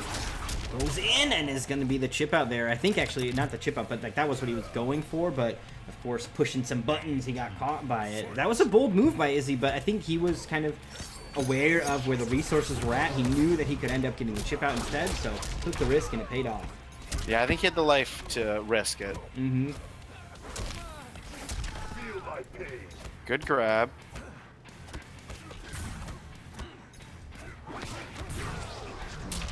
Oh, good awareness. Right, patience there from both players. Just sitting there, the stare down. Nice throw. Izzy's going to send him back toward the corner here now. Big jump kick is going to mean a nice little bit of damage there. Doesn't overcommit to anything too crazy with the breaker available. Yeah, that overhead catches everybody. I swear it's an unblockable. Oh yeah, dude, Scorpion's back 3 is insane, and they made it faster for some reason. It's wild. I swear I block and I get hit by it every single time. Alright, escape failed. It might not even matter here. Okay, it might actually. And the wind push at the end, the amplified doing the damage required, and Izzy takes it. 2-0 lead right now here. Reese needs an answer as we move into game number 3, and this is to get into the money. Oh yeah, this is, yeah, So there's some coins on the line. a money match right here.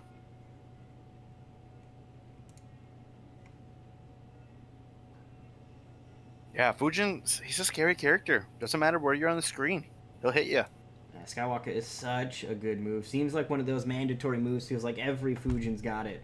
And it's a very powerful mobility tool. And when you couple that with the rest of the arsenal, becomes a threat with, I feel like, almost any other build attached to it, right? Like, we've seen multitudes of things, but it's all kind of centered around Skywalker being one of the main pieces. I think it's a necessity for him. You know, I remember seeing the trailer for Fujin. And I saw that move, and I was like, that move looks stupid. Mm-hmm. And he's running now up it's just, there? What? Yeah. What are you going to do up there?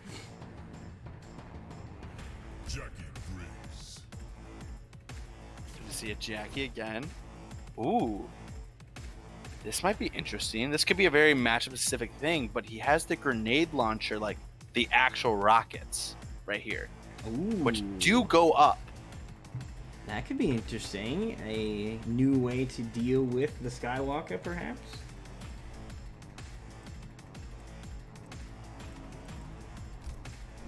Oh, I think he's trying it. I'm excited. This is a move you never see. I remember seeing Sonic Fox toy with this move a little bit. It has some interesting combos in the corner, but yeah, this will be very interesting. I think this is very little reminiscent of MKX Jackie with the grenade launchers. Mm-hmm. Look, I'm happy to see literally anything other than upgraded. So here we go. Rocket combos aren't real. At least not. They must be real in the corner. They are real. Yes, they are. What is that?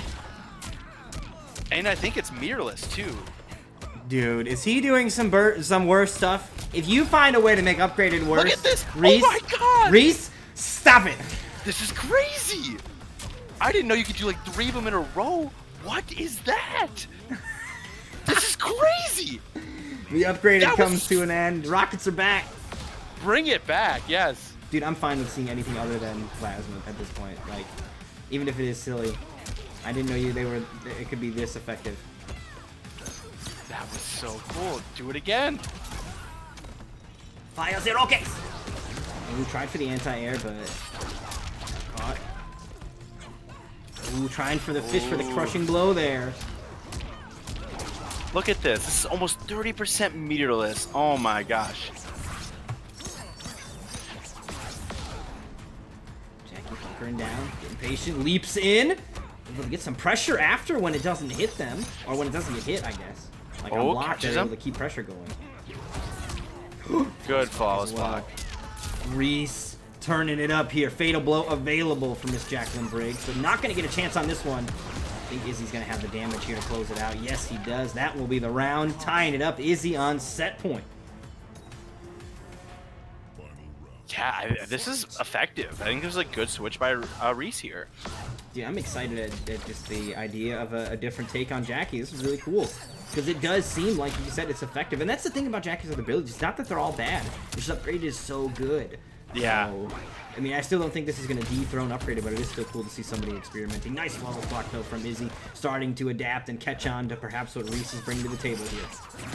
Reese fishing for that 3-3 KB, but is he ready for the punish? Sure, Again, Izzy punish again.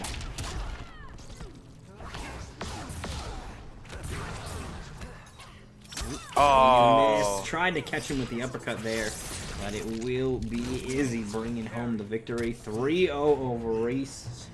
A tough matchup there, but still cool to see Reese busting out something other than upgraded Jackie. You know, the Rockets were cool to see, so props to him. Yeah, good showing. I want to go into the lab and see what else you can do with that. Reese, show me the ways. Right? We got to learn more about that. So we're going to head back to our bracket as we look to summon Dark Elite and Izzy. We already got Izzy, so we just need to get the summoning circle ready for Dark Elite for our losers finals. Now, these two already played. This will be another run back, and Dark Elite is the one that won last time. So we'll see if Izzy's got anything new to bring to the table here as they look to face off yet again. And winner, of course, faces Blaze in our grand finals.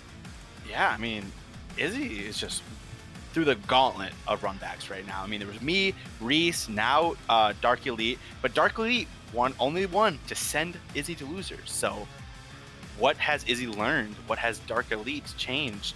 We'll see. All right, invite is out. Izzy is already here, so easy enough. Just waiting on Dark Elite. Should we give him an extra Z for every win? Let's make his name super long.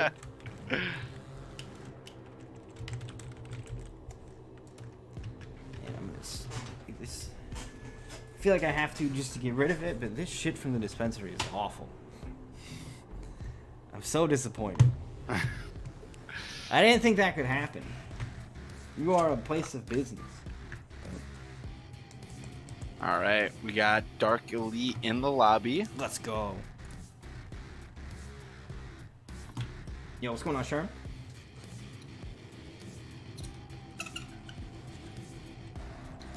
Now, will we see Dark Elite pull out the noob again?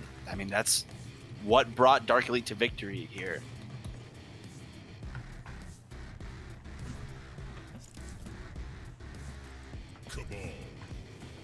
Cybot right from the rip here. I don't think he opened up with Noob Cybot in their previous encounter. I think Noob Cybot came after something else, but here it's Noob Cybot from the get-go. Or maybe it was Noob all the way, but still.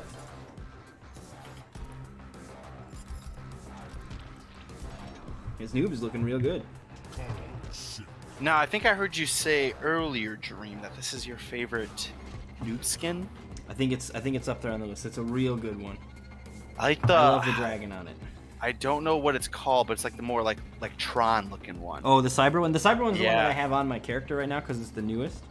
But Yeah. I think in a head-to-head they go the dragon barely skates by. Gotcha. Collector now from Izzy. Interesting. Goes right through the project. No, that's not projectile eating. That's just the armor break. Isn't that the same thing? Isn't Relic Lure?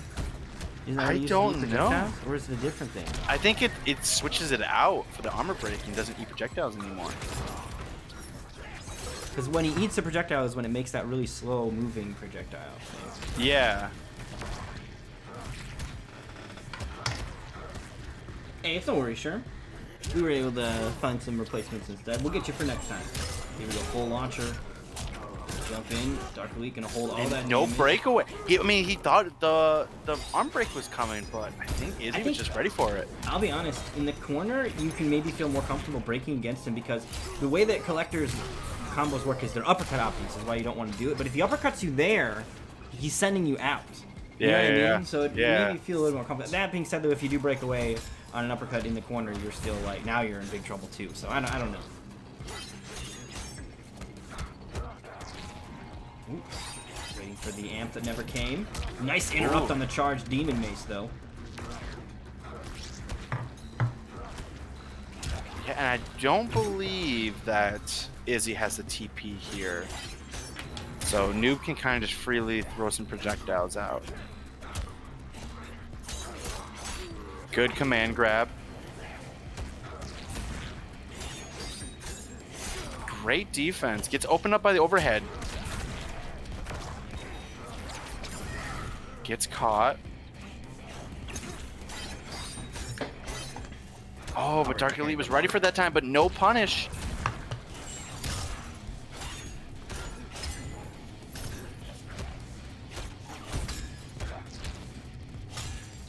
The defense, no one's getting hit.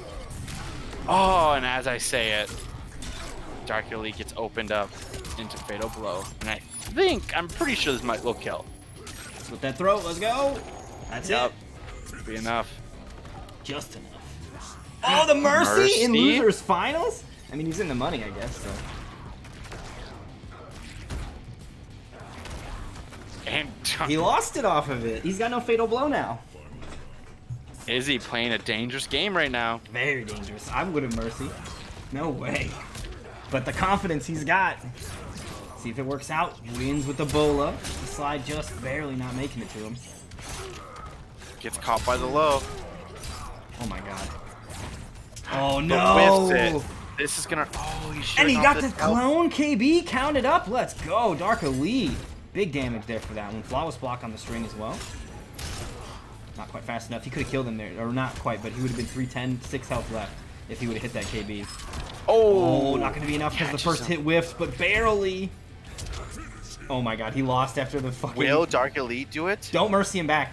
What are you Don't doing? do it, Dark. Don't fall risk for it. No! Dark, I the would money. have never. Yeah, there's too much money on the line, dude.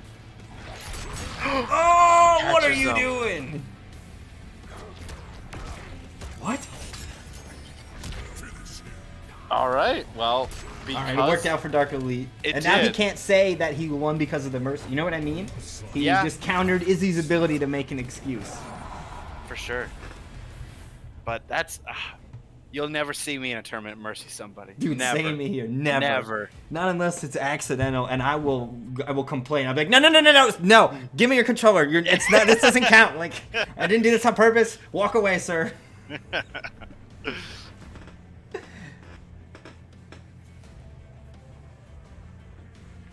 Dark Elite taking it 1-0. Noob Cybot.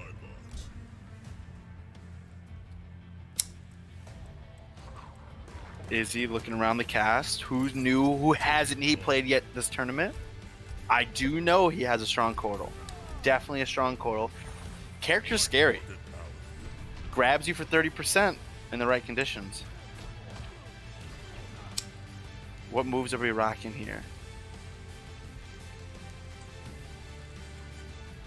And Cordal, one of the characters, extra health. I believe he's the 1050, Yep. not the 1100 club. Yeah, he got taken out a little.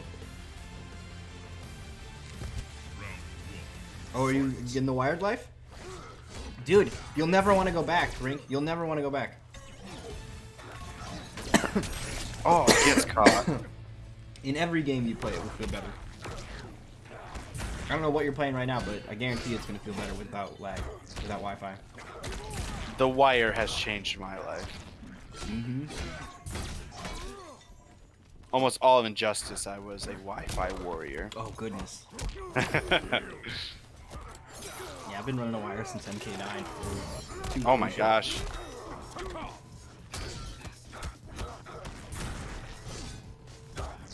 Right now, Izzy with a giant lead.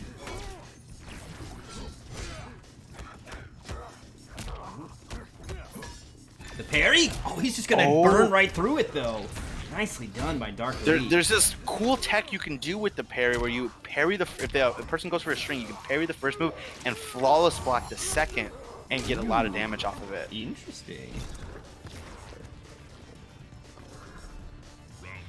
Yeah, right. That's the thing. Like your Wi-Fi maybe will have a decent connection, but no matter what, you try to like the longer the game goes, the more likely it's going to have a spike that will trigger. And if you're playing on wire, you'll get the consistency the whole game, and it's beautiful. That's why it is like. I mean, like Wi-Fi isn't forever bad, but it's the one lag spike that ends it. I can't believe that fucking armor break failed him right there. That should never happen. It popped him up too high. And that's another thing that if there was a more specific timing when the opponent could break away, you could reliably know they were going to have to wait a little bit so you could hit them at the right time to not pop them up. But because Dark Elite has to play this weird, if he does early break, I got to be there for that, then he gets saved from the other stuff. Because his Fatal Blow would have whiffed there too. Like everything he would have done would have whiffed. Other than up kick, I think. Yeah, I agree. Ooh. Something different. Rolls out! Rolls. Okay, so he's just going to go straight into Fatal Blow. Kodo is definitely not dead. This will even up the life bars a little bit, make it a little easier for Dark Elite.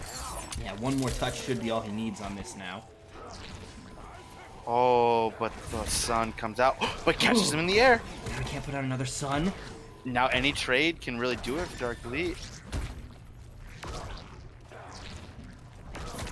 Catches him. Caught. Wow. Oh yeah, Dark Elite has a point. Whoops, forgot.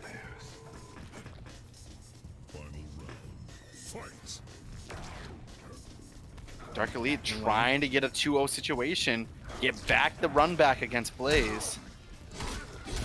That's going to be a decent launcher here. Forces the breakaway. Izzy knew it was coming though, so just patiently waiting. With the discus, he's trying to get those out, I think, for a trade, but he's just not getting them off fast enough. Spear ball too quick. Spear ball, very quick projectile. Very nice to have. Jumps over and the punish. Wow. It's going to be big. 3-4 because he's in the corner. Going to get the drink going on. He'll amplify it to keep him cornered as well. 37%. All right, Perry's out there. He's just looking to fish for some extra damage. Look at that, though. He's just willing to be like, all right, fine. I have multi-hitting strings. I'm just going to keep going. It's going to be a little tough for Dark Elite. You're right, Bizacho. He's so big and bulky. And there we go. Izzy closes it out. He will get the sun kill, but we saw the mercies before, and we'll see it again. Another one. Dude, did he really? He did. Oh, but and he's still gonna get the kill. No, not yet. Grand Discus is plus. Nice. Backing away. Oh, what do you do? Run away from the sun! Run! No! That was so trolly. Izzy hunting him down with the Mario sun. It was so smart. You can't hit me because I'm fatal blowing, and I'm putting you right back into the sun. Mm-hmm. No escape available. Even the punish just wasn't gonna activate a KB fast enough. I think even if he would have done like back one into it, he could have, like, the cutscene wouldn't have come quick enough. And what it seemed like Dark Elite was doing is trying to use an advancing string to move as quick as he could away from it. But with Noob and his Noob has some of the coolest strings. He sends his clone forward in his 4-2-1-2, so he actually just stayed in the sun while his clone was going forward. Yeah, that's true. Yeah, you're right. It feels like an advancing string, but in that early parts of it, Noob is just hanging tight. The homie's doing the work. I think, yeah, the only possibility was to hope that he could get the back 1 KB cutscene to trigger in time, and I'm not sure. It's a bit long, you know, the snag of the hook and everything. Dark Elite has some games to work with still. It's only 1-1 right now. Very true. Very strong showing. Izzy definitely saying that, you know, he has some options. The previous encounter is not to be reliant upon as like a tell of how we're going to see the next one go down, because Izzy's changing the character, changing the game plan, and so far he's on the board, tying things up early on, and got the lead now as we move into game 3. Dark Elite did switch variations. I'm not sure what he took. We still have the slide and spirit ball. Okay. Maybe he just changed the drip. We had the sickle snag before, but maybe he's got air teleport or something different. Yeah, I don't think he has sickle snag anymore. Quick comes out. Looks like Izzy knew. Oh, he's got the teleport, so he's going to go yep. for bigger damage here now. And he's got the opties down. Let's go. Gets a clone in the mix. 363. Real solid damage for Dark Elite as he takes round 1. That was really good. He needed that. Ooh, try to get the punish there. That's fired. Ooh, interactable.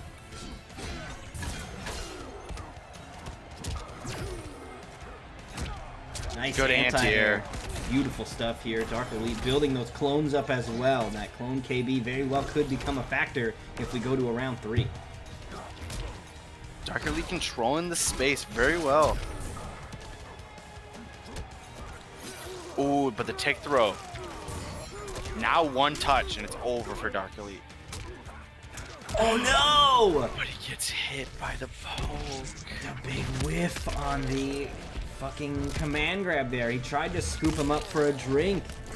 And Dark Elite. Did he do like a tick throw that got hit? Is that what happened? Yeah, he went for Poke down into one into tick throw, but he got hit by the down 1, so was able to punch the tick throw. And we got mercies coming out from these both as Oh well. my Dark Elite gosh. gets him quick. And the brutal! Deleted. Nothing but a sword left. Leaving the sword behind. That was tight.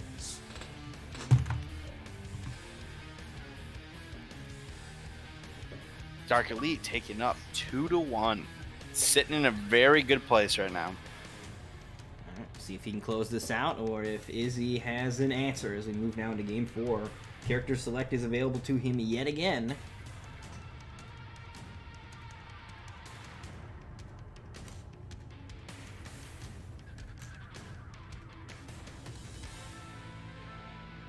Now, I feel like Izzy's going to go to a 3rd character this set. The Shao Kahn.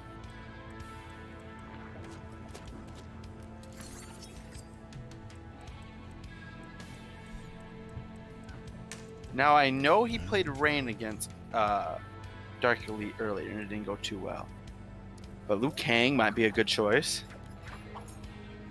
Definitely weighing out his options here. Looks like it is going to be Liu Kang. He'll need the next 2 in a row here. So it's going to be Liu Kang against Scarlet or Raiden as well if Dark Elite chooses to go with the switch here. He still has that opportunity.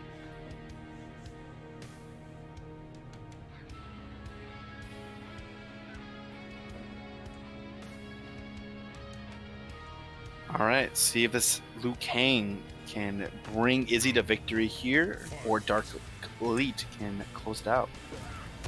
Fireballs away. Spear ball right back. Some heavy zoning getting started here. Ooh, just creeping in with that low stance, but Dark Elite has the long range normals to deal with it. Yo. Oh. I'm surprised that didn't punish. I really thought that he was going to catch him. I wonder if it's because it's low fireball he ended up ducking it.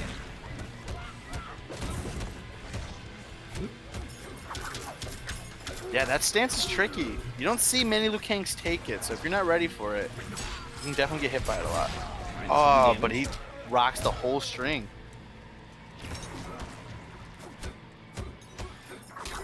Here's the stance again.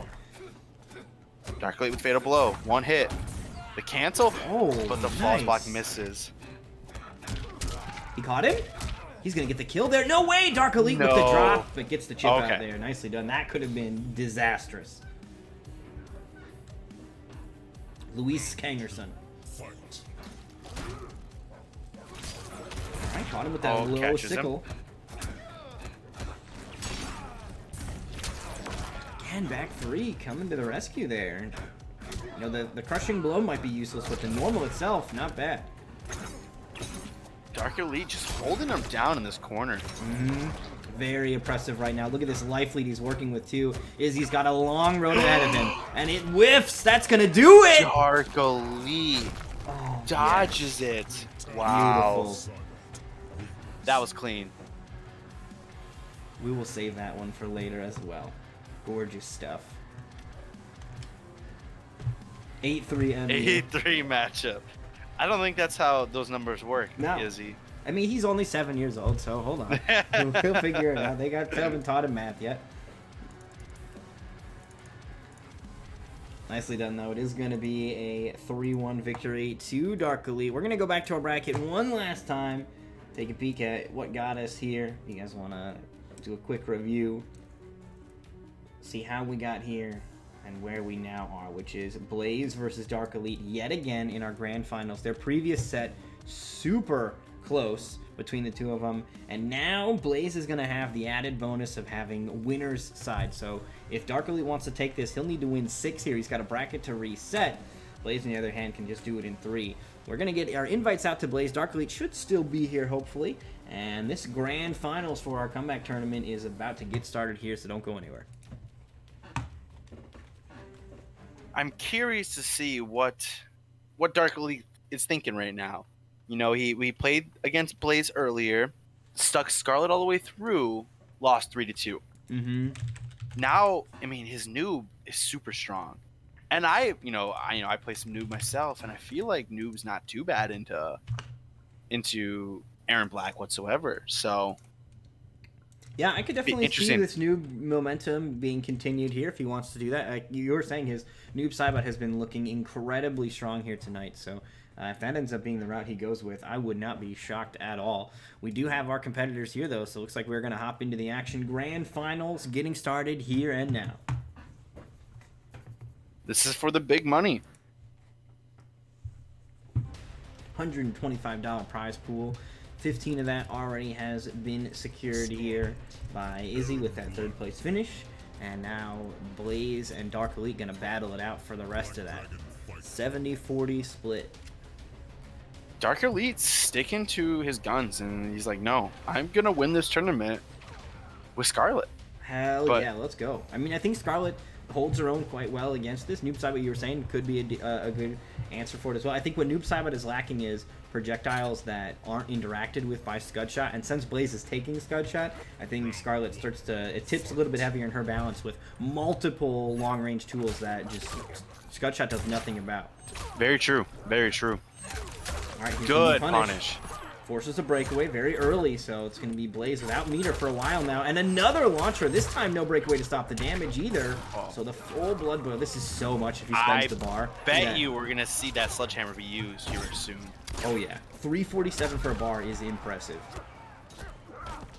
Oh, command grab grabs him, switches it up.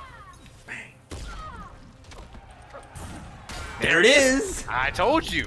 Immediately, as soon as he had the opportunity, Dark Elite looking to utilize that armored interactable. Very nicely done. Hey, thanks for the follow, Franklin. I mean, Scarlet's one of those characters, you don't really need to like spend that meter to get that launch, so why not use it for that armor? Mm-hmm. Here's the throw, very nicely done. Should be enough to kill here as well, and Scarlet on the board first here for Dark Elite.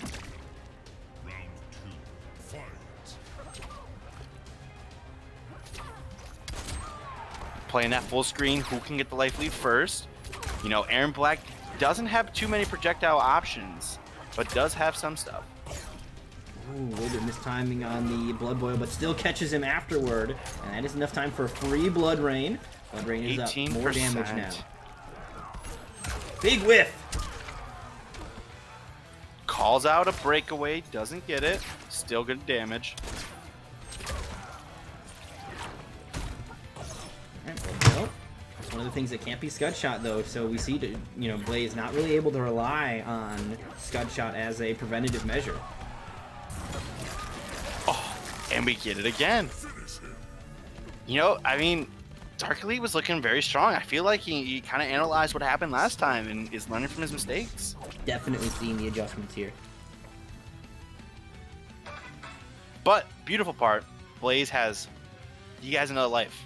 He can still make that adjustment back. All right. We'll see what Blaze's choice is. I think we're definitely going to continue to see Aaron Black here. But, that's the thing about Blaze is even though he doesn't really change character, we will see those micro adjustments within the play style and the approach. And those are really going to make a significant difference here for him. For sure.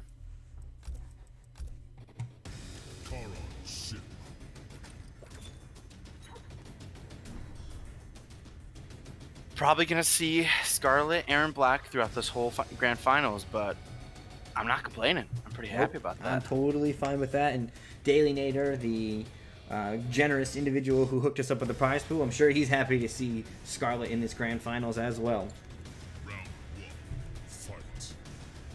I'm the Nice says dark plus interactables equals broke, and I agree. Absolutely. If I'm going to take one button away from him, it's interact. It's also going to take away his meter burn. That's just a side effect as far as I'm concerned. I'm taking away the interactables. Just take away the black button. Yeah, I mean, I guess ultimately if I'm going to take one button, I probably should pick a little better, actually. But I can take away 2 buttons.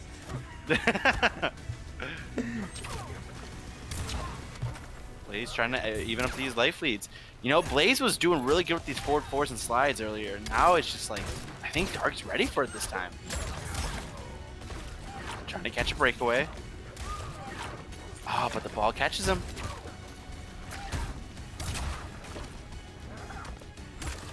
Again, Dark Elite, just the perfect space away to not get hit by the boot. Very nicely done. Yeah, there's been a huge variety here tonight, Daily Nader. Shout out to the Exiles bringing all sorts of different noise here for us. We didn't see any Jade either, but no complaints. Boot drop. There we go, there's one. He's fond of it. Trying to find open. You see, it looks like Dark Elite is kind of clammed up a little bit more, right? He's just gone into a more of a defensive stance, noticing that Blaze is having trouble finding a way to open him up, so he's not going to take a risk and make himself opened up for counter hits and stuff.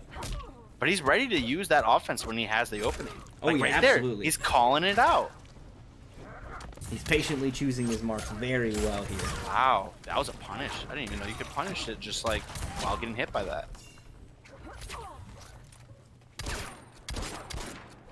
Out of bullets. That means the KB is available, but will he get a chance to even utilize it here? Dark Elite has just been in control for so long.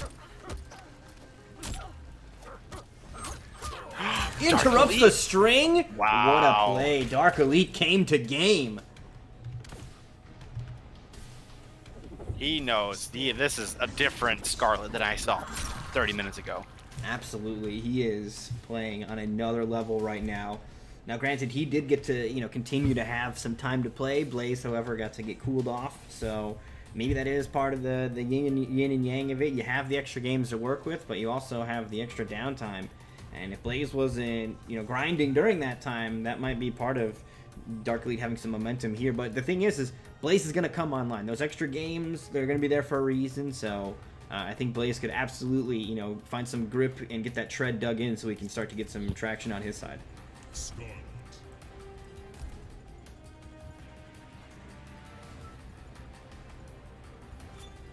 I think Blaze just taking a moment here, thinking what options he has. We've seen some other characters from him, like Jax and a handful in the past. It ultimately comes down to his Aaron Black is usually strongest, ultimately. But I think when he's got some games to work with, I think this is why he might be willing to experiment a little bit here. If he can knock some games down at all against Dark Elite, or maybe even, the goal is to get Dark Elite's rhythm attuned to a different character here, so when he switches back to Aaron Black later on, he can hopefully be offbeat a little bit. But nonetheless, looks like Blaze is going to be shifting things up here, as Dark Elite does seem to have Aaron Black's number on this one. Yeah, I didn't know Blaze had Gearus on the back burner this time. No, me neither. He's been in the lab grinding out all sorts of gnarly stuff here for us. Maybe that's why he's been gone. He's just been grinding the Gearus. Oh, it's caught.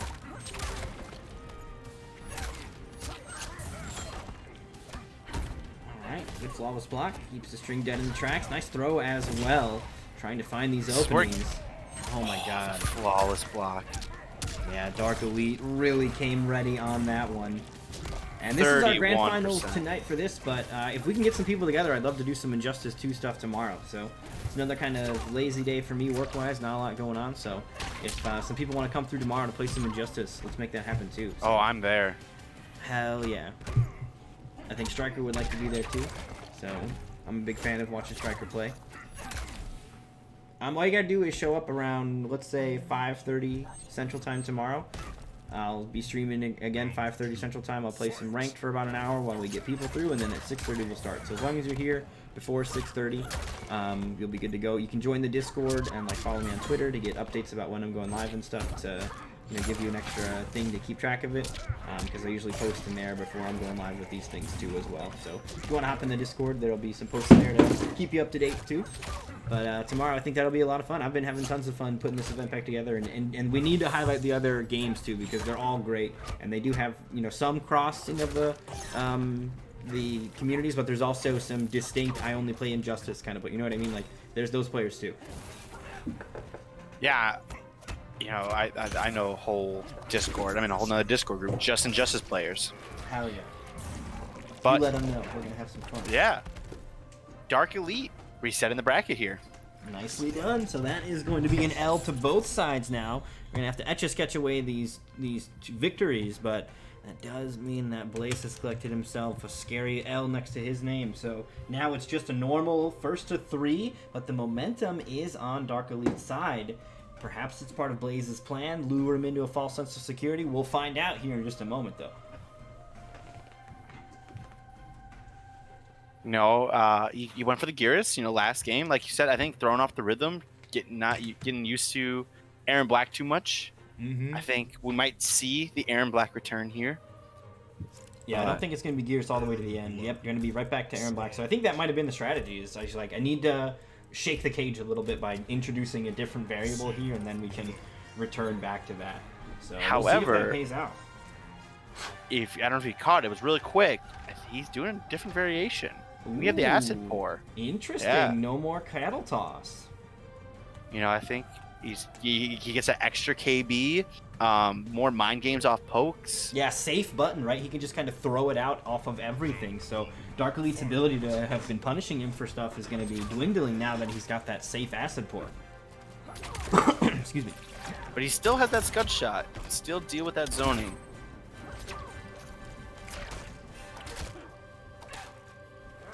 And your Halo song is about to end, Dark Elite. You can't use the Halo powers anymore. There it is. So far, so good. Another acid pour. He's just going to keep cranking away. One thing I didn't know about the acid pour, if you don't amplify it, it actually takes a bullet from your gun.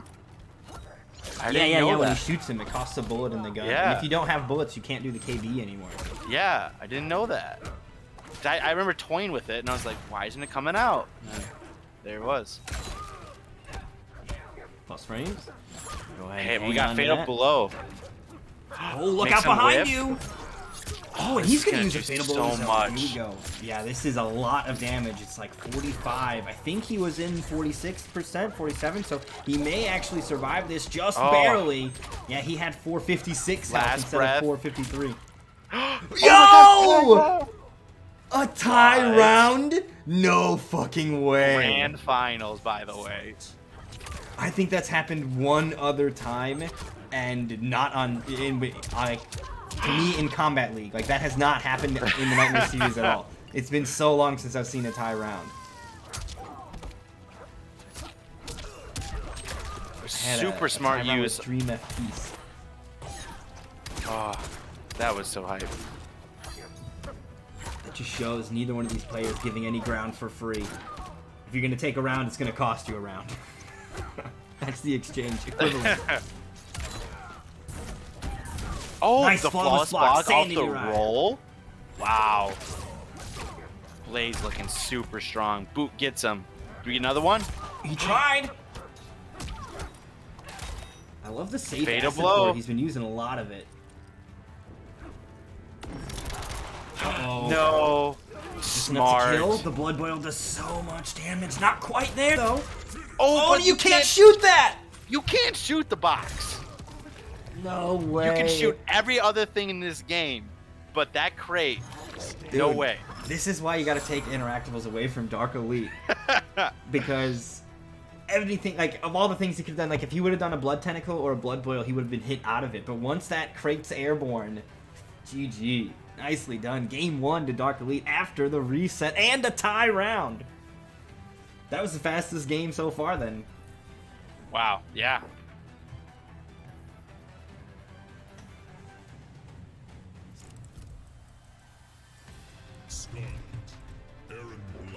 But the acid pour, I felt like it was doing really well for. Yeah, I don't think that's Blaze. I mean, you know, he's got that score on the board. Like they didn't get to get a full rendition of it. I think because of the tie round, you know, they both kind of won at the same time. So Yeah.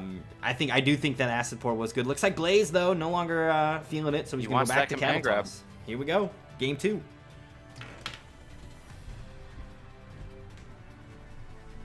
Round 1, fight. Blood boil, just a raw blood boil right off the bat catches Blaze. Getting a nice life lead for Dark Elite here. Oh, backing away. Good block on Hey, the blood taunt. chainsaw is here. Ooh, sand chainsaw. If you get more damage, whoever gets the most damage gets the bounty. I didn't specify that, but I really would love to see like crushing blow launcher. You know what I mean? Like something real Yeah. crazy. 50% combo into it. Yeah, dude, that'd be so sick. Something tells me Dark Elite is going to use it before that chainsaw. Yeah, the armor is too tantalizing for him. He's like, no, I need the armor. Fuck your bounty.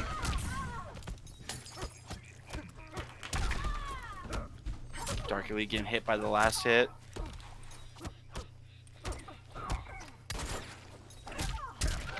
Oh, great spacing here by Blaze. Life bar is about even here. Fatal blow going to be available first up for But the Scarlet, boot but not going to drop. matter. Jeez. Round 2, fight. Another one. That's 3 in a row. Is he only got one button? What is going on? Some sort of challenge? Alright, Scud Shot comes out. That getting damage out of the acid pour. He's actually keeping up between the chip and the Sledgehammer. acid pour. Oh. Nice! Another Wow. interrupt! Dark Good whip. Elite getting caught by Blaze.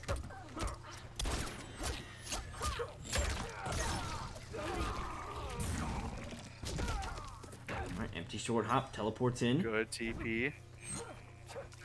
Big overhead, will he fish for the KB? Nope, just a poke to follow. Blood boil, nope, gonna go for the tongue instead. Fatal blow available for Blaze here. Be very careful, it'll kill if it hits now. Oh, he Nicely flaws done. block it. Not enough. Does very little chip then.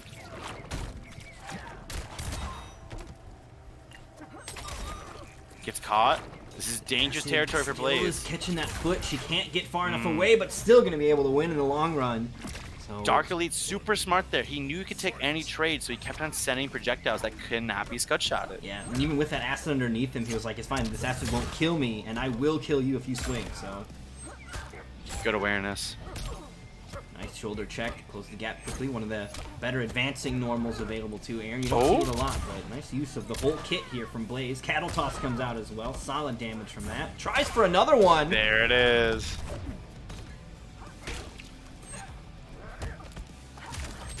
Alright, got him. Backing away. Big boot drop there, though.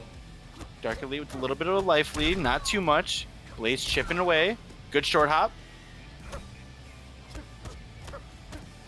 Trying to get Dark Elite to open up, but too much defense. Good Dude, flawless block. These flawless blocks from Blaze are next level here. His defense is all there, and there it is. The slide to close it out. Back to the corner with him, and Blaze comes back to life here. I mean, that was 4 losses in a row, so I think that was important to come back online. Yeah, I agree. You know, I think Dark Elite saw the flawless block, and he thought he hit him, so he went for the whole string, and he got punished for it.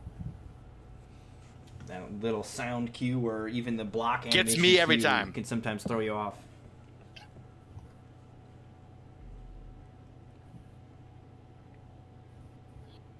So here we go, game 3. We're gonna see if there's any switch from Dark Elite. His Scarlet has been looking so strong here though in this. Yeah, that was close.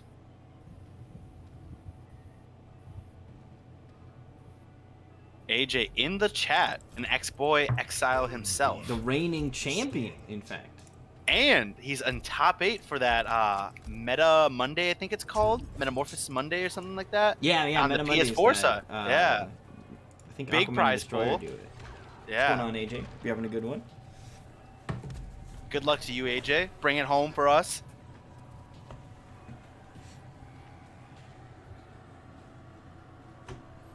All right, here we go, game 3.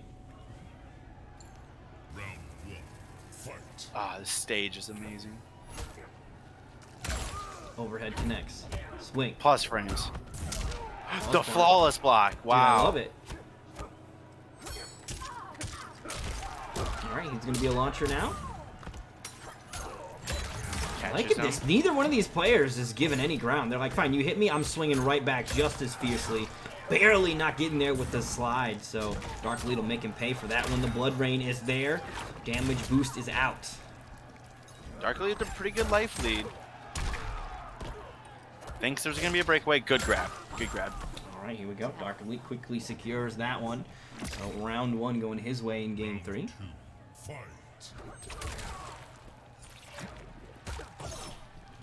Away. Ooh, nice. Just stops moving and pulls the rifle out. You see Dark Elite kind of predicting more forward movement, but Blaze instead stands his ground. Blaze with a little bit of life lead. Even it up. That's going to be lots of damage. Too soon, though. Look at that. 18%. I think he was in the rain on top of it. That was so much. Yeah. Man, another Pokemon song. I need the percentage of the boot drops. How many have hit? How many have missed? Dude, right? If only we could get some sort of like robot to analyze it. That'd be tight. Good confirm. That's the future of like this kind of thing, is like all these like weird goofball stats. Like, oh, he's yeah. got a 15% hit ratio with whatever. Armored interactable, of fucking course he did. Oh, the TP off of that. Interesting. Oh! That's gonna be enough. Yep. Dude, Dark Elite. And what happened there, I think, was it was all calculated. It was 3-3 or 4-4 into teleport, and then the following 4-4 was nothing because Blaze was already like, oh, he's crazy, he's canceling it, what's he gonna do? And that 4-4 into nothing was enough to have him hesitate to get eaten by another 4-4. Yep. It's the mind games. Dark Elite knows them. He knows how to utilize them. Beautiful play here, and now one game away from claiming this here for the Exiles return. Dark Elite trying to get this W, bring it home. One game left. But it's not going to be easy. Not easy at all.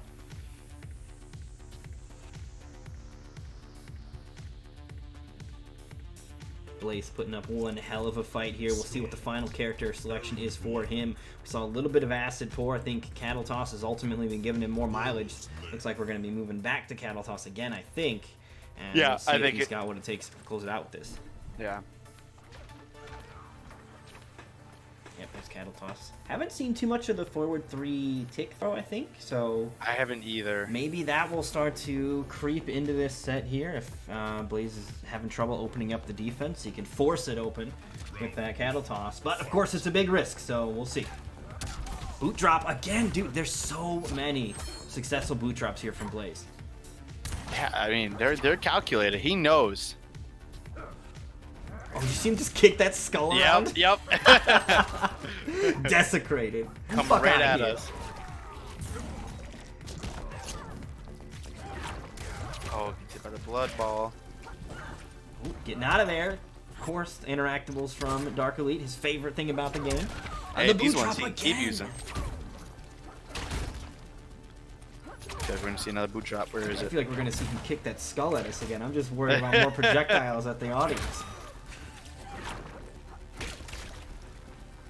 They seem to be getting a little frustrated. I think this is a great map for Dark Elite. He can either TP or jump across the map to keep throwing projectiles. Yeah, that interactable to just leave and get full screen distance whenever he wants is real. Yeah.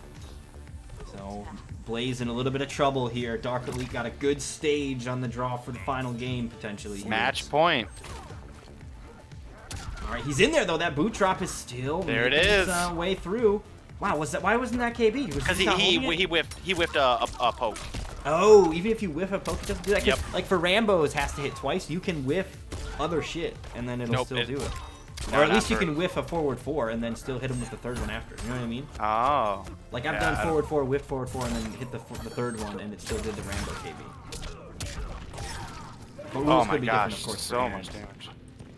Not a lot of life left here, though. Dark Elite trying to make this miracle happen. If he can close it out, that'll be the set. Just some acid will do, and that does it. Gets hit by his own interactable.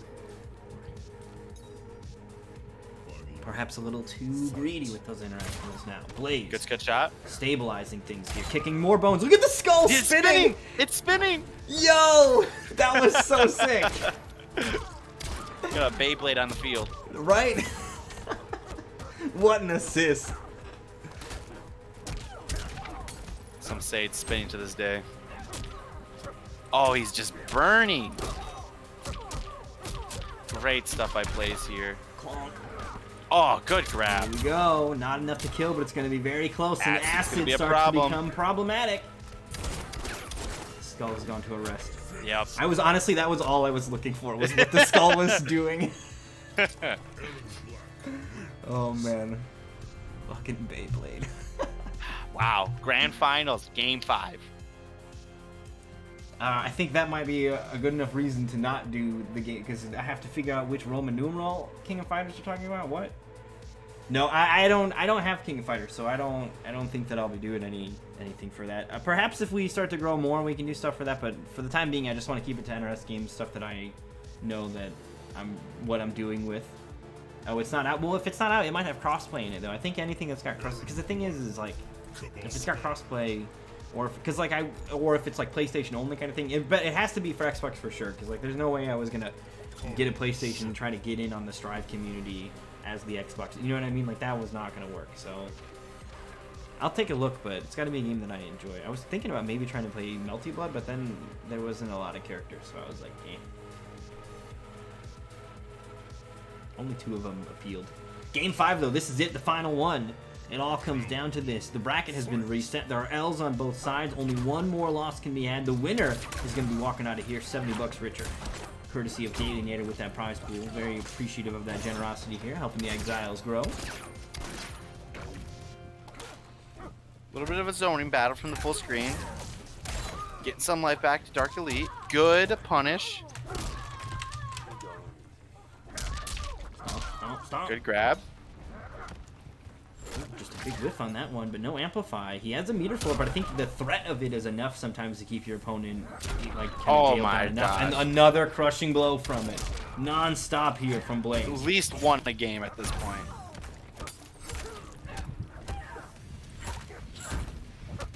Oh, good floss block. Catches him. This might be the kill here. Oh nope, Benson's in full screen. Doesn't go for the slide. Spends all his bullets. Crushing blow ready for later, Nice. and the Good trade. amplified Scud shot. Perfect play. Match Set point, tournament Blaze. point for Blaze. Could all be over if he can get another round done. Dark Elite doesn't want to let it happen though. Let's see what the answer is. So close. Blaze looking super strong right now. Absolutely. From the opening, like the bracket got reset on a 3-0 to it now being game 5 with Blaze in the lead. Very, like, it's like he's woken up. Like, it was that kind of time of like, well, Dark Elite just came off a win, had some momentum, and Blaze needed that time to get himself up to speed, and now here he is, ready to go. 60 Yeah, seconds great left. adaptations. But Dark Elite looking pretty strong right now. Huge life lead. Full screen, Locking exactly where he him wants to be. down. The barrage that is Scarlet. And we saw earlier, Blaze got kind of defeated by that barrage at a certain point. I think it was in this game actually, or at least on this stage. It was just like, I can't make my way through. So if Dark Elite can get established another really heavy zoning lead. One touch now though. Oh, beautiful Good whiff whiff. punish. He was ready. Dark Elite answers back. Tournament Final point, game, both fighters. Final round. It could not go longer than this. Hope you guys didn't have any other pressing plans, because if you're here, you stay into the end. Let's fucking go.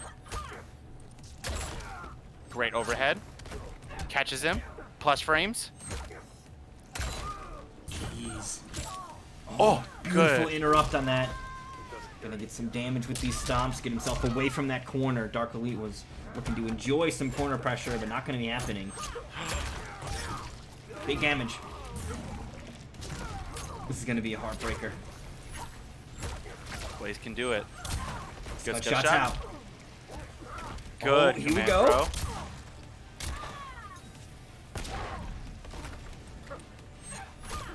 Okay.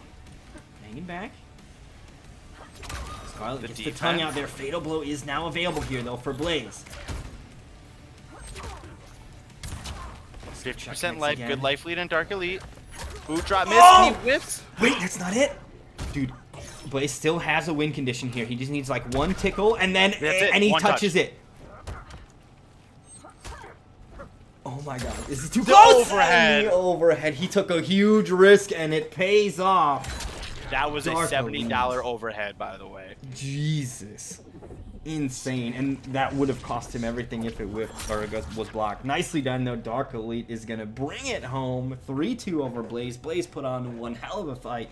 And you guys all put on one hell of a show. Big thanks to everybody that came through. I know this was kind of like out of nowhere thing, and really happy that we had so many people coming through and having fun, both in participants and in viewers. Of course, big shout out to Daily Nader for helping us out with the prize pool. Really appreciate that. Morden as well with the gifted subs yesterday is another big thanks. And then Woolander hopping on the mic and helping out with that, so I didn't have to gippity up all by myself. Really appreciate that. Thank you so much. If there's anything you want to plug, feel free to let the people know.